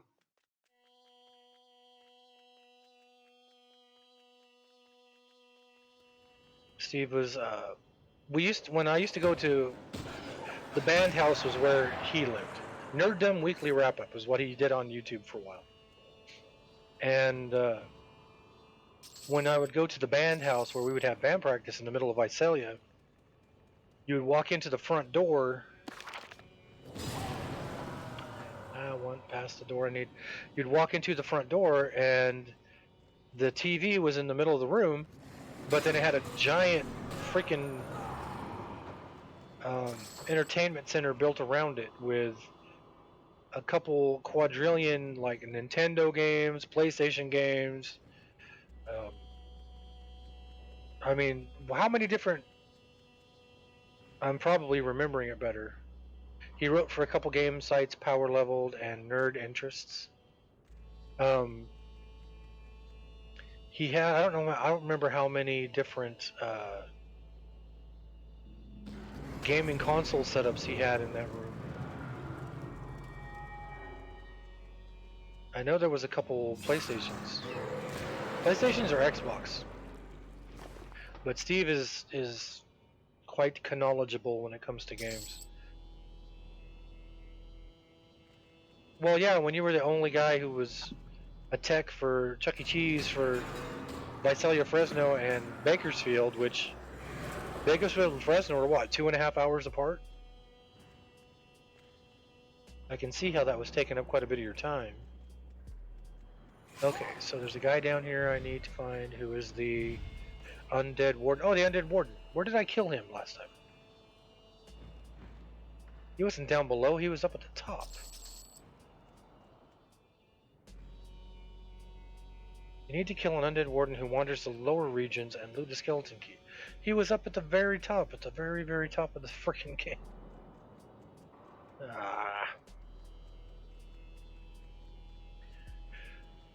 And I cannot track, so I'll just run.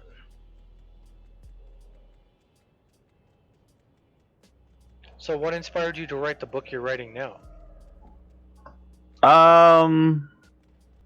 Well, since it was my first book, I have basically 5 different ideas for different books up on my wall right now. I have like what do you call a dry erase board up there. Oh, cool. With different ideas. But to be honest, most of my stuff is from dreams. Oh, that's cool. Yeah, it's dreams that somehow invade my imagination, and just like what's his name that did what was that movie? Steve, you haven't hijacked anything. He what was that movie with the blue skinned people that they were fighting for their lives on the planet? Avatar? Avatar, yeah. The producer or director that wrote Avatar did the same thing with his movies and books. They were actually dreams that he had. And then he wrote books and made movies about it? That's pretty cool. Yeah, exactly.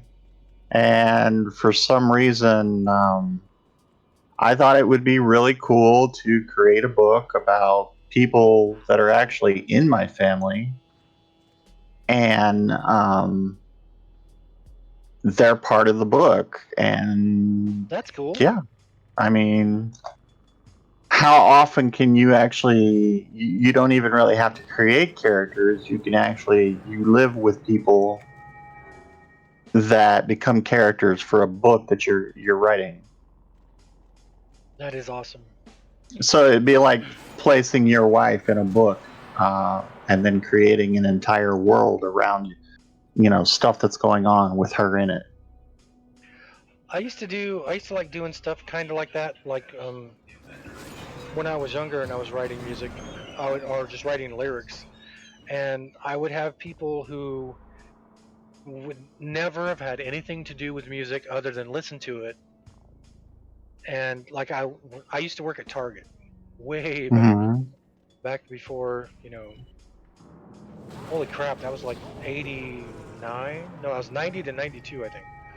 And it was one of my first jobs out of high school. And there was a lady who worked with me in the snack bar. I was a long-haired guy working in the snack bar who her name was Jamie, and she named I was writing a song, and she just walked up one day and she was like, "Why don't you write a song called Splat Went the Cat or something like that?"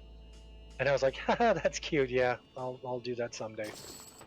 And then I went home and I was thinking about it, and I started writing a song just called Splat. It was Mm-hmm. your average long-haired 80s kind of. It was depressing, but still. And so I gave her every time I would write a song, I would put title, lyrics, and music. That's where I'd give credit. So I gave Mm-hmm. her a title credit for giving me the idea. That's cool. I was writing another song, and I had a guy who, uh, God, I can't remember what he did, but he came up and saw I was writing a song on my break, and he came up with one line that I really liked. He was like, "Why don't you write something like?" And he said the line. I remember the song, but I can't remember what the line was. And I I took that and I wrote the entire song and added his one line of lyrics, and so I gave him 50-50 credit for the lyrics Mm-hmm. because it had one of his lyrics in it, and that's where the warden was right there. And so I liked bringing people who would never be in the music business or anything like that, and I would just edge them in and then show them, hey, look, I'm giving you credit on this song. And it was, to me, it was kind of, not that I was so much into the music business because I was working at Target, but it made me feel good that I was bringing them, I guess, kind of into the world that I was living in. I don't know. Right. That's kind of weird to say it that way, but I had somebody. I started, one of the reasons I came up with a project I was doing called Suicidal Farmers, which was like a hardcore Weird Al Yankovic kind of setup. Um, I had this freaking thing pop into my head that was, as the world starts to crumble, you will look like Bryant Gumbel. Just because it rhymed, I think. And one of my friends, a girl he had a crush on, her little sister, saw my song lyrics and saw that, and she came up with another song lyric. And so I gave her writing, split the writing credits with her because Mm-hmm. she gave me, one line. So I, the way I've been with my music is if somebody gives me an idea, I will give them credit for it. I will not take credit for other people's stuff. So, like when I was in Stand There and Bleed, I wrote all new bass lines. I didn't use any of my own stuff, Mm-hmm. and I never once was like, "Hey Joey, if you take that chord and invert it and maybe move the root up," and I never did anything like that. It was, I never needed to lord myself over everybody else. I had 15 other projects where I was the only person in it, where I could get out everything that I needed to, and This project, I was writing all new stuff to fit in with everything that was already there. They didn't need to hear my input because they already had what they were doing. They were they were a band before I got there, and they were a band after I left. So I never had the ego problem of, the only time I think I ever suggested something, I bought the drummer uh, double bass pedals. So instead of having two bass drums, he could have one bass drum, and he had never played two bass drums before. Hmm. And in the song "Stand There and Bleed," I think I told him, "Hey, Aaron, all right, I'm taking a drink. You can't see it, but I'm taking a drink." Uh-oh, I hope Junie doesn't get on and give me like 14 of them in a row. But I told Tom, the drummer, to what if you just took the guitars are doing that da-da-da-da-da. Once you do the bass drum is ticka-ticka-tin. That's the extent of the music I wrote for the entire project, the entire band, other than Hmm. the bass lines. Why did I even go off on that? I don't even remember. Who's Everquest? So Steve, when we do actually do this talking thing, this podcasting thing, I promise you I will not be talking this much. Hey, there's a wanted poster.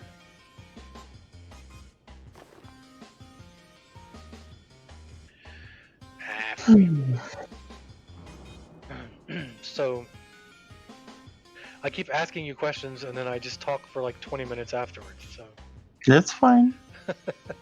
so everybody who doesn't know, I'm talking to Dark Hearts Rising, who has his own streams he does for artwork and writing.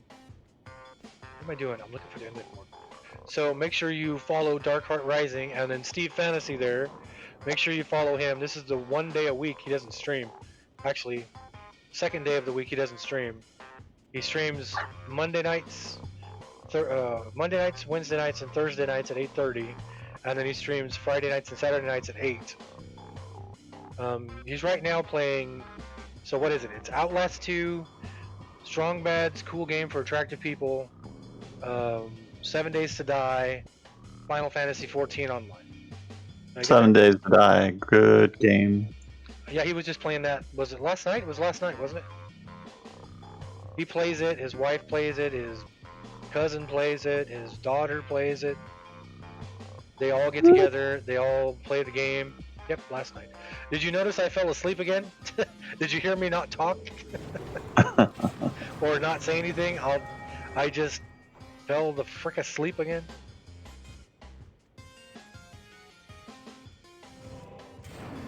Ever since I got sick a few weeks ago, my sleeping pattern has been so screwed up. Yes, I missed Horde Night. Well, I figured Junie would have enough of the hydrates that I would have to worry about it. Because I'll give you a hydrate and then Junie pops up like 6 hydrates afterwards. What I really want to do is get a part of like one of the Twitch D&D groups that are constantly streaming like adventures and stuff. I would love to get in on one of those. My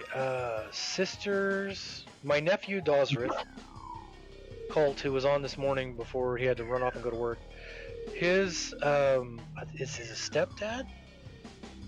Godfather. I think it's Godfather. Is a guy I went to school with named John Dow.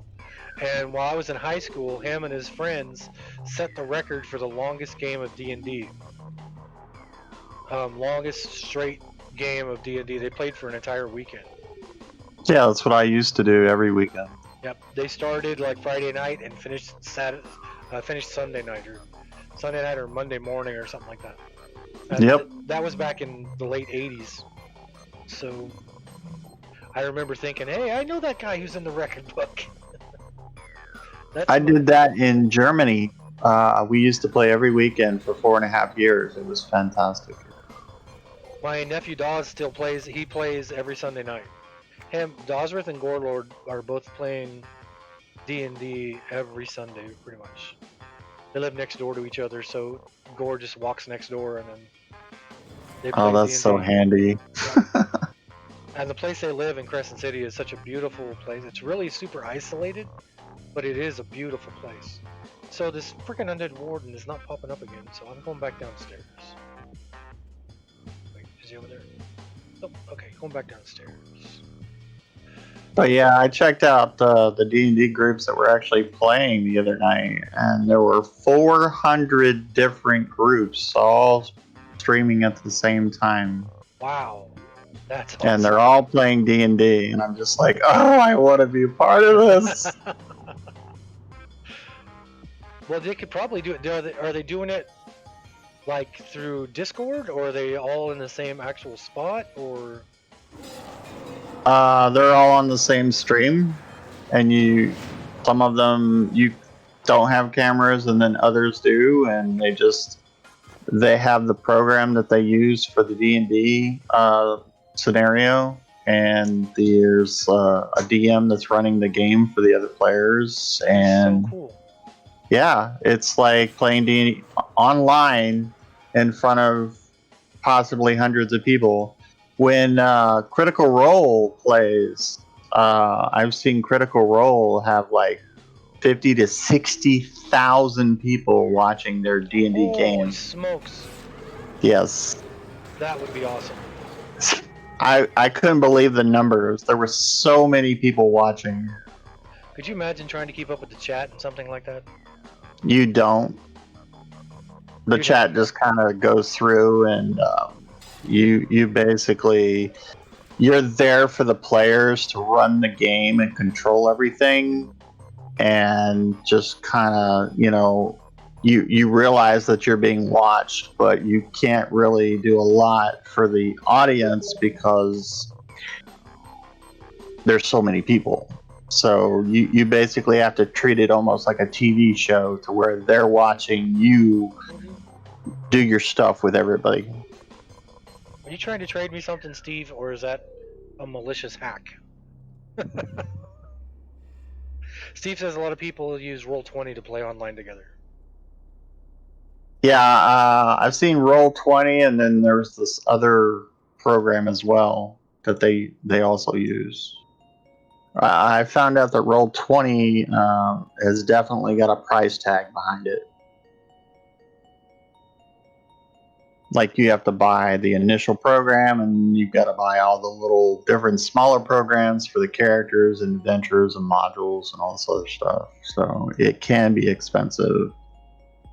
But if you're just a player, all you have to do is just have the basic program and just be able to show up. I was just making sure it was you, Steve. I didn't want to have anybody, send me something thinking it was you.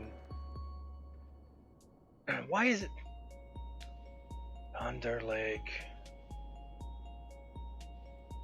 I kicked my Steam up, and then it still keeps kicking up.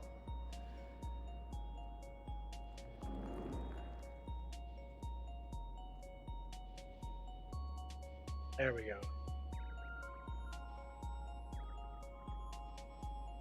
But to be honest, I guess the best way to play D&D these days is, if you could find a really good DM, is to have something like that, to where you guys could all group together and do a little stream thing, and you don't even have to leave your own house.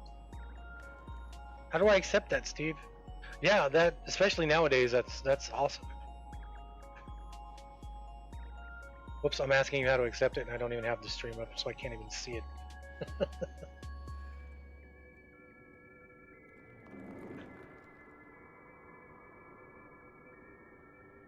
So Steve says, if you use minis, it can rack up as well. So it depends on if you really want that tangible item in your hand or not. I'm streaming. I have it up in the back right now. I see incoming offers, but I don't see how to accept it.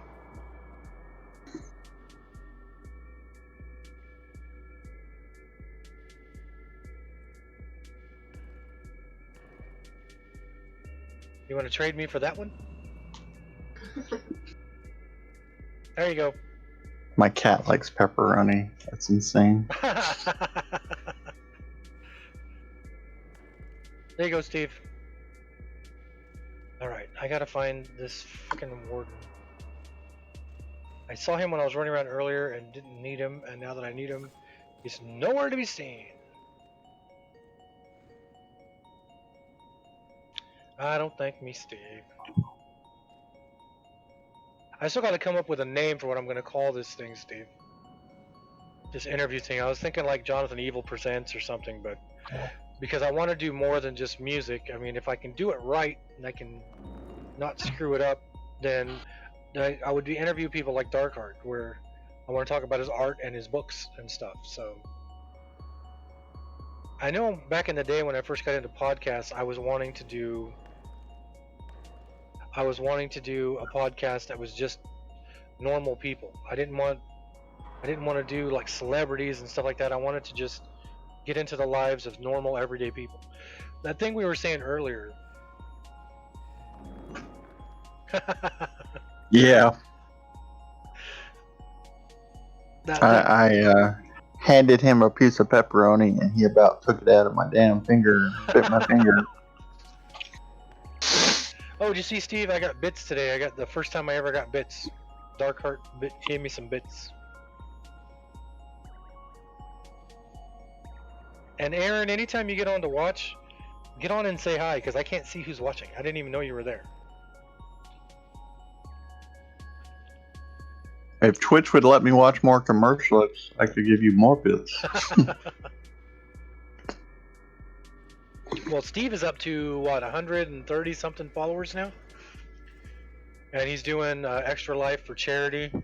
Last year he hit his $2,000 mark. This year he's aiming for $3,000.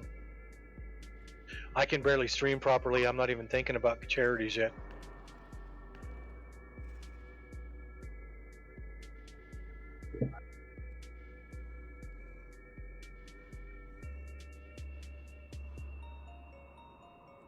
So I don't have I can track shinies and stuff like that. On the thing over here, it says he's on the bottom, but when I was up top earlier, he was up at the top. Always watching Wazowski. Always watching.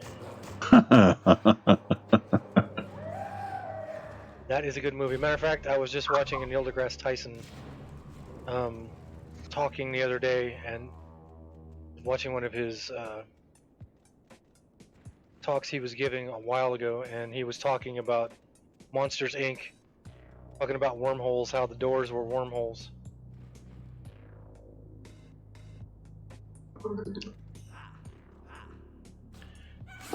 So I want to go this way, I want to go down here. Always watching.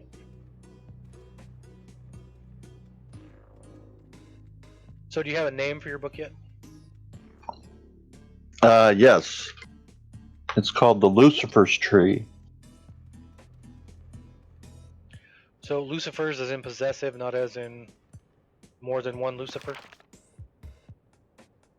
To be honest, Lucifer, the devil, is not actually in the book.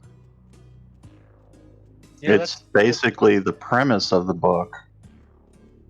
The tree itself looks like some horrid tree with like burning branches and like lava going through its limbs and stuff.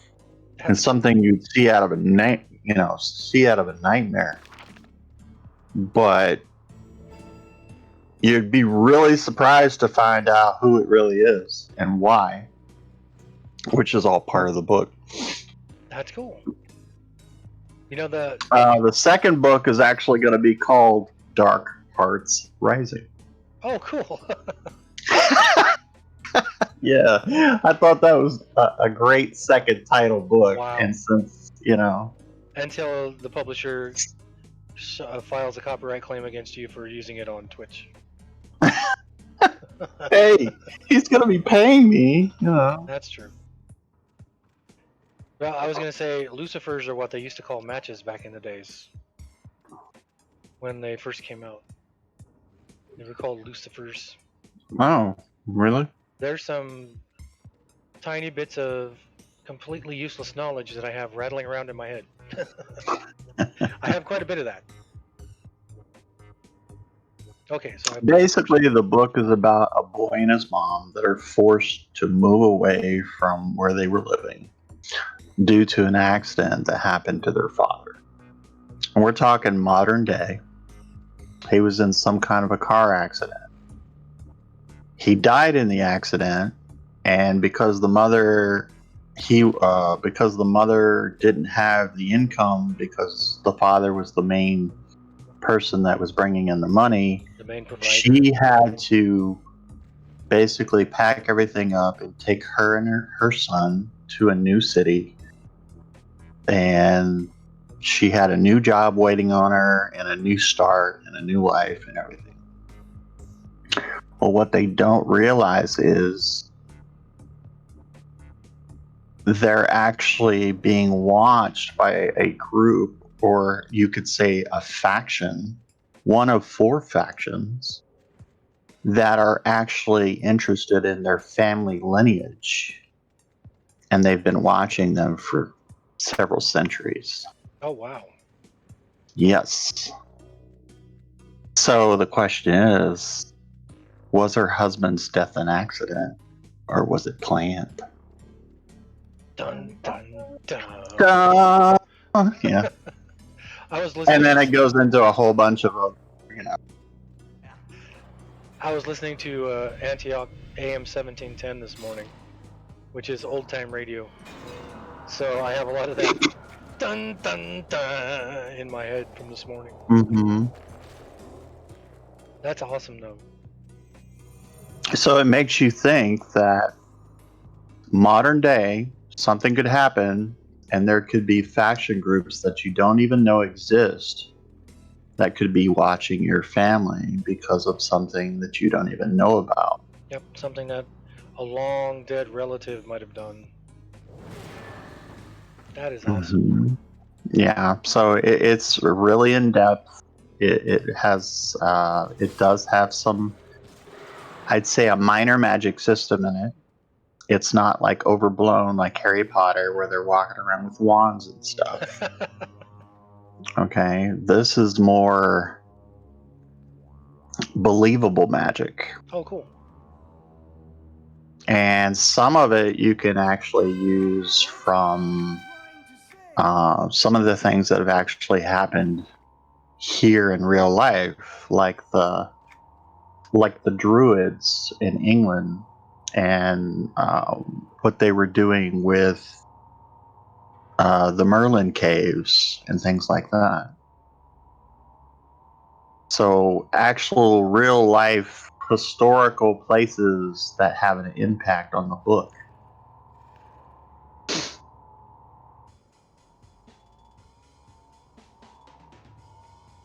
So yeah.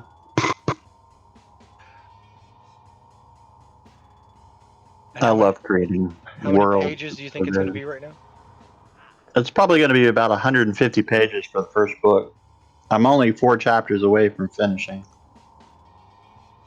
And so when you're writing, do you do like a setup where you do like a flow chart and you're like, okay, this is where it starts and we're going to go to here, and we're going to go to here, and we're going to go to here, and it's going to end here? I have everything written out ahead of time as far as chapter by chapter. That's cool. That way I know what's going to happen and how it's going to affect the characters that are in the books. That way I can pre-plan ahead of time. I'm what they call a planner instead of the persons that like to write like off the cuff. Stream of consciousness kind of thing. Yeah, I actually plan out my books ahead of time. And it makes it a lot easier. See, I'm not. I was gonna try and write a couple books a little while back, but I'm not. Mm-hmm. I am not even. See, when I write song lyrics, See, that's what I said. I said the same thing. When I write song lyrics, there's very rarely a time where I will start writing a song from the beginning and write all the way to the end. It's happened before.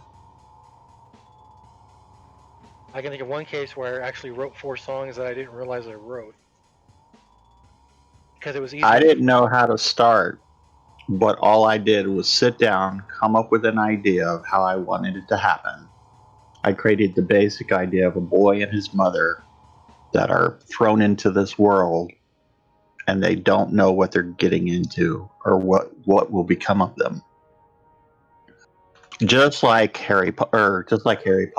Harry Potter was the boy that survived the attack Yep. and The his boy who parents were lived. killed. Yep. The boy who lived.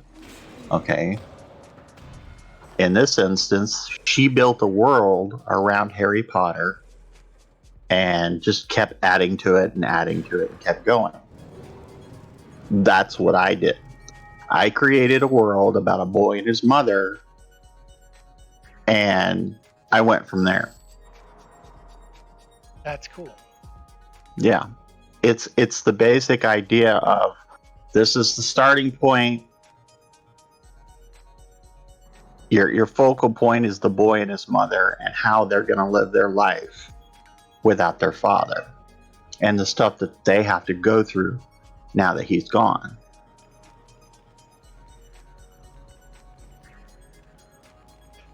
And how many? So this is the first book. How many do you plan on doing? Is it going to be like a? There's going to be 10 books. Oh wow! Yeah. The first 3 books are the first half of the series. Then there's 4 faction books, one of each of the factions in the book, and what happened with their backgrounds and their histories, and what made them act and do what they're doing. And then after the 4 faction books will be 3 more books, which will be the last 3 of the series. Mm. So it's not like you've set yourself a large task ahead of you or anything. It's actually surprisingly already written out. I know what happens to the boy and his mom all the way to the end of the book because I planned it out. Oh crap! Get out of here! I'm trying to kill And it stuff. sounds like a daunting task, but it really wasn't. Well, 10 books sounds like a daunting task. It does. And for somebody that's never written a book before in their life, I would agree. But once you start writing, you will be completely shocked by how fast you go from a sentence to a paragraph to a chapter and so on. Well, I've done that with music before where I have... Well, I've done that with lyrics before, but I've done that with music before where I started writing a song for a project. It was a song called Cursed by the Failure of Sennacherib, and when I started writing it, I was like, this will be like 5 or 6 minutes probably. And then I would write a little, play it back, write a little. And then when I finally stopped and I timed it, it was at 15 minutes. And I thought, oh, I better stop because nobody writes songs more than 15 minutes. Right. And then now I'm at points where I record and I write songs, and I had one of the albums that I have ready to come out is a 46-minute long track that I had to chop up because I can't release that on Bandcamp. It won't fit. So I had to chop it up and make an album out of it. So I can understand where you kind of just get in the groove and you just keep going and going and going, and then the next thing you know, you've gotten a crap load of stuff completed without ever It having really does add up quickly. Yeah, and it doesn't feel like you were forcing yourself to do it, which is, to me, that's the best songs that I've ever written are the ones where they came out theoretically effortlessly. Mm-hmm. Like the music playing in the background right now, I wrote all this stuff when I finally sat down one day and I thought, you know what? I'm going to sit down and I'm going to write something that's a little bit more melancholy, but it's not techno music, it's electronic, but it's more melancholy. And like the song that's playing right now, I think this is Rejected Again. Yeah. So this song, when I sat down to write it, I had no idea what I was going to write. I kick up a keyboard, I randomize the sound, and then once I hear the sound, the song comes out of that. So, and it's nothing like my other music. I mean, you hear this and then you hear Fog Warrior, which is the intro music I have on the beginning of every stream, it's not the same thing. It's not even close. But I don't have to be one or the other. I can be the lunatic that I am and play it all. Right. There's no real limitations to just taking that step. I mean, I didn't know what I was going to write. All I knew was I wanted to create a story about a boy and his mother that were going through this thing, and I built the world around them. And I could see a music being done the same way. Yeah, I mean, you built the world around it. You created. I memean, the books I was trying to write, one was not going to work ever, but I was going to actually write a book that was based on my cleric, Tolnors. And he was going to be named Tolnors, and he was going to be doing clerical stuff, but it wasn't going to say it was in Everquest, the Everquest world or anything. It was going to be through his eyes. And I started writing it, and then I thought, why am I writing this? I'm not a writer. And then I never finished it. I wasn't a writer either until now. See, but you have that feeling. You feel like. Oh, I thought that was a dog. I feel like I can take people through adventures they've never even seen or heard or been on, and it's like I learned it all from D&D. I really did. Once I had to basically learn how to create campaigns and personalities and NPCs and everything, I had to create a world where the players felt like they were in it. And what I mean by that is when one of the NPCs that died during a really bad fight, we had 2 players at the time that were playing, and their teammate, which was a female character that was actually a mute, she couldn't speak. Oh, wow. But she could sign, do like sign language and stuff like that, and she could hear them and everything. And they felt that she was a strong member of their party. Well, during a tragic battle, she ended up dying, and the battle was so difficult and so traumatic that once the dust settled, they actually had a funeral for the character. Oh, wow. And during this funeral, the actual players themselves actually cried tears. Wow. Yes. I have never seen real male players playing their characters get so involved into a game so much that to where they actually cry real tears because somebody that was in their party died. That was just everything for me. It was amazing. That makes me think of IT Crowd, BBC program. One of the funniest programs ever. They had an episode where the 2 guys bring some out-of-town businessmen, and they're supposed to be entertained, and so they have them play their Dungeons and Dragons style game. And the guys are like, "We don't want to do this," and then by the end of it, they're all crying, and they're so into the game. And then one of the guys says, "I'm gonna tell my whole rugby team about this game." Crap! Why are these guys not taking damage? But he did take damage. Cool. Oh, I have a death curse. Am I gonna die?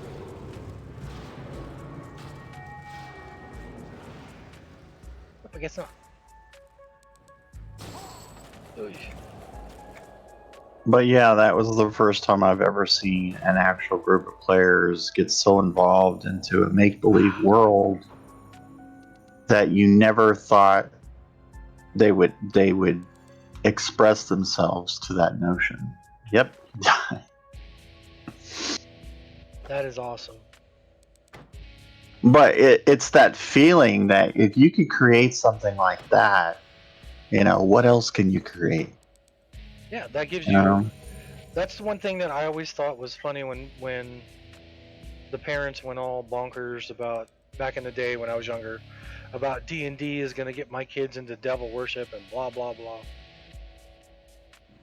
And whoops, I didn't realize they were grouped.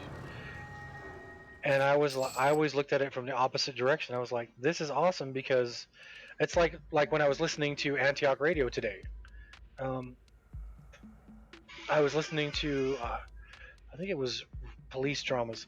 It's TV for your mind because it's Mhm. radio programs using sound to create the story rather than using a picture and you just sitting there and vegging. You're actually using your brain. And D&D, you had to imagine what you were seeing. There was no, computer monitor in front of you showing you like I'm doing here. Mhm. You had to actually imagine what this looked like, and what I imagined it looked like might be something completely different from what somebody else imagined it looked like. We could have two completely different ideas of what we're actually doing. I mean, when I started playing D&D, my mom was our DM. That's awesome. That was back when they were still doing the blue box set. You had Dungeons and Dragons and Advanced Dungeons and Dragons. Hmm. I would have loved for my mom to do that. That would have been epic. My mom did it for a while, and then I took over and did it for a while, and then my brother took over and did it for a while, and he was the best out of all of us. And then now my nephew and my cousin play it all the time. Is it just me and this other person still? Yep. Does that say tartar salad? Tater salad? Oh, crap. Yeah, but I can see how D&D could open up your mind to coming up with ideas to write books about, because it's a It good, made me a storyteller. yeah. And I mean, it's a good, what's what I'm looking for? It's a good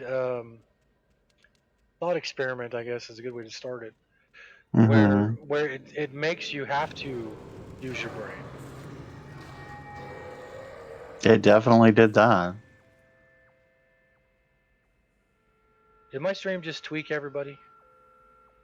It just What tweaked do you on mean? my end, it looked like. I see you're hitting your 5-hour mark. There's 8 people in chat. Cool. Well, then we're good. Um, It just Still good. might have just been my end here. Oh yeah, see, because it's on my chat room here. Maybe it's oh, I've never done that before. It might.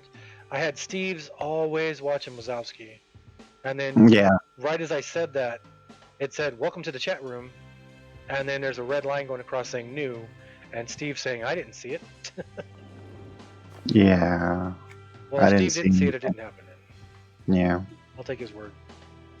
I'll take Darkheart's word and Steve's word. But no, I think it's So awesome. basically, I'm to the point where I'm about to come out with this book. I don't know what's going to happen. I still have to get through to an agent after it's edited. And I still have to find an agent that will accept it. Just like J.K. Rowling had to do back in the day. She went through like 30 agents before one of the agents actually said, "Okay, we'll take this Yeah, for that's Harry Potter." So I have to do the same thing. I'm gonna have to go through it because I'm not self-publishing this since it's my first book. I'm actually trying to get some help with it. right. And even though I'll make less money, it's the idea that, okay, hey, this is my first one. I need to get a little help. It's getting the PR out there. Right. That's So something I've I'm been hoping. basically advertising the book for the last 3 months on all the social networks, and I write a little bitty blurb of what's going on in the book as I'm writing it Oh, that's to cool. get people interested and kind of give them little Easter eggs and stuff like that that's going on as I'm writing the book to keep them going. Well, hopefully everybody who's watching and listening to this is getting interested in it. all tens of the people that watch me. It's okay. You never know. J.K. Rowling didn't have anybody either. She just put it out there, and all of a sudden it was like, It took boom. off, yeah. Well, that's kind of me and my nephew Dosworth did a project we called Zligor. It was a name that just came to him, and we put it out. We recorded. He just when I was living up there at the time, and he came in and said, "Hey, come into the recording studio. Bring your guitar." I was like, "Okay." And then I sat down and he goes, "Play something." Mhm. I was like, "Okay." So I played something. We recorded it. And he was like, "Okay, get out of here." And so I left. And then about half an hour later, he said, "Come back in here." And I came back in, and he had the whole song done. So Wow. we recorded an EP worth of music as Ligor. I got it to actually be played on Pandora Radio. So if you get on Pandora Internet Radio, there's Ligor channels there.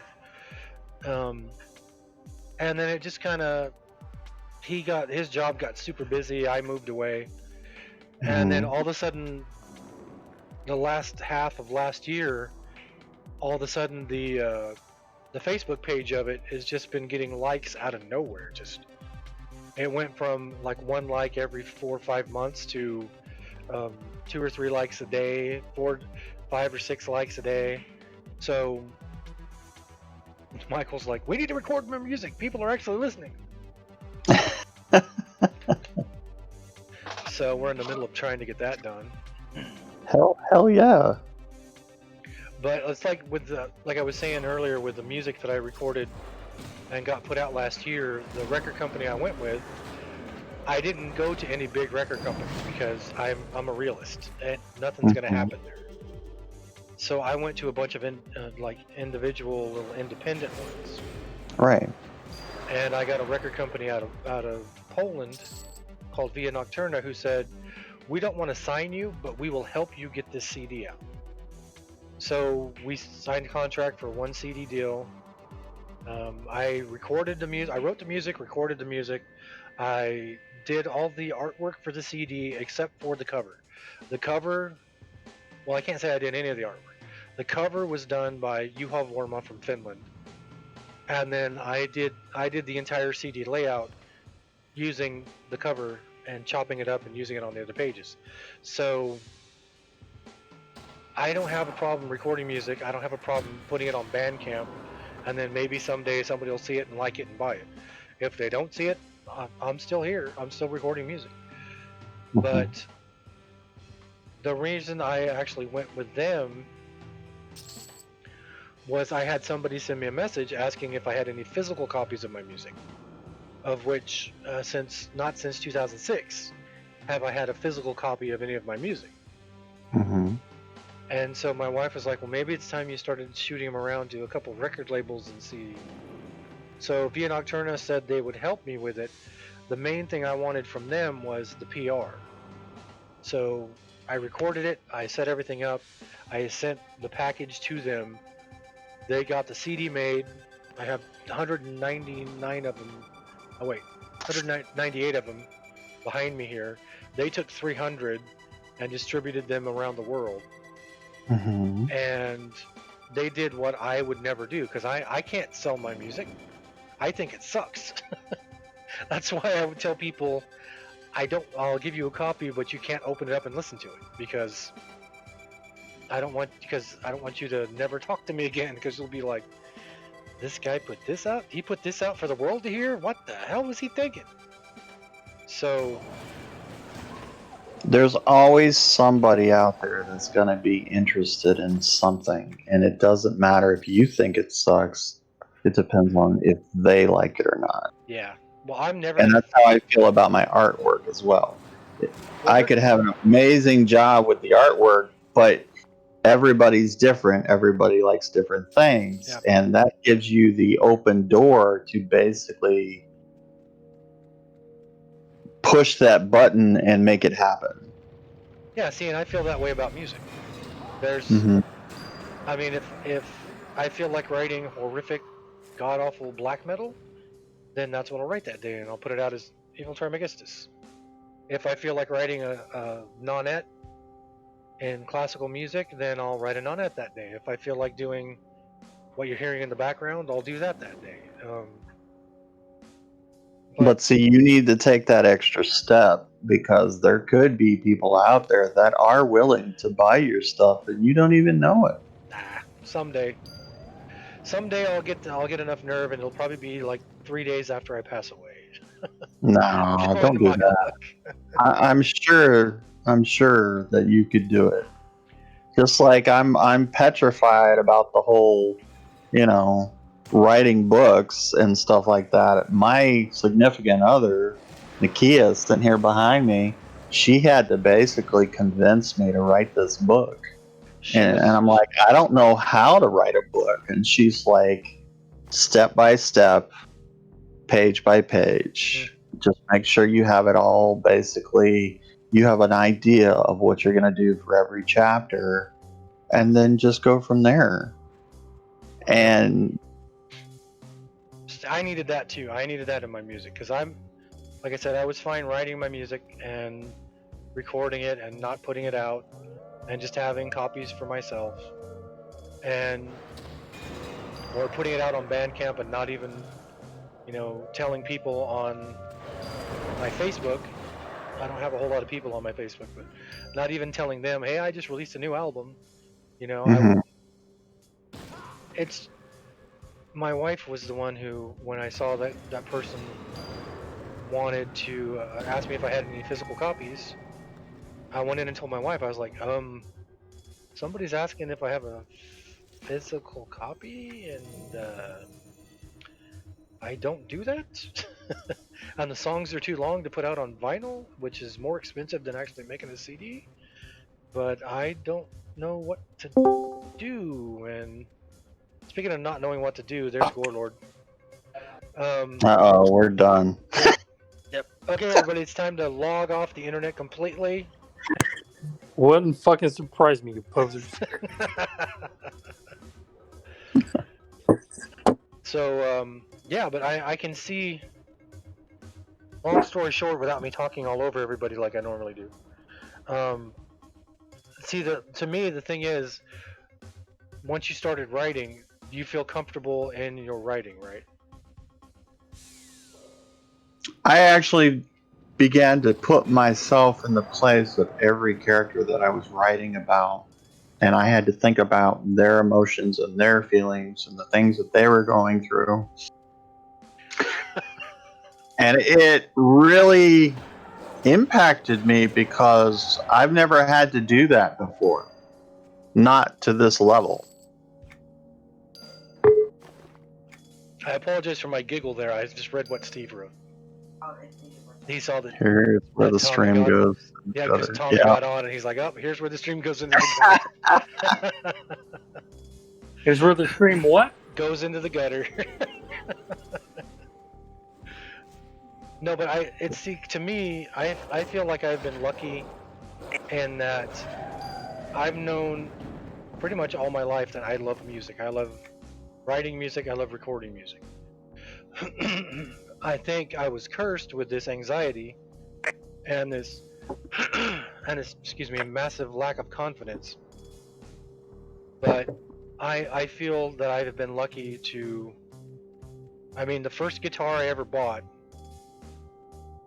I was with my wife, but we weren't married yet. It was years ago, and I bought it for $120, I think it was, at a pawn shop. And I stripped it down and I rewired it, I repainted it. And then I tried to find a band to play the music that was coming out of my brain, and I could not find anyone anywhere that was playing what I like to play. Even, you remember Brian Thompson, Tommy? Yeah, the Brian Thompson. The Brian Thompson? He was a guitarist who played in a grindcore band here in town. And I had him come over to my house one day, and I was like, "Hey, you want to help me with my demo? I need to record some stuff." And he came over, and I was like, "Okay, this song goes like this," and I played it. And he just kind of stood there staring at me, and I was like, "And this one plays like this," and he just kind of stared at me. And we ended up not playing any music at all because he played grindcore and he was used to getting together and just making stuff up on the spot. And I was playing black metal and I had everything already written. I just needed some pointers, and that didn't happen. But I feel that I really got lucky in that I found. I think a lot of it was through my family too, because everybody in my family is musical. So, what am I doing? Where's? He wasn't in his spot. So you don't really have anything to lose. You just have to push yourself to that next step. Eventually. I don't know. Oprah Celtics and Christmas Classics is a great album. Gorelord there has got some insane, awesome guitar lines that he just needs to get recorded, and he's like I was when I first started messing with recording software, where it's super scary because there's so much that's involved in it. I hate it with a passion. Yep. So we tried to set it up on his computer once and told him, hey, look how easy this is. And he was like, screw you guys. No, when it was I'm set going to, home. Yep. when it was set to hit the space bar to start and then hit the space bar again to stop. Yep. That's what I liked. Yeah, but you have to do new songs with new tracks. I'll tell you what, if I become a really good author, and I know this is, what if, but if I do well, why shouldn't I do like a thing to where you can make like a soundtrack to go along with my book? That's why you contact a guy named Mortis. He's fighting COVID right now. You know that, Tommy? Hmm? Did you know Howard's got COVID? I think I told you he posted on Instagram some crazy rare record, and he's like, and I'm showing signs of COVID. I was like, oh, shit. Yep. Have you asked him for an interview yet? No, and I haven't asked Byron You yet want me either. to fucking ask him for you? No, Jesus. no, I'll take care of it. I was gonna ask Steve if he wants to do it tomorrow, but I still have to come up with a name for what I'm gonna call it. I was thinking like Jonathan Evil Presents, but I want to do it where I'm not painting myself into a corner. I want to do it where if I do more than, because Byron from Balsagoth, who I want to interview, he's writing fantasy novels now, so I want to make it not just about the music I loved from back in the day. I want it to be where I can expand it out and talk to people. Like I've been talking to Dark here about his book for like, well, Over an hour. He's been talking for like 5 minutes. I've been talking for like 55 minutes, but that's because I just. But see, there's nothing wrong with that in my eyes, because you're still talking to me about You're driving something. the narrative. There's Yeah, not dead air. you're talking And to it's me actually about interesting something that stuff. I would have Why never. don't you stop shitting on yourself? Call Mortis, get him on the fucking thing, I don't have or his I'm number. going to interview him, and he'll never have another interview again once I'm done with him, because he's like, this guy's a fucking moron. Well, I don't know how people would take it, because I think that's. But then again, I put out an album last year or year before last. Didn't know how people would take it. Let me tell you something. Right now, people are screaming for content. Yeah. Screaming. And they're Do you realize screaming how for many content. shows? They're screaming for vengeance. They're streaming for vengeance. So why Streaming don't for you vengeance. There's So- a good time. No, I'm not a Yeah. Judas Priest fan. stream There for is- content? A ton of new shows and new ideas and everything coming out from writers and music artists and everything right now, because people are screaming for it, because they can pay for it and they're sitting at home and they're bored off their rocker. They want content, and it doesn't matter if it's music content or a book or a show or anything.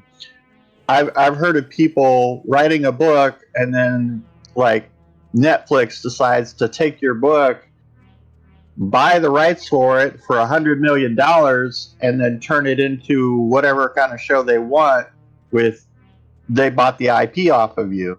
Oh wow. Yeah.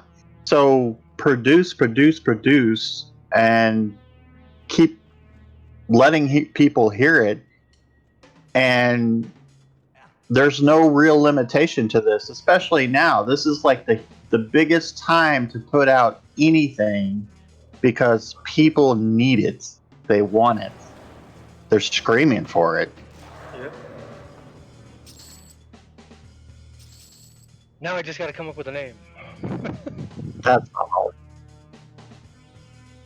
You got to know people are starving for entertainment if they'll still watch me when Gore gets on. Oh, for fuck's sake. How about Tea Time with Evil? Tea time, yeah. I would name it that only if I got King Diamond. Oh, hell yeah. What are you talking about? That would be awesome. How about A Cup of Joe with John? No, because that sounds like it'd be talking about unionizing in New York or something.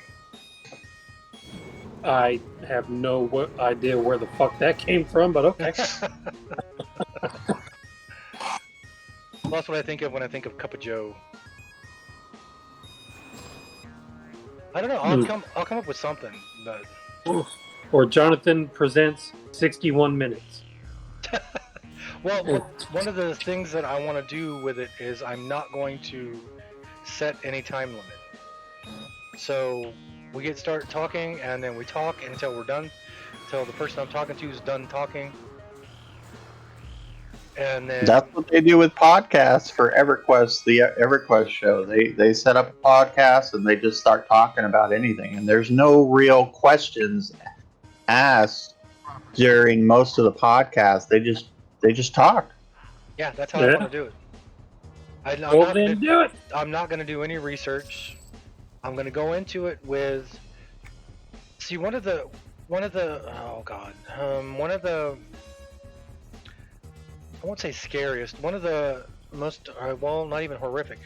Okay, so back in the day, one of the first really extreme bands that I ever got to listen to, other than Merciful Fate, was a band called Celtic Frost. Celtic Frost, Celtic Frost, however you want to call it.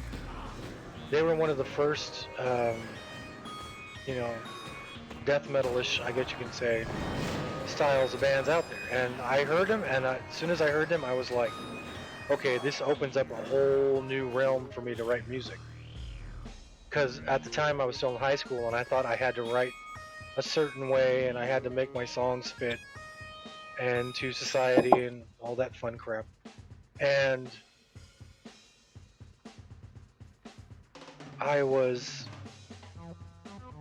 the first thing I ever bought by them was an EP, and had a song on it called Return to the Eve, which was done like it wasn't a complete song. It was more like, it sounded like it was from a rehearsal, and there was laughing in the background and everything. And that's the way I learned the song. And I sent an email to the band that Thomas Gabriel Fisher was playing in at the time, which was Apollyon Sun, because Celtic Frost had ceased to exist. And I sent an email to the webpage just off the top of my head and was like, hey, I don't know if you guys ever talked to Mr. Fisher or not, but could you ask him if it would be alright if I did a copy of, or a remake of Return to the Eve, or a cover off the EP, and thought I would never hear anything else back from it. And I sent an email, and so I don't know how long it was afterwards. It seems like it was forever, but it was probably like a day or two. I got an email back, and it said, hail, or I can't remember what the first words were, but it was, yeah, go ahead and do it. Keep me posted. Are you morbid? Thomas Gabriel Fisher. So it was the guy who was the main musician that I was following at the time, replying to me in an email. And I remember when I read that, like right now I'm getting goosebumps. I remember when I read that, and I thought, oh my god. I was at grandma's house, Tommy. I was like, oh my god, I need a printer. I need a printer. I need a printer. I printed it out. It's still sitting inside the cover of my lyrics folder that I have here. And so at the time I had a GeoCities page for my music. I didn't have any music out, but I had a GeoCities page for the music. And on it, I had my three biggest influences, which at the time was King Diamond, Merciful Fate, Celtic Frost, and a band called Venom, which is no longer an influence because they're just a bunch of drunken hosers. But I'm drunk on your love. and then all of a sudden, I get another email from Thomas Gabriel Fisher 3 days later that says, and I hate even thinking about this email. It says, you call yourself a fan, and yet you put all kinds of disinformation up on your webpage. How can you call yourself a fan? And I remember reading that and thinking, holy... I get an email from the guy that is like the best email I've ever gotten, and then 3 days later, I get an email from the guy that pretty much puts me in my place. Like, that's where one of those feelings of, who am I to be doing this when... Okay, Steve. I was like, who am I to be doing this when I have no say in this. I haven't done what they've done, that kind of feeling. And that I was going off of what I put down. I was going off of what the record labels put out in the little, what do you call them? The little blurbs they would put out before an album came out. And Press release? Yeah, a little press release that it was coming out before the albums came out. And what I put up apparently wasn't correct. And boy, did he let me know it. And I remember thinking that was the worst feeling I had ever had. Here is a guy who I thought was like the coolest person on the planet playing the music that I was inspired to make now.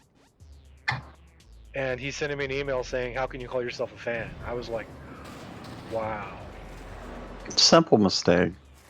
Yeah. So, and then after watching documentaries with him, I can see why he would talk like that. But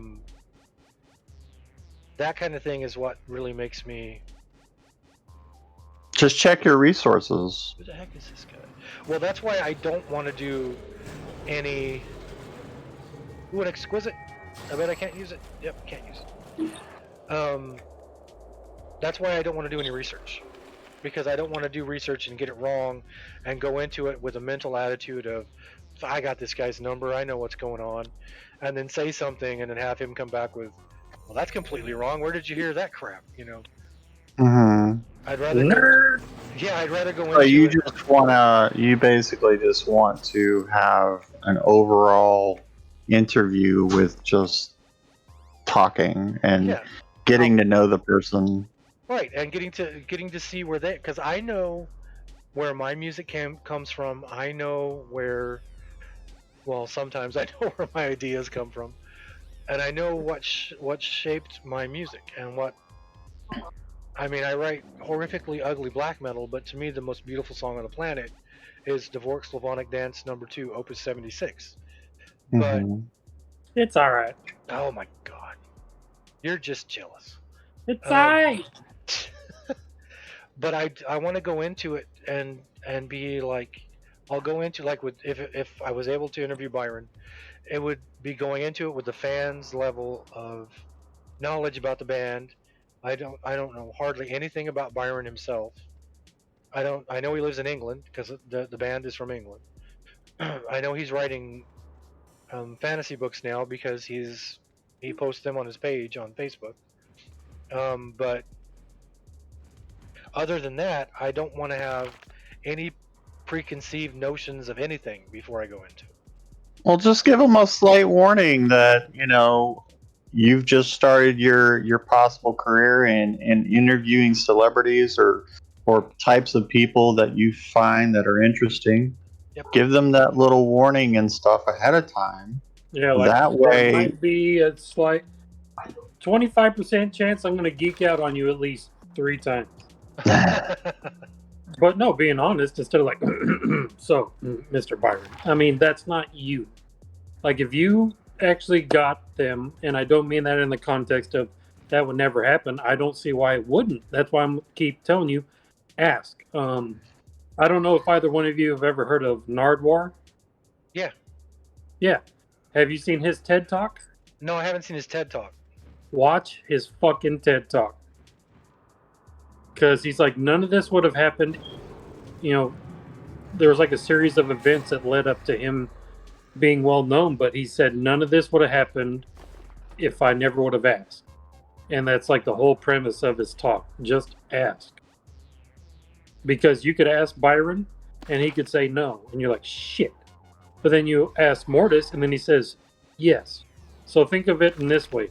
If you ask Byron or Mortis and one of them says yes, that's going to give you a fuckload more confidence. And then you're going to go and ask a whole bunch more people. Well, see, this is something I've fought with all my life, on top of my anxiety.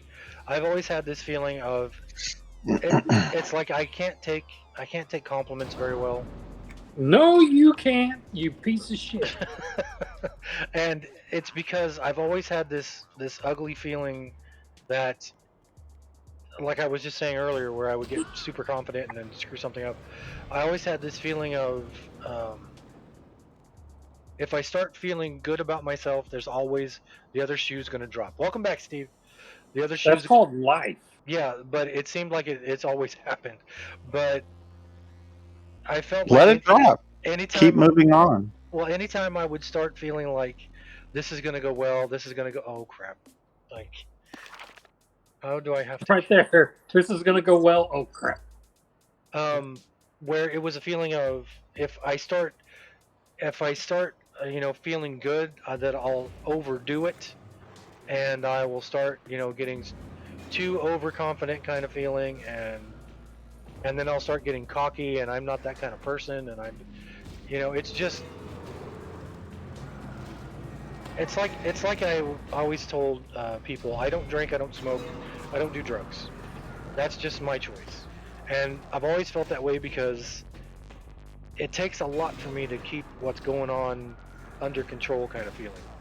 Where if I was to ever drink and just let myself, just let it all go, I don't want to find out what kind of person I would be. So it's always been a feeling of if I start letting the good stuff happen, then something's gonna happen, the other shoe's gonna drop, and But you can't live your life like that. You I have to. have for 49 years. Yes, he has. You have to push on. Carry on my fucking slut. Yeah, that's just the way my brain works. My brain is broken, and I know that, and I'm fine with that. Your brain's not broken. It's broken, dude. What do I gotta do to kill this guy? Alright, well, Well, you've been getting a mining pick. so my paladin on Kaladin is level 80, full AAs, missing only 2 masters. So, yeah. When's your day off, Core? The next 2 days. Hey, look at that. Dark Heart gave me a spot. Continues to move, so I gotta do something while he's not moving? Guys, relax. Relax.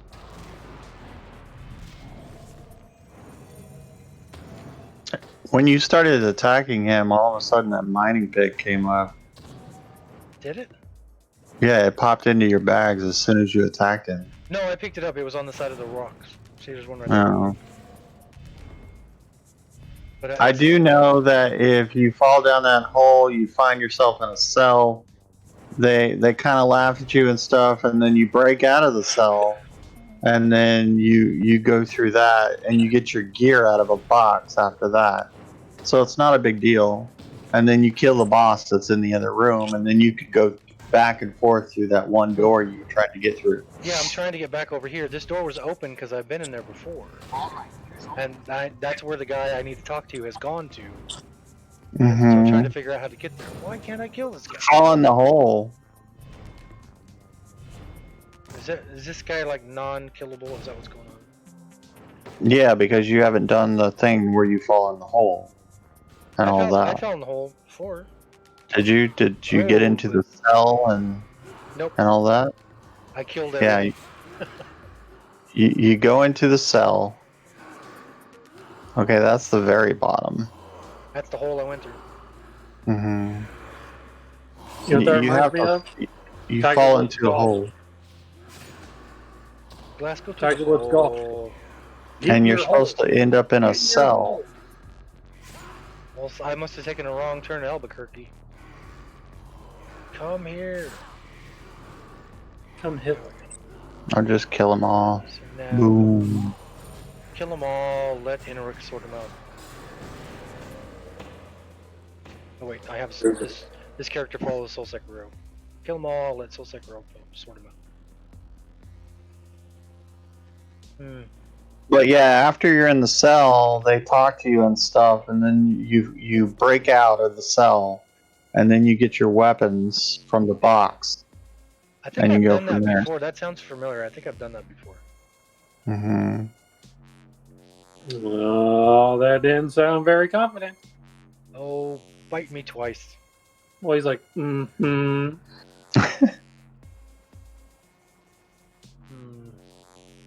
Hmm. Hey, that looks like a named. Did you ever do the advanced solo for this, or is this the heroic? This is the contested. Okay. That's why that dirge is running around. It's me and a dirge. Is that an exquisite? Another thing I can't use. What is it? The Dream Inducer. Oh.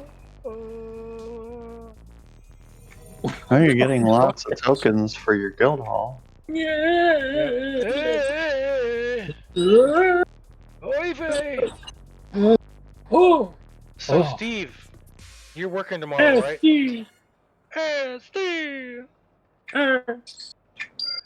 That's not Homestar that does that. I thought it was Homestar that says that, but it's not. It's the Hey Steve guy from Sweet Cup and Cakes. Yep. Hey, Steve! That will come out of nowhere. Hey, Steve. I'll get you! Oh. I'm a deep fried volleyball.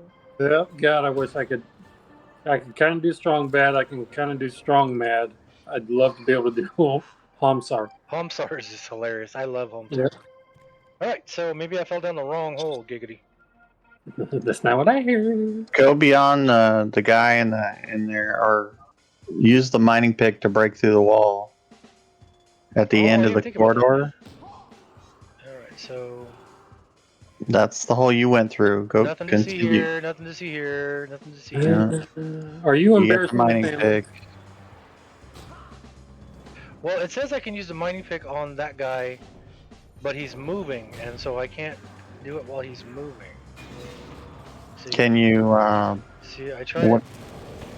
I can't even use it at all now. I'm gonna grab another one. Okay. Can so now you use it. like, hold him in place and then stop attacking him and then use it?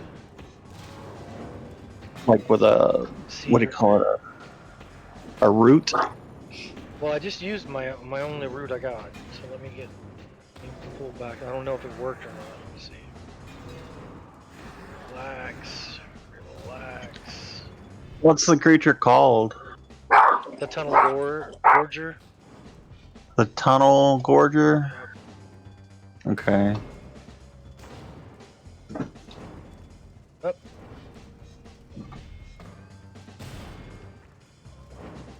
Yep, says he continues to move.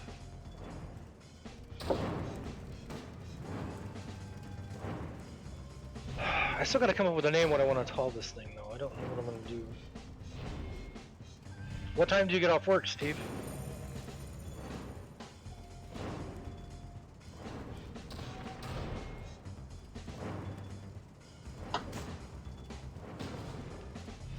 Spell is Groger.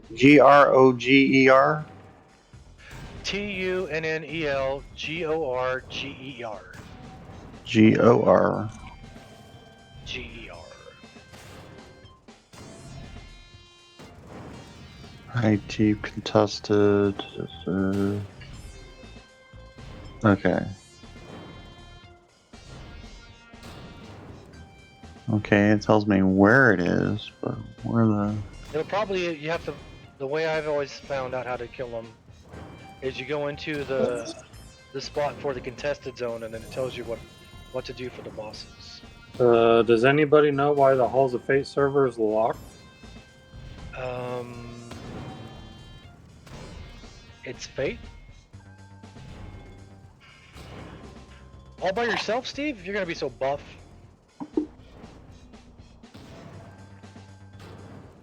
Okay, the Tunnel Gorger. One person has the task to root him, and then use a pickaxe on him. Pickaxes can be picked up along the tunnel and can be put on your hotbar. When successful, a bunch of rocks will spawn. Kill as many as fast as you can. You can remove the boss. Mitigation. Repeat as often as you feel is needed for your group to kill the boss in reasonable time. So get away from him, root him in place, Done. use the thing on him. Done. There you go. I doed it. God dang, I got 25 freaking high heeled things. And an achievement! He was dang, a look big at that.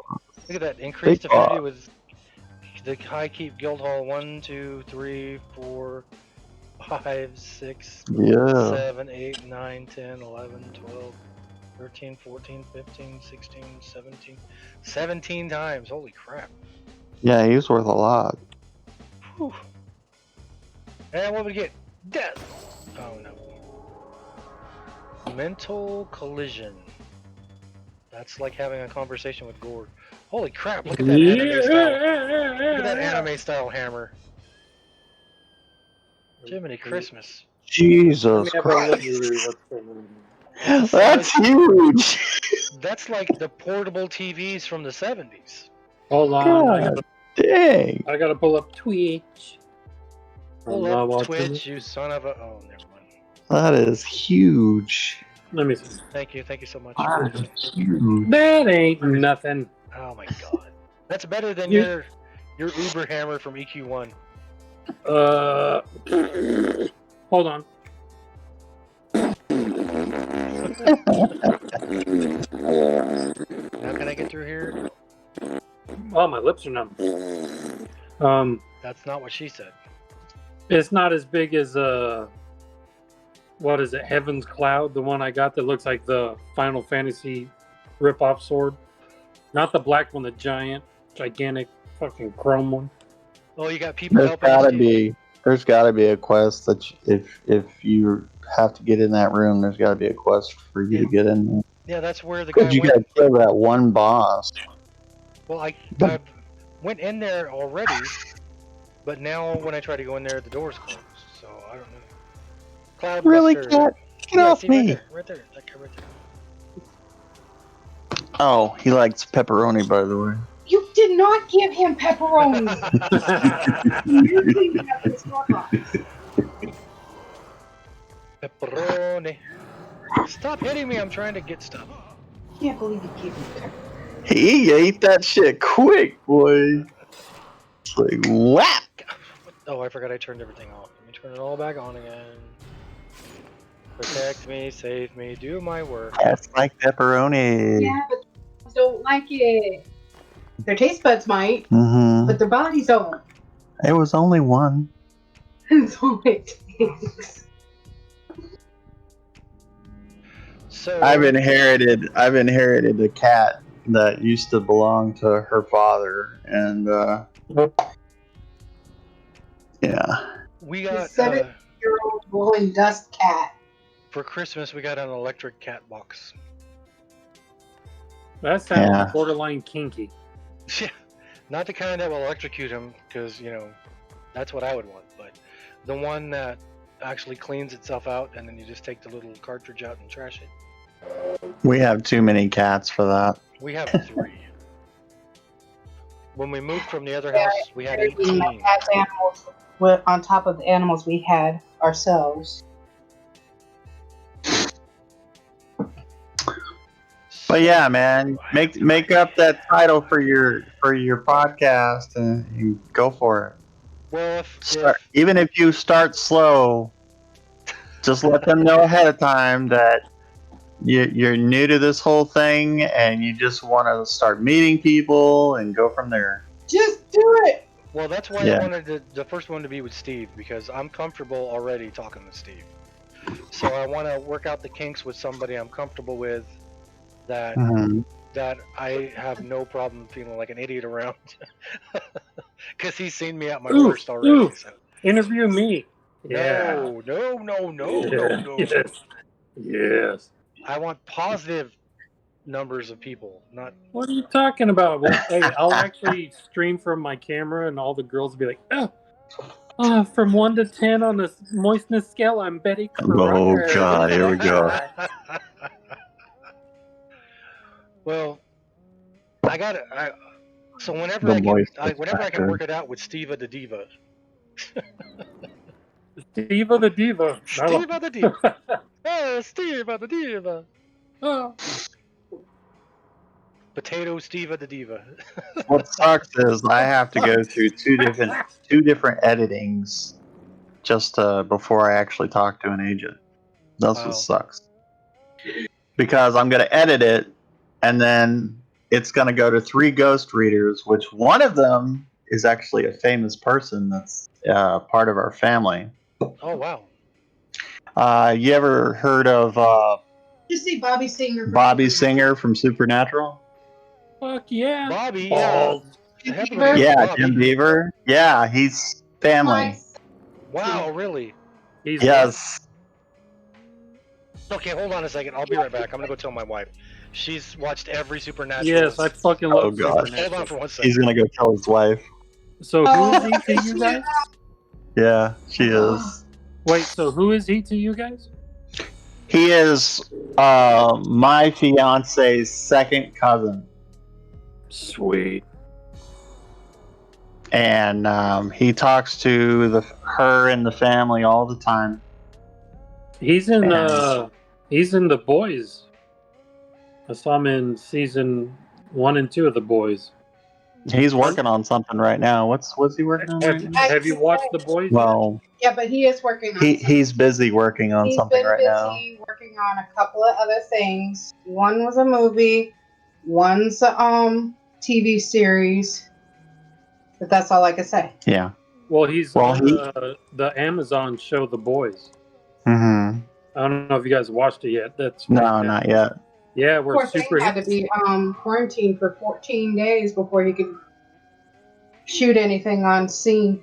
Because of everybody there. Yeah, he Yeah. had to be quarantined for 14 days Uh, with a certain amount of people. They all had to be quarantined together. that sucks.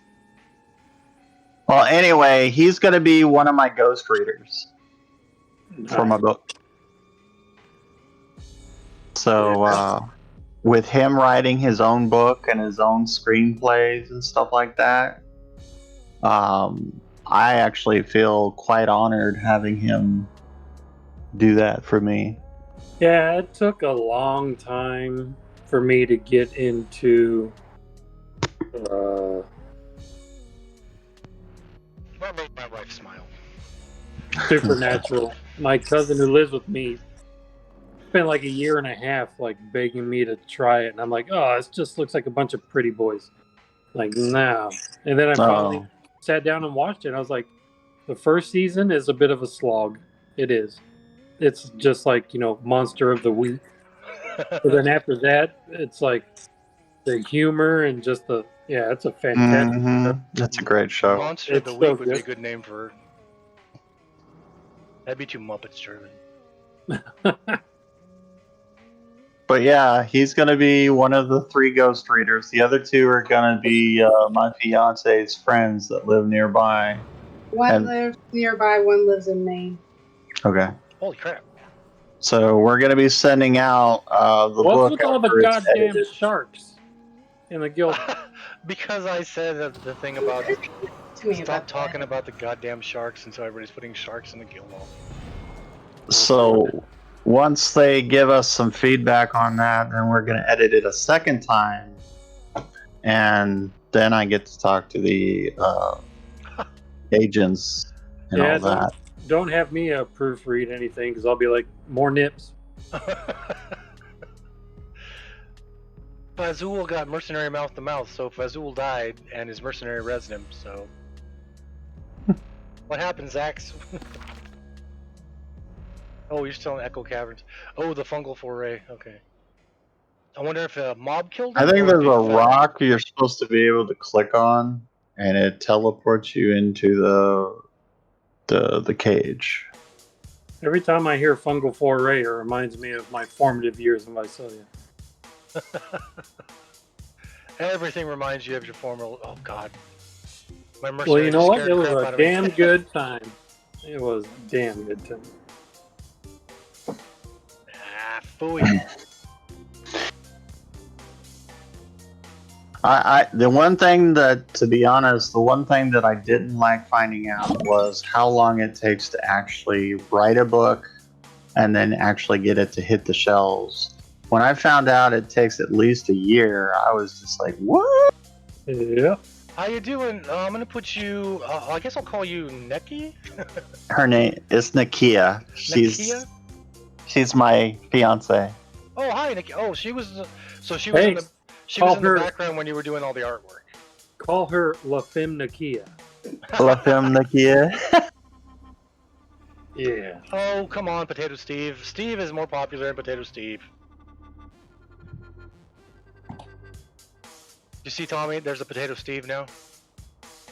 Is it the same Steve? That's I think it's just Junie made it, I think. Potato Steve? But that, yep, Potato Steve. Yeah, she's Oh. the one that actually pushed me to make the book happen. That's awesome. See, and with me,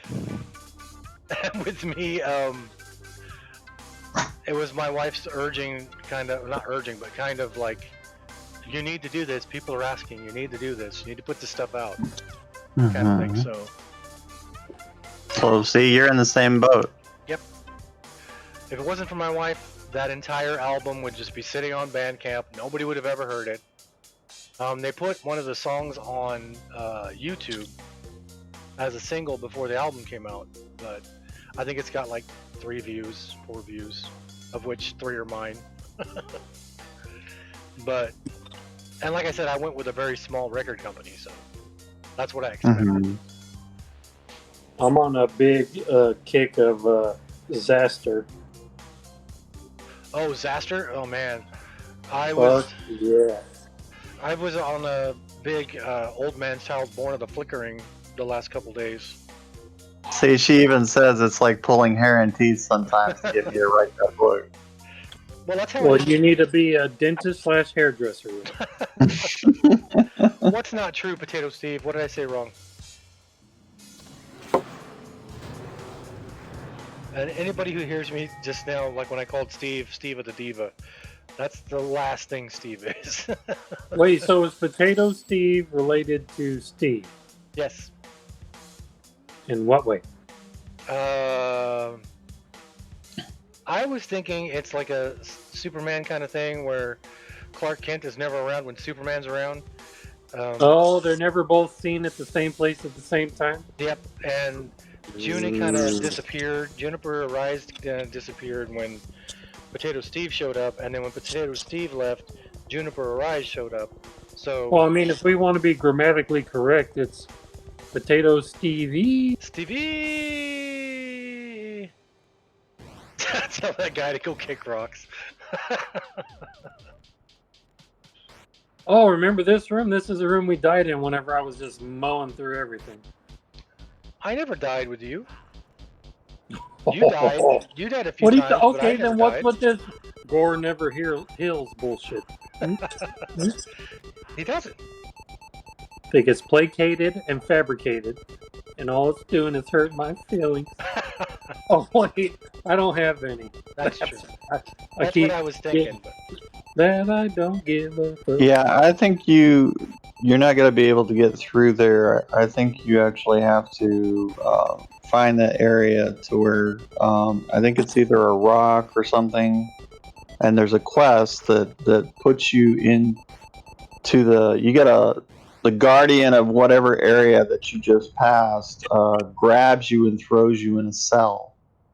Right? Look at those books. Like, what's that book right there? oh, freaking Steve. There's a guardian that grabs you and throws you into the jail cell from that big circular room right there at the top. How do you say her name again? Who, Nakia? Nakia? Mm-hmm. Nakia. When's the last time Nakia played?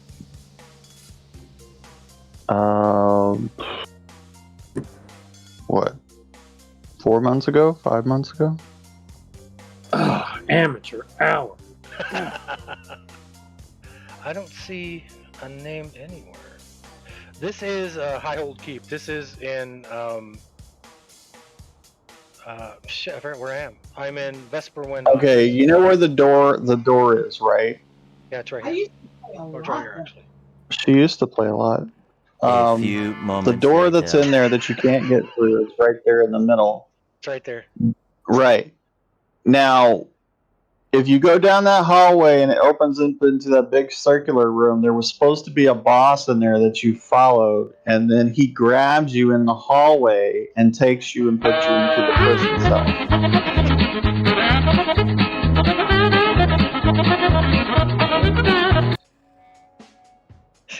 I love Benny Hill. Yeah, Benny Hill's awesome. So, which... well, I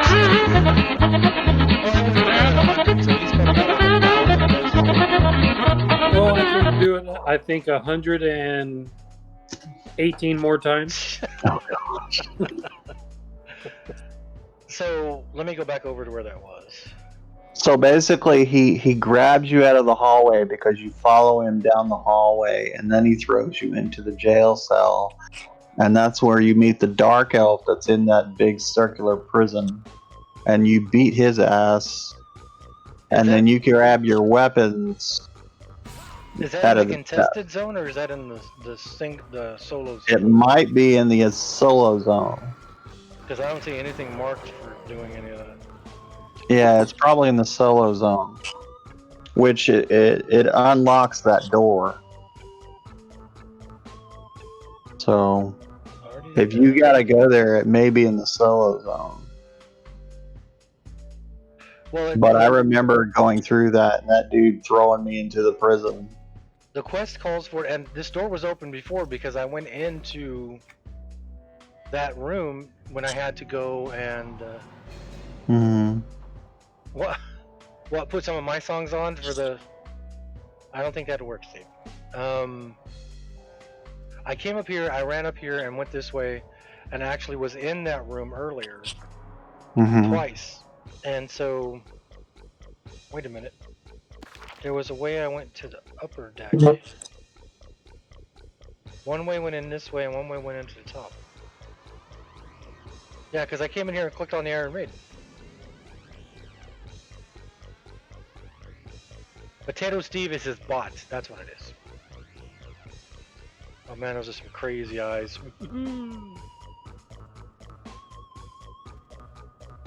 But I went into the room another way. I went into the room from up above. Yeah, I saw you do it. Hey, Dad. Yeah, I'm still on. I'm hitting the 6-hour mark in 15 seconds. I don't think anybody would spend. You like the Plague Doctor look? I got that mask and I was like, okay, I gotta wear that. Maybe it's a lockout after if you killed the guy Doesn't even that's in there. click. Well, there was nobody in there. Hmm. I had to go in and click on an item. It updated, and then I left, and then I went back and was upstairs, and I got a shiny while I was in there, and then ran back out of the room again. You know what? Let me see if maybe there's a shiny that's respawned up there. Yeah, because it would show on the map.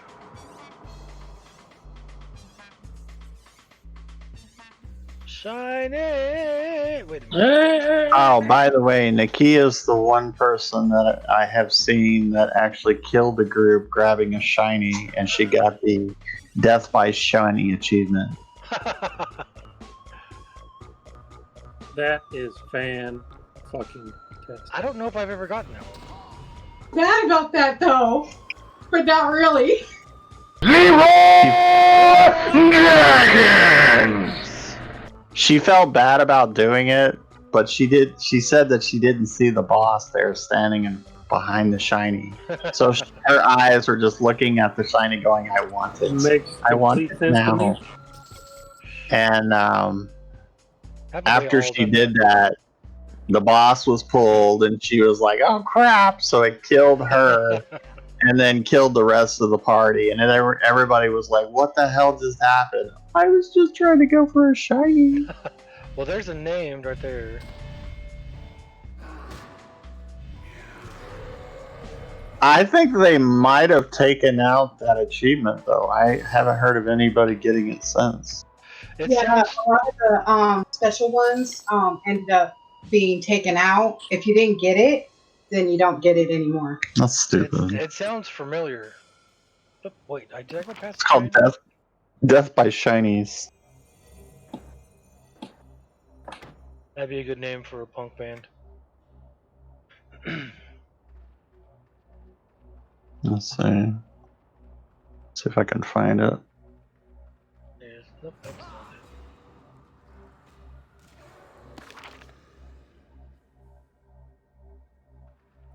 it. Oh, there's a named. This is a name that killed me, so he may kill me again. Or it may not be the name that killed me. One of them gave me a, death curse. So I'm gonna die here in a second. And then get a mercenary to heal me. I think they changed the name of it. I don't know. And I'm back. Alright. Get out of the way, I'm trying to loot. There we go. So how many of those do I have now? What is it, the high hold?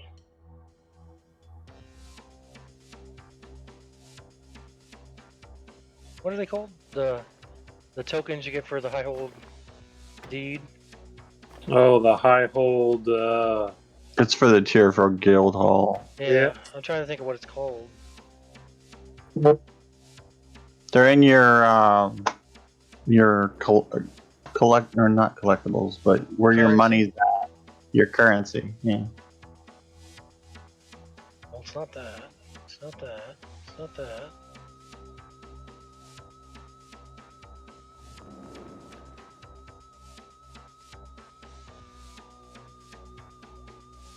You're supposed to craft the items for your guild hall, and then it makes it like add up to whatever for I don't know where 90% of these things came from. God, I'm up to almost at 1,000 loyalty points. That's cool. Okay, the mark of Malar is actually from the area that you were in earlier. Oh yeah, Payneal. Payneal, yeah. And then a frozen token of ECI. I got some of those not too long ago. Inheritance voucher, bag of sown evil eye. The voucher allows you to purchase an item from the inheritance merchant. This currency is account wide and not consumed on use. The elemental tokens are from outside the city of what is it? The Dwarven city that's underground. Dwarven City Underground? Yeah. Remember when the elementals were attacking the above ground cities and stuff, and they sent you down to the Dwarven area? Okay, Steve. Maldura. I don't remember that.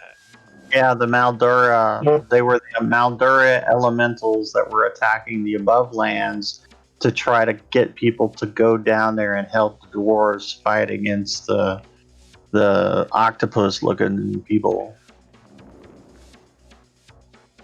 The elemental tokens there was a vendor that you could turn those into for that. I've only got 3. You can get more. There's creatures down there that you can kill in Maldura to get more tokens. Elorlissi coin is from Elorisso days, isn't it? Yeah.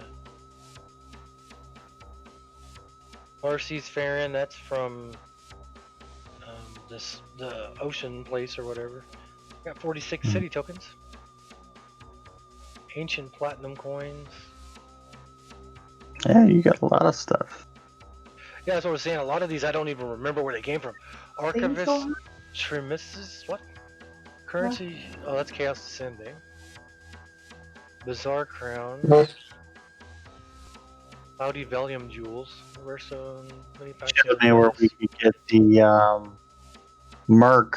What's her name? The special Verona Bay. Oh, for Yeah, he showed me where to get her. So you could get them Up in the library, yeah. Yeah, you go into library. I'm going back to the guild hall right now. You go up to Library of Mist, and when you get up there, you take a left. I'll show you guys right now. I'm gonna go up there real quick. He's gonna show it. You can come over here and check it out. Oh, you got that. You can get Fippy Darkpaw, or you can get Verona Vi. Yep. All right, so you got to go to the libraries, the foods libraries. The food libraries. I think I got 50 Darkball already. We're right there. Oh. Mist, Great Library. You haven't been there. You have to go to the was great. the illusion? You got to go to the Great Library, which is Yep. And beyond. I can tell you too. When you go to the Great Library, it's a pain in the butt when you first come in. Glassy was attacking. I wasn't as uber as I am now, and you have to go over here and sign the book, and then you have to go in here and do something, and you get attacked. And the thing that attacks you, if I remember correctly, is a triple up yellow heroic. Mhm. And I fought that thing for like 10 minutes before I finally killed it. It is a long frickin' fight. And so you come in here, this is the main stacks, and you hang a left. Stay on the ground, you don't go to the top. You come into this side, you drop down. Whee, thunk, But you don't ever make that sound. thunk, or the Wii, which one? You click on here, it takes you to here, which you have the Fabled Renii, and you have the Fabled Kale Drakale, and right over here is Fippy Darkpaw, the Mystic. Oh, He's so cute. Can you do the Cloak of the Harvester on Kaladin? Not yet, and there's God Throne of damn Eye as a paladin. Michael was asking me that earlier today because if Isle of Mara is not up, then it's not available yet. Oh. And Michael said Isle of Mara is not there, so Isle of Mara is level 80 to 85, so it should be after the next one, I think. The next one that's in 3 weeks is Sentinel's Fate. Is that Payneal? I think it is, and Sundered Frontier and all that fun shiznits. And then maybe Isle of Mara is after that. Well, now she knows where to get it. Yep. There's Verona. She's a paladin, so she's a healing fighter. Didn't she die though in the one thing, or did we bring her back? I think we brought her back at the end. I don't think you can rename them. I think when you get certain, like this guy here, I got, or girl, I couldn't tell you what this is. She is a celestial, which means that's like ancient level. I can't rename. You can't rename anything that's over treasured. So, signature mercenaries may not have their names changed. So he's still going to be Fippy, unfortunately, and she's still going to be Fiorona. Yeah, and I shall name him George. All right, so back we go. Yeah, so when you first came in here, I remember my wife walked in, and I was still fighting the same thing, and I was like, "Yeah, I've been fighting this since the last time you came in." She goes, "That's been like 10 minutes." I go, "Yeah, well, this one's a pain in the butt." And then going down here, taking these portals takes you to. Oh no, this is the. So isn't the Great Library considered the plane of knowledge?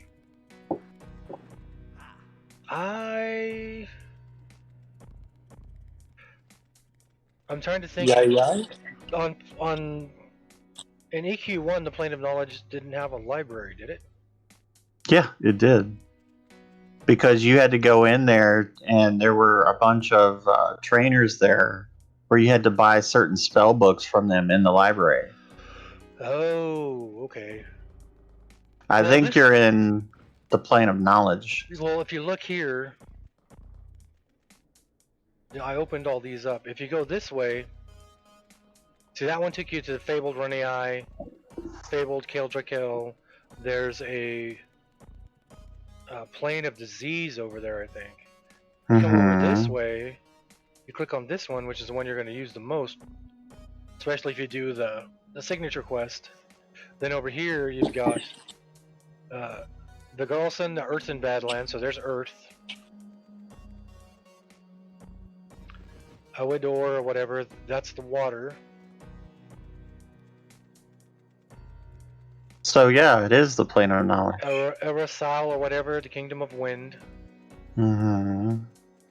And then Doomfire, the Burning Lands. That's Sometimes Darkheart sounds like a psychiatrist. What? Well, he's been talking to me this whole time, so. And then. God, what is that?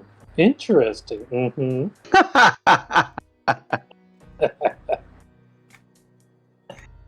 What is this one? I've never seen this character before. That's okay. Nikki is my psychiatrist.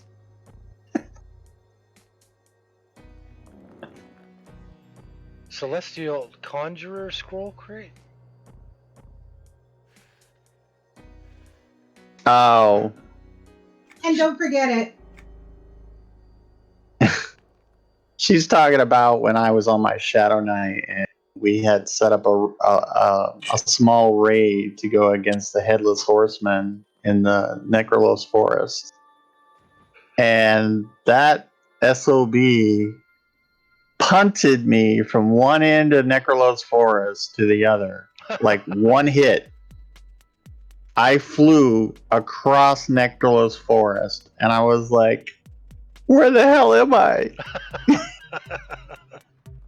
So I had to run from one end of Necrolos Forest all the way back to his little tree with a hole in it. And I had to stick myself in there to tank him because if I didn't, he was going to punt me across the forest again. And everybody was dying laughing because all they said was, where'd Nookie go? There's a named in, I think it's the solo instance of the air zone.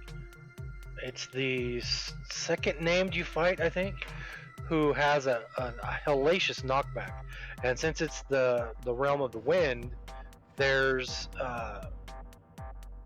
you're on islands up in the sky. And the first time that I did it, I think it's on the stream, I got knocked back and I don't think I got knocked off, but I got knocked way back and ended up pulling a bunch of crap back with me. And so I learned after that, when I helped Gore and when I helped Dawes, to, when you go fight this guy, put your back to where you're aimed at the tree there. Mm-hmm. And then hopefully when he hits you, you'll go back to the tree. So yeah, you gotta have something to stand against.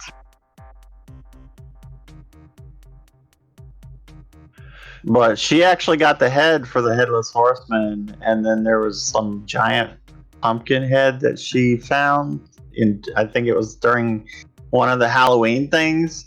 So she enlarged the pumpkin head and put it onto the top of the trophy of the Headless Horseman, and it looks like he looks like the pumpkin-headed horseman. Oh, cool!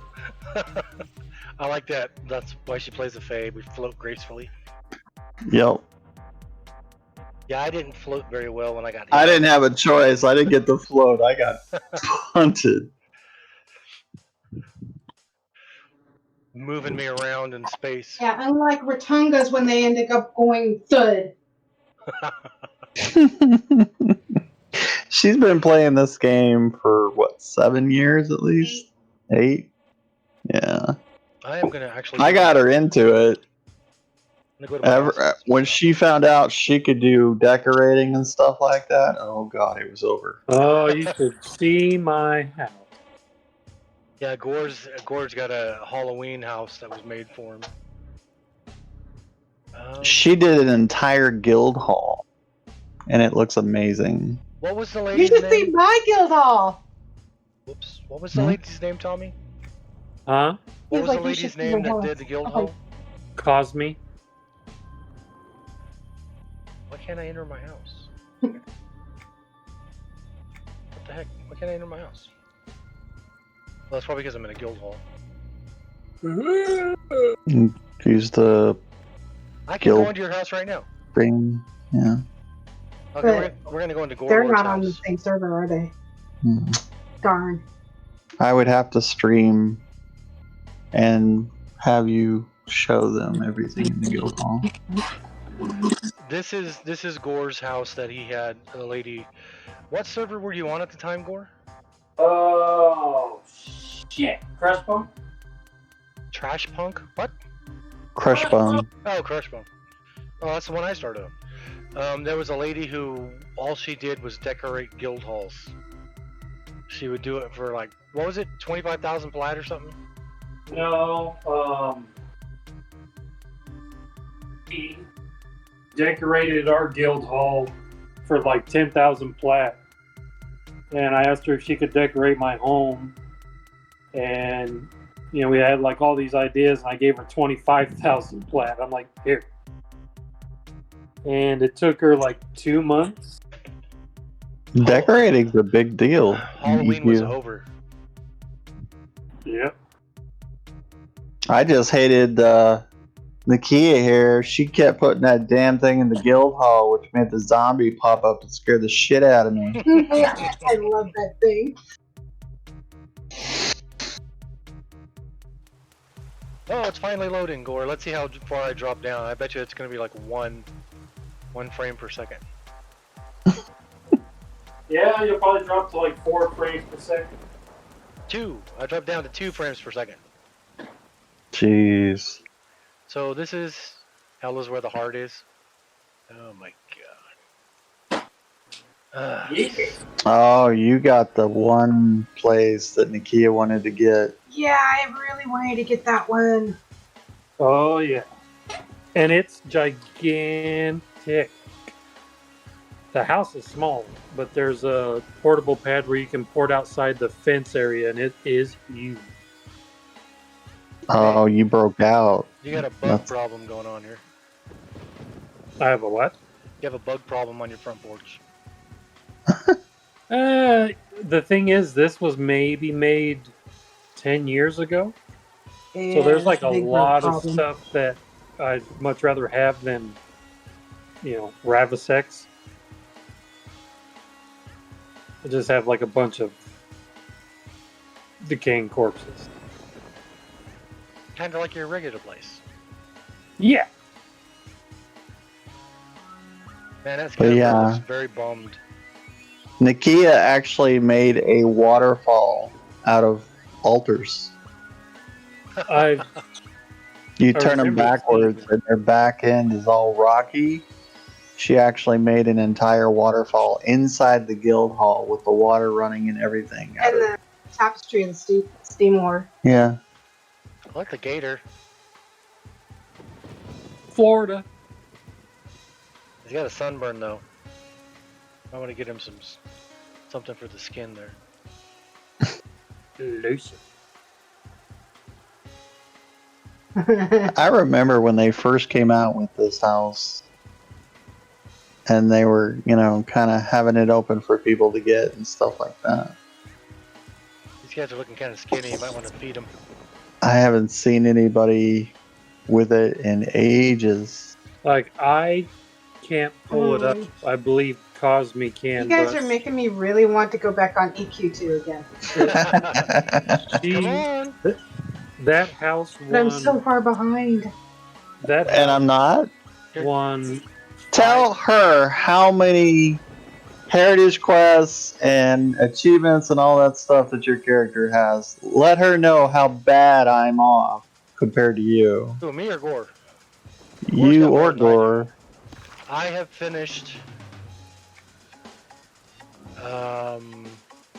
57 heritage quests, 121 signature quests, 115 trade skill quests, and I think the one zone that I had the most in was what, 140?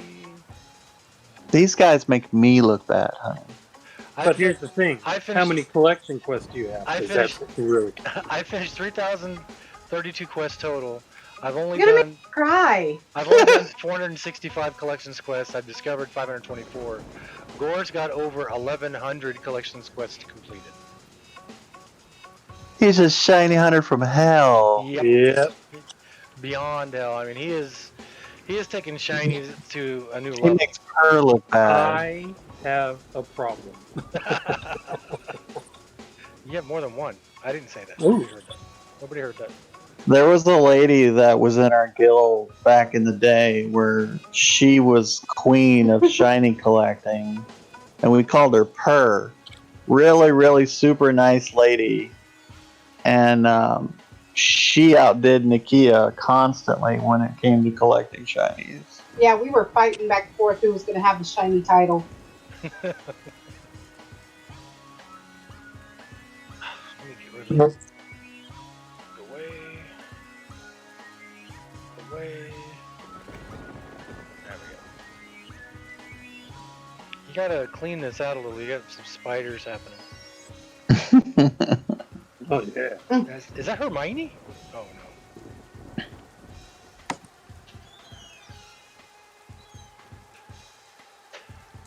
Oh, they should see the what is it, the church or is it the cemetery?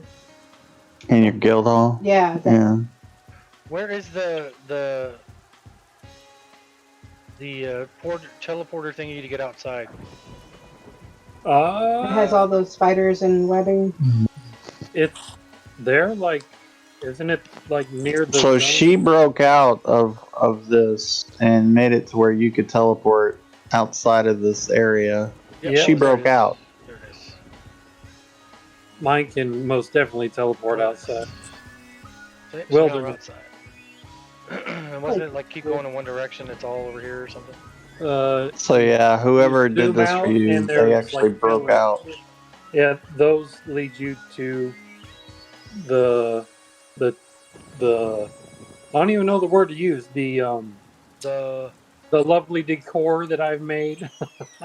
I have this every time I run past this. I stop. I have this petamorph wand, so I can make my pet look like this Naga here. Yeah. It That is lore and legend was a pain in the ass. I remember that Naga. the Naga lore and legend. You don't see her that often anymore. So there's something off here in this distance. What could it be? Look at It's a Home all that Depot. area. That is a lot of area you could build in. A lot. Dude, you need some moisturizer. I feed him plenty. God, just leave your bones laying around. Yeah.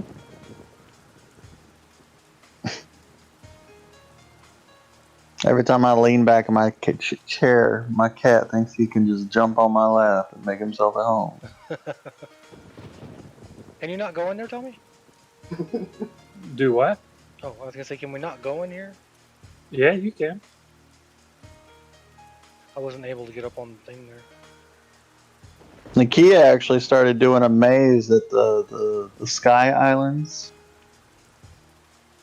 where you own, like, there's a bunch of islands, like big areas. That Oh you yeah, can, they're the floating islands. But on the other side, And I did a cemetery. I did a I think the other side's an Oregon, or is it like a little like farm other area side. where it has some of the animals. You got one in Lava Storm, I know that. Yeah. The houses? I Yeah. was trying to remember. Have a lava storm aquarium version. I have a City of Mist house that is massive.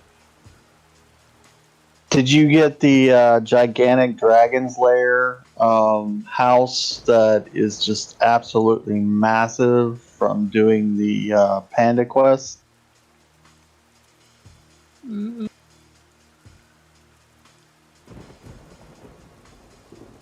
If you go to the Panda vendor where he does all those quests, where he leads you around everywhere and gives Oh, you I that still haven't gear, completed those. there is a gigantic Dragon's Lair that you can get, and it is absolutely massive. And it's actually one of the old raid zones, too. Well, that one city I have, or the one house thing I have that shows. Oh, God, I can't get out. That shows. Where is it? This one here is the entire, like, Isle of Refuge zone as a house. And then I had another one that was a City of Mist. I don't know which character I have it on, but it's I a still haven't done. giant zone. I haven't taken the refuge prestige house yet because I'm afraid to. It's so big. And then the Lava Storm one is the Temple of Soul Sekiro or whatever. Yeah. I have that on one of my characters. I think Genu's got that. And then that's it for all the awesome house things I got. I mean, Genu's got the small apartment. That was the first one I ever got in the game. If you were just into like building and stuff like that and making stuff for the market and selling it, you could basically never, it would be like never ending because there's so many different house types and all the building and everything and people hiring you to do this, build for their guild halls or their houses or whatever. It would be never ending. Yep. Well, that's what Tommy was saying. The lady who did theirs, that's all she did was decorate. So it's a big business. It was back then. I don't know how it is now. Well, there's less people now, but still. Does he have a Freeport library one? I don't know. He can hear you talking. Homes that I haven't even like zoned into. Well, it's because you're always zoned out. Well, that's besides the point. Right next to it. Stop pointing. It's rude. What I'm pointing at is rude. So we only have the level 1 tier guild hall, and I don't know how to upgrade it. What, you don't know how to upgrade it? Yeah, I don't know. The only thing I read was you have to You just pack everything up, save it before you pack it up, save it, and then go to the next tier guild hall, which is in the other area, in South Quinos, which you just ran by. And after that, after you buy the ownership of the guild hall, then you can load the guild hall the way it was. Holy crap! You can get the entire city of Thurgaden. Yeah. Photo. Trying to find the one that I have on my other character. Wow, I didn't know you could get that. Snowy. That's cool. Snowy Shaw? No, Look at that. Veil of Half Delight, Snowy Dwelling Deed. The Tower of Knowledge. You can get the Tower of Knowledge. Wow. We need to upgrade our little token thingies to get the bigger guild hall. There's the Rum Runners. That's a. You want the tier 3. I want the tier 3 or 4. Well, the 4 is huge, but the 3 is way bigger than the 2 that we're in. Secluded Sanctum Deed of Ownership. I've never seen that place. Galleon of Dreams. That looks cool. Elaborate estate of unrest. The only reason I haven't done anything with it is because you haven't been on. Felwith Mansion. There's the Babelshire. You can have the Babelshire for a house. Tinkerer's Isle of. I want the Tinkerer's Isle. That thing is that so would be cool. That's. I'm looking at it right now. It's got the telescope on top. That's cool. Yeah, that's what I wanted. It's got like beachfront property and all kinds of stuff. Private opera house. Holy smokes! Change grade from B to A. Uncanny estate. That looks cool. Researcher's sanctum. That looks. I was just in that zone here recently. Personal planetarium. Field of rest. There's so many places Storm that you can Tower. have. I think I Timorous have the Isle. private opera house for the house. Yeah, you didn't like it because it wasn't that Yeah, big. it wasn't big at all. There's the entire Isle of Refuge. I mean, yeah, you could use your movable.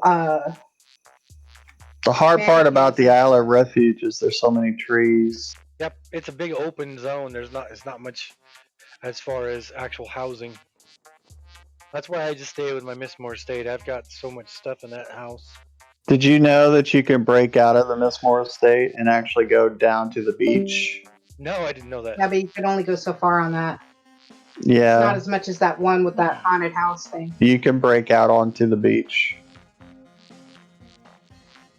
And throw your little teleporter down there and run around on the beach. Alright, we're going back up. So where am I at? I have 149 million hit points, 2.3 million mana. So let's unmentor and see where we go. 330 million hit points, 2.8 million mana. Not too bad. See, that could be your Necro, honey. Is Zach still on? Is he still on? Nope, he's off. Oh yeah, he's still on. I wonder what Zach's stats are. He's getting better equipment. Last time when I talked with him, his equipment wasn't up to. He had Her more highest equipment, but it wasn't as. Her highest level, I think, is 100. 101. Mm. And she hasn't been through the plane of magic. She was doing the one I just finished, the Kunark Ascending one. So far behind. So she's behind just like I am by 4 expansions. Which one was Kunark Ascending? Was that? That's the one I did just finished. And I used to be on top of my game too, teaching other Necros how to play their characters. Yeah. Now I'm kind of like way behind. I'm a little tadpole. I remember Necros being in EQ1. Necros and Druids were the only ones that could solo. Yep. Let me check my sales. Nada. Yeah, let me check my overseers. I'm standing here. There's still a lot of Everquest players out there that love coming back to this game because it's so good. They just the problem is getting it to stick. Yeah. Well, I think a lot of people It kills me every time I see a Necro not using their res thing when they're in a group, and they're like, "I didn't know we could do that." A lot of Durgas do it. Jeez. I think a lot of people, like I had somebody ask me yesterday, is it actually they asked me on YouTube day before yesterday. They said, is the game so far gone now that new players can't play the game? No. And I said, well, if you're paying and you're a new player, it'd be good to start on the time lock server because there's not as much stuff going on. You're still a couple expansions back. But if you're going to play for free, you have to be on the live server. You can still, if you play the game the way like I was saying, where you don't rush to the end game, and you play the game the way it is, and you take time to level, and you learn your character, then there's nothing that... The game will be amazing for you. I totally agree. Take your time. Don't rush to the end. Yeah, because the game... I mean, I keep saying it over and over again. There is so much game in this there's so many. I mean, look what we got here. You look at this. These are all a bunch of zones here,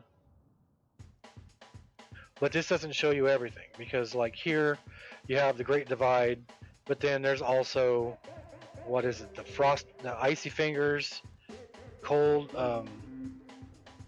God, now that I'm going to talk about it, I just That's just some of the areas. That's not even the all plains. yeah, that's just what you can get to from a bell. You come over here. This is what you can get to from a druid portal. Now you've opened up some of the plains, but you still can't get to plane the sky. So come over here, open up the wizard portal, Eddie Wizard, and now you've got the plane the sky over here. The new expansion, Portal Midst. You got the blinding, the libraries, plane of magic, Eastern Ways, Cobalt Scar. That's one I couldn't remember. You got the Zek, the two different Zeks because you couldn't get to the second Zek. You still got the spot here in the middle. You've got, I mean, because you look at this and you see Kylong Plains. There's more than Kylong Plains. There's Jarsh's Waits. There's the jungle, and then each one has got instance zones inside of that. This is just the overland zones. Then Yeah, you have that's all not the even dungeons. You have all the instance zones.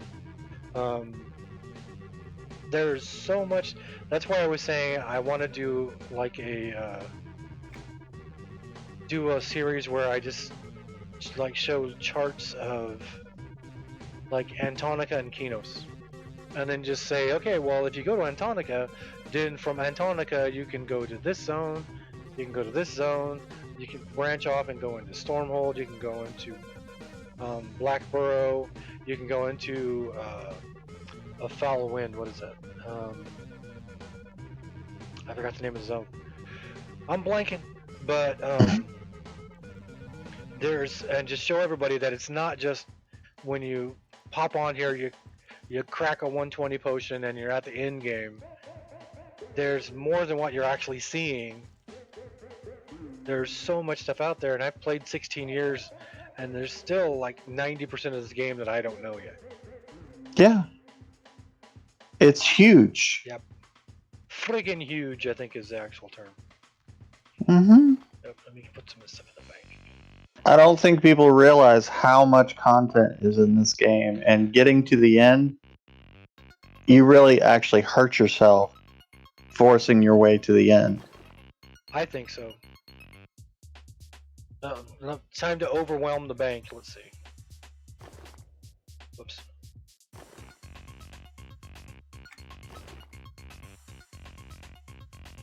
I'm just glad to see other players that are into it as much as we are, and you know, also knowing that it's worth taking your time to play the game as it really is.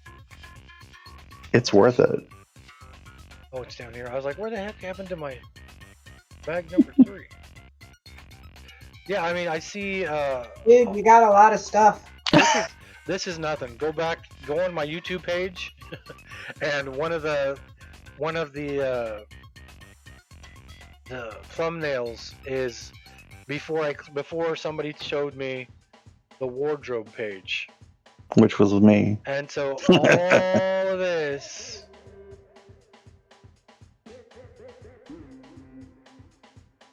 He had to take the time to add everything to his Was this entire bank. I was ecstatic. That entire I just bank. wish they had more slots. Well, you buy them. Yeah, but there's only so many that you can actually buy. No, look how many he's got. Look at the chest here. There's 5 per. Look. Is it 5? 1, 2, 3, 4, 5. There's 6. 6 per row. 1, 2, 3, 4, 5, 6, 7, 8, 9, He has 10, 11, hundreds of slots open. 12, 13, 14, 15, 16, 17, 18, 19, 20. So there's 20 slots open with 6. So there's 120 just for the chest slot. That's just for the chess pieces. Yeah, and then you get down into the cloaks are almost as bad. My mouth is dropping here because I can't believe it. Well, see, what I did was, as I'm playing the game, I was, you know what? I'm gonna kick something up in the background real quick. See, he's way more than I am, honey. Way more. Okay, so we're gonna go through a little photo album here. Where is it? Seems like yep, it shows it. Okay, so can you see that picture? So that's a picture of Gnu looking at his pet, looking at his deity pet, and you can see if you look at his feet, his pelt is down around his feet. So this must be recent. His pants keep dropping. That's a picture of Glassy from back in the day. Look at my bag. It's what is that? 1, 2, 3, 4. 1, 2, 3, 4.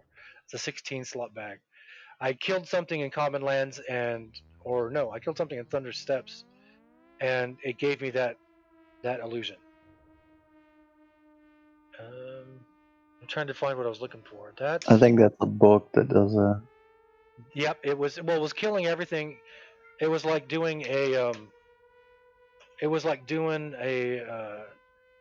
what do you call that? Oh man, stop meowing over there. It was the distressed merchant. It was like doing a camp like a distressed merchant. Yeah. And it popped up. That's when Glassy hit level 90. See right there, Glassy the Bolus has earned the achievement 90th season adventurer. That was my computer background forever. It's a door instead of a meow. That's probably the oldest one I think I have of Glassy. That's level what? No, that's 45. I have one in the 30s. Let's see. That one is the 30s. Nope, that's 52. That was a picture just to show everything I could have out at the time. So you got me, you got my pet, and apparently somebody reported that name, so I couldn't call my pet Hellbastard anymore. I got on and his name was Joe Barber or something. That's a cosmetic pet. Wait, how do I have 3 cosmetic pets out? That was before Familiars, that was before Mercenaries. That was level 52. I took that picture just to show that I think I got a master. Yeah, I got a master. That master dropped. That was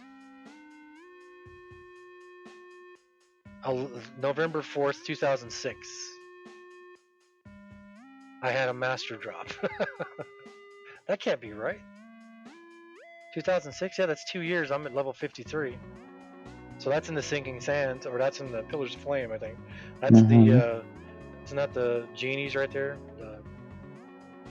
How many pictures do I have of me hitting level 90?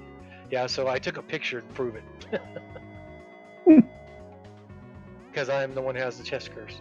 There I am on a... See, I used to have a last name.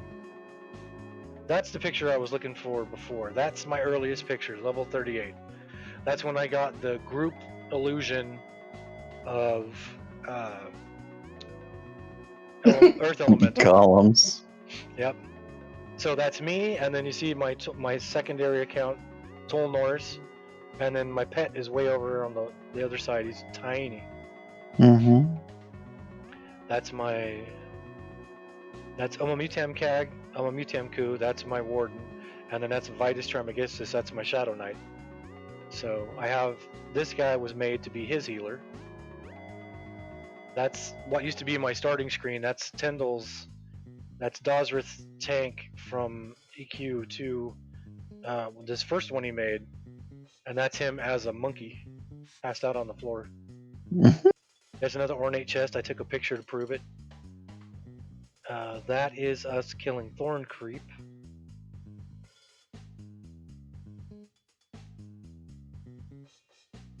I remember Thorn Creep. He's a pain. I took a picture of this because my attack rating was 666 at level 63. So I told Tommy, I told Gorelord, I was like, my attack is 666. So basically, instead of selfies, he does a lot of screen captures of his gameplay. Yeah, why not? Which is fun. What is this one for? I have no idea why this one's... Memories. Yeah, I don't have a whole lot of pictures, but there's one. There's me and Tolnors again. I remember when I first started playing, my first character was a female dark elf, and the plague was going on back then. So this is us. This is the raiding guild that I was in. Yeah. This is us. See, I'm a level 95 illusionist. Cold. This is the group. There's Grindish, the betrayer.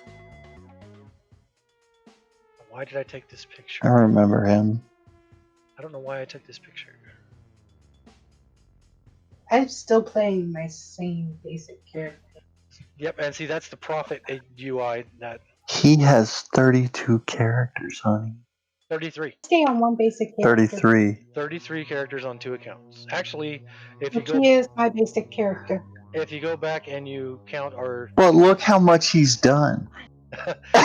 if you go back and you count I'm not a our multi-game, multi-character gamer. where is this? Well, that's me hitting for 666. If you count our third shared account that me and my nephew had, I had like another 5 or 6 characters there, but we haven't been able to access that in a long time. So I just say that it's just the 2 accounts that I know I have. So 32 until yesterday, and then I made a Valshir because that was the one I didn't have. So I think I took this picture. I like my new Valshir. She's pretty cool. I topped the parse, so that's the whole reason I have this picture. And I topped the parse right there too. Yep, and there's Ginu. I have the one picture I was looking for. Oh, there's my Berserker Camp 4. Love that band.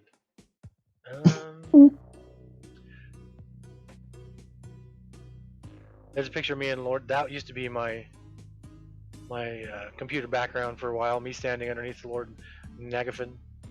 Mm-hmm. There's Ginu and Temkag. That's my old house. That's the apartment. Level 77. I have a Ratonga that's named Claudine. Oh, look at this. The Bold Guild Glacial Bolistadair has attained level 10. Oh, awesome. I don't have the date on there. Usually I'll kick up the date after that. But that was server wide, and as soon as it doesn't go server wide until I think you hit 20. So it doesn't say that, I think. But it's tell her how the whole guild thing works when you're leveling at the high zones, because she found it really hard to believe that you gain that many levels. Okay, so let me find this last picture. Where is it? There it is. So Ginu. So that's getting a book. That's the troll. That's the gnoll. That's the dark elf, and that's what he looks like normally. Oh, you can't see it. Where'd it go? I don't know where that went. So let's go back to what we were on. I forgot I had my bank open. Okay, so this guild started. I can't even close the whole thing. There we go. What? How did I hit all that? I didn't even. This guild started in 2007 because I was the only one who was still playing, and my nephew and my cousin were going to play in raiding guilds, and I didn't want to go and join a raiding guild. So they came and helped me form Glacial Bolistadair on October 20th, 2007. So from October 20th and 2007 until a couple years later, the guild, like you saw there, was level 10. We got up to, I think, level 21 or 22, and then I left and went on like a 5-month time frame where I wasn't playing the game anymore. And there's a streamer who's probably playing right now named Tulian. T-U. Is it T-U? Let me see. Let me look at my stream. It should show him over on the side. Tulian, who back in the day was in my guild because he's a friend of my cousin, I think. And he was the only one left, and he got us from level 20 something to like level 39 or 41 by himself over those months. And then I came back and got us up to like level 40, 46 maybe over the next like 4 years. And then with this new expansion that came out, you can see here under currency, Reign of Shadows Guild Advancement Tokens 4. So I went and did one of the Reign of Shadows signature quests, and when I got to, I turned in the signature quest, it dinged us from level 60 something. I think once Gore and Dawes came back, it dinged us, I think, from 49 to 66. And then continuing on, I turned in another one, and it shot us from 66 to 80 something, I think it was. Wow. And then when I finished the signature, it shot us from 80 to 120. And then doing the trade skill one, it shot us to, then I think Gore finished the signature, and it shot us from 120 to 144. And then we turned in another one from 144 to 160 something, and then from 160 something to 180 something, and then from 180 something to 201, and then from 201 to 220 something, and then from 220 something to 240 something, and now we're sitting at 254. So turning in these things, these Reign of Shadows Guild Advancement tokens, they shoot you up like 19 to 20 something levels. It's based on quest merit. Yeah. So doing the signatures, it shot us up like a she do that skyrocket. before? So Well, they raised the level cap to for guild 350. halls to 350. Yep, 350. Yeah, and we're measly what? 65? 65. Yeah. Yeah, so if you go into, I think you have to, well, I don't think you have to, but the way I did it was, come on, Eddie, let me click on you. I went and started doing Plane of Magic. I finished Marist's signature first, I think, and then went and did I did blinding first, and then I finished Marist. That doesn't sound right. I think I did Marist first and then the blinding, and then when this one came out, I did this one. Mm-hmm. But to get to this one, I think you had to have this one done. But now that I'm thinking about it, I don't think so, because I think you get an email, or you get something in the mail.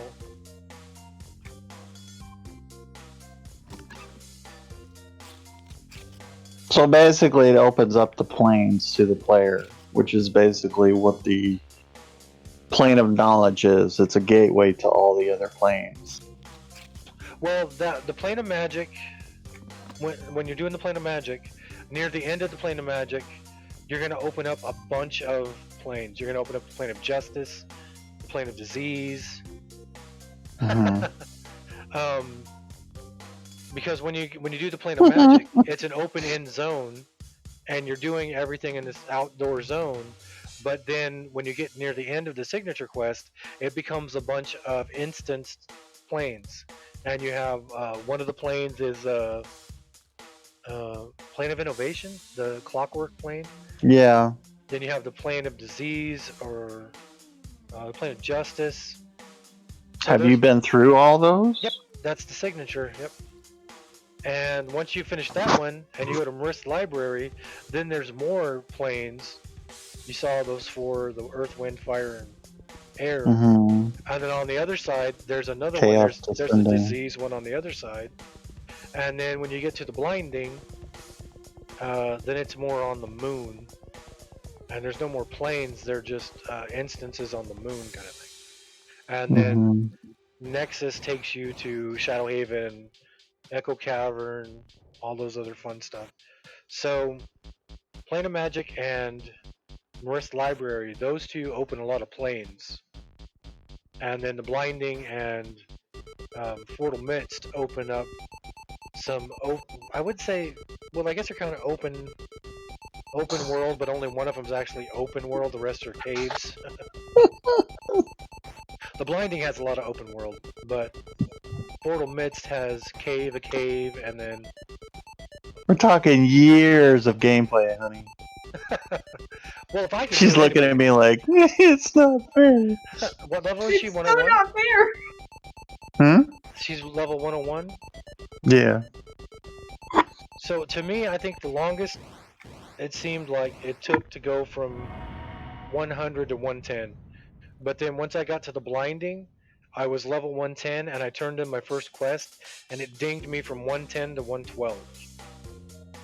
And so once I got to the Blinding, getting to 120, I got Glass Yellow Bolus, Ganunga Gap, and Massive Meat Shield all to level 120 from level 110 in 1 week.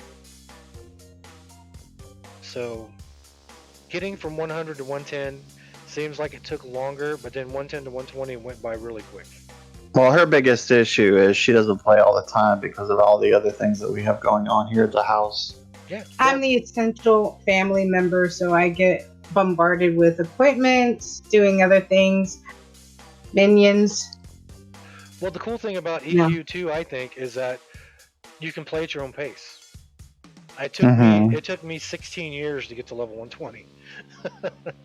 I've been playing all those 16 years, and I play at my own pace. That's why, like I said, I don't have general chat on. But don't forget, he's got on. 33 characters. 33. So 33 characters, and they're not all. I mean, I only have 2 on this account that are maxed. And I take that back. I have 33 characters, but one of them is my wife's character. On my other account, she has a necromancer, a Fey necromancer. So I have 32 characters. it's still the premise that no matter what you want to play, you're gonna always have lots to do. Yeah, and it's funny because, like you were saying, with this character, I've got 3,000 quests done, and I've got all those collections quests done, and all the other stuff that I've done. It's gonna take me at least a couple of weeks to get back up and running on getting used to my character again. Well, see, that's just this character. I mean, hopefully what we're planning is to get her a new computer to where it's up to snuff like mine. And when that happens, then she'll be able to play EverQuest 2 without a problem. Yeah. There's Gnu dropping his belt. And I also could do my other stuff too. See his belt drop. Yeah, every time I click on Gnu, his belt drops. And then once he moves, I've never seen that before. That is so weird. I sent a bug report in on it, and if I run with him, then when he runs, it gets farther and farther behind him. That is hilarious.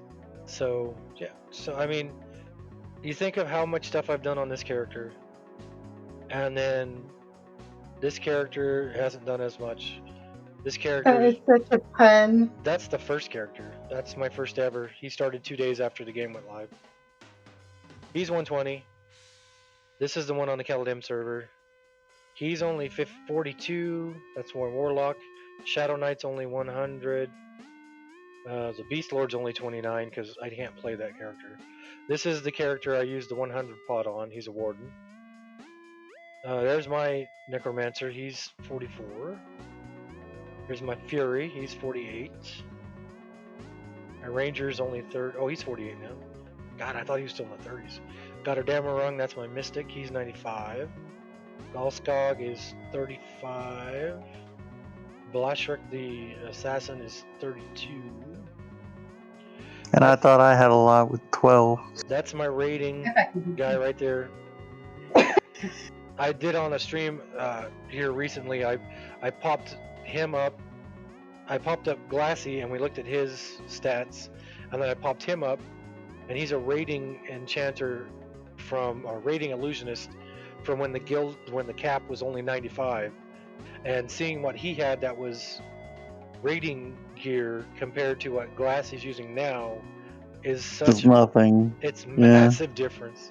There's my Chandler, Skull of Thorson. I like his whole outfit. He's only 35. Ooh, Cold? That's all raiding gear. I love his freaking cloak. And then to Skull Thorson, my 35 Chandler, which I haven't played in forever. I got that cloak. You have that cloak? Yep. And then my 46 Wizard to Sugar. And then there's Glassy that I made on the Antonio Bell server. And that's all of them for that one. And then my other account has Massive, Tolnors, Campfire. I mean, I have one of every race and one of every class at least. And on this account, I have three conjurers with the same name on 3 different servers.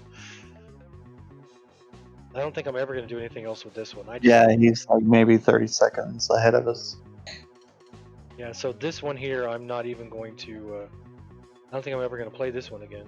28 Conjurer on Antonio Bale server. Yeah, I left that server. I just went there because I wanted to start off without any extra plats, any extra. I wasn't going to do any claim. What I pretty much started to do on Caladim. No station cache, no cheats, no nothing. And then I thought, why don't I just do it on a time lock server? And so. Because. What I don't like about time lock servers is them switching it over to live, so it feels like eventually you're gonna be on there on live anyway. So. Yeah. Once they get to a certain spot, yeah. I don't like that. Yep, I agree with that one. So, yeah, I've played the game. This has been my stress relief. This and music has been my major stress relief for 16 years now. I started EQ1 in March of 1999. And then I started this game. I'm gonna have to get off of this, 2004. So. Twitch. My phone's about to die. Okay. Well, she's got to get off, and you've hit your 7-hour mark. Yep, I'm gonna end my stream right now because I am at 7 hours. So thanks for hanging out, Dart. Thanks. Yep. I'm gonna say it wrong. Nakia. I was gonna call her Nikita. Nakia, thanks for hanging out. Thanks for following. I'll be back on tomorrow. I was thinking I was gonna start trying to do the interview with Steve, but he's gonna be busy. So just do it. We'll see. Think of that name. I gotta chill out and think about that name. Well, Gorelord's gonna be off tomorrow, so I'll probably be on here with Gorelord tomorrow. But maybe on the Caladim server. I'm not sure. We'll see. Okay. But thanks everybody. Thank you again, Darkheart. Yeah. I will talk to everybody tomorrow. My phone was also getting a little warm but cold. I will. If you haven't followed, follow. If you can afford to, subscribe. But if not, following is always free. I will see everybody tomorrow. I just took a video of the back. And everybody have a good night.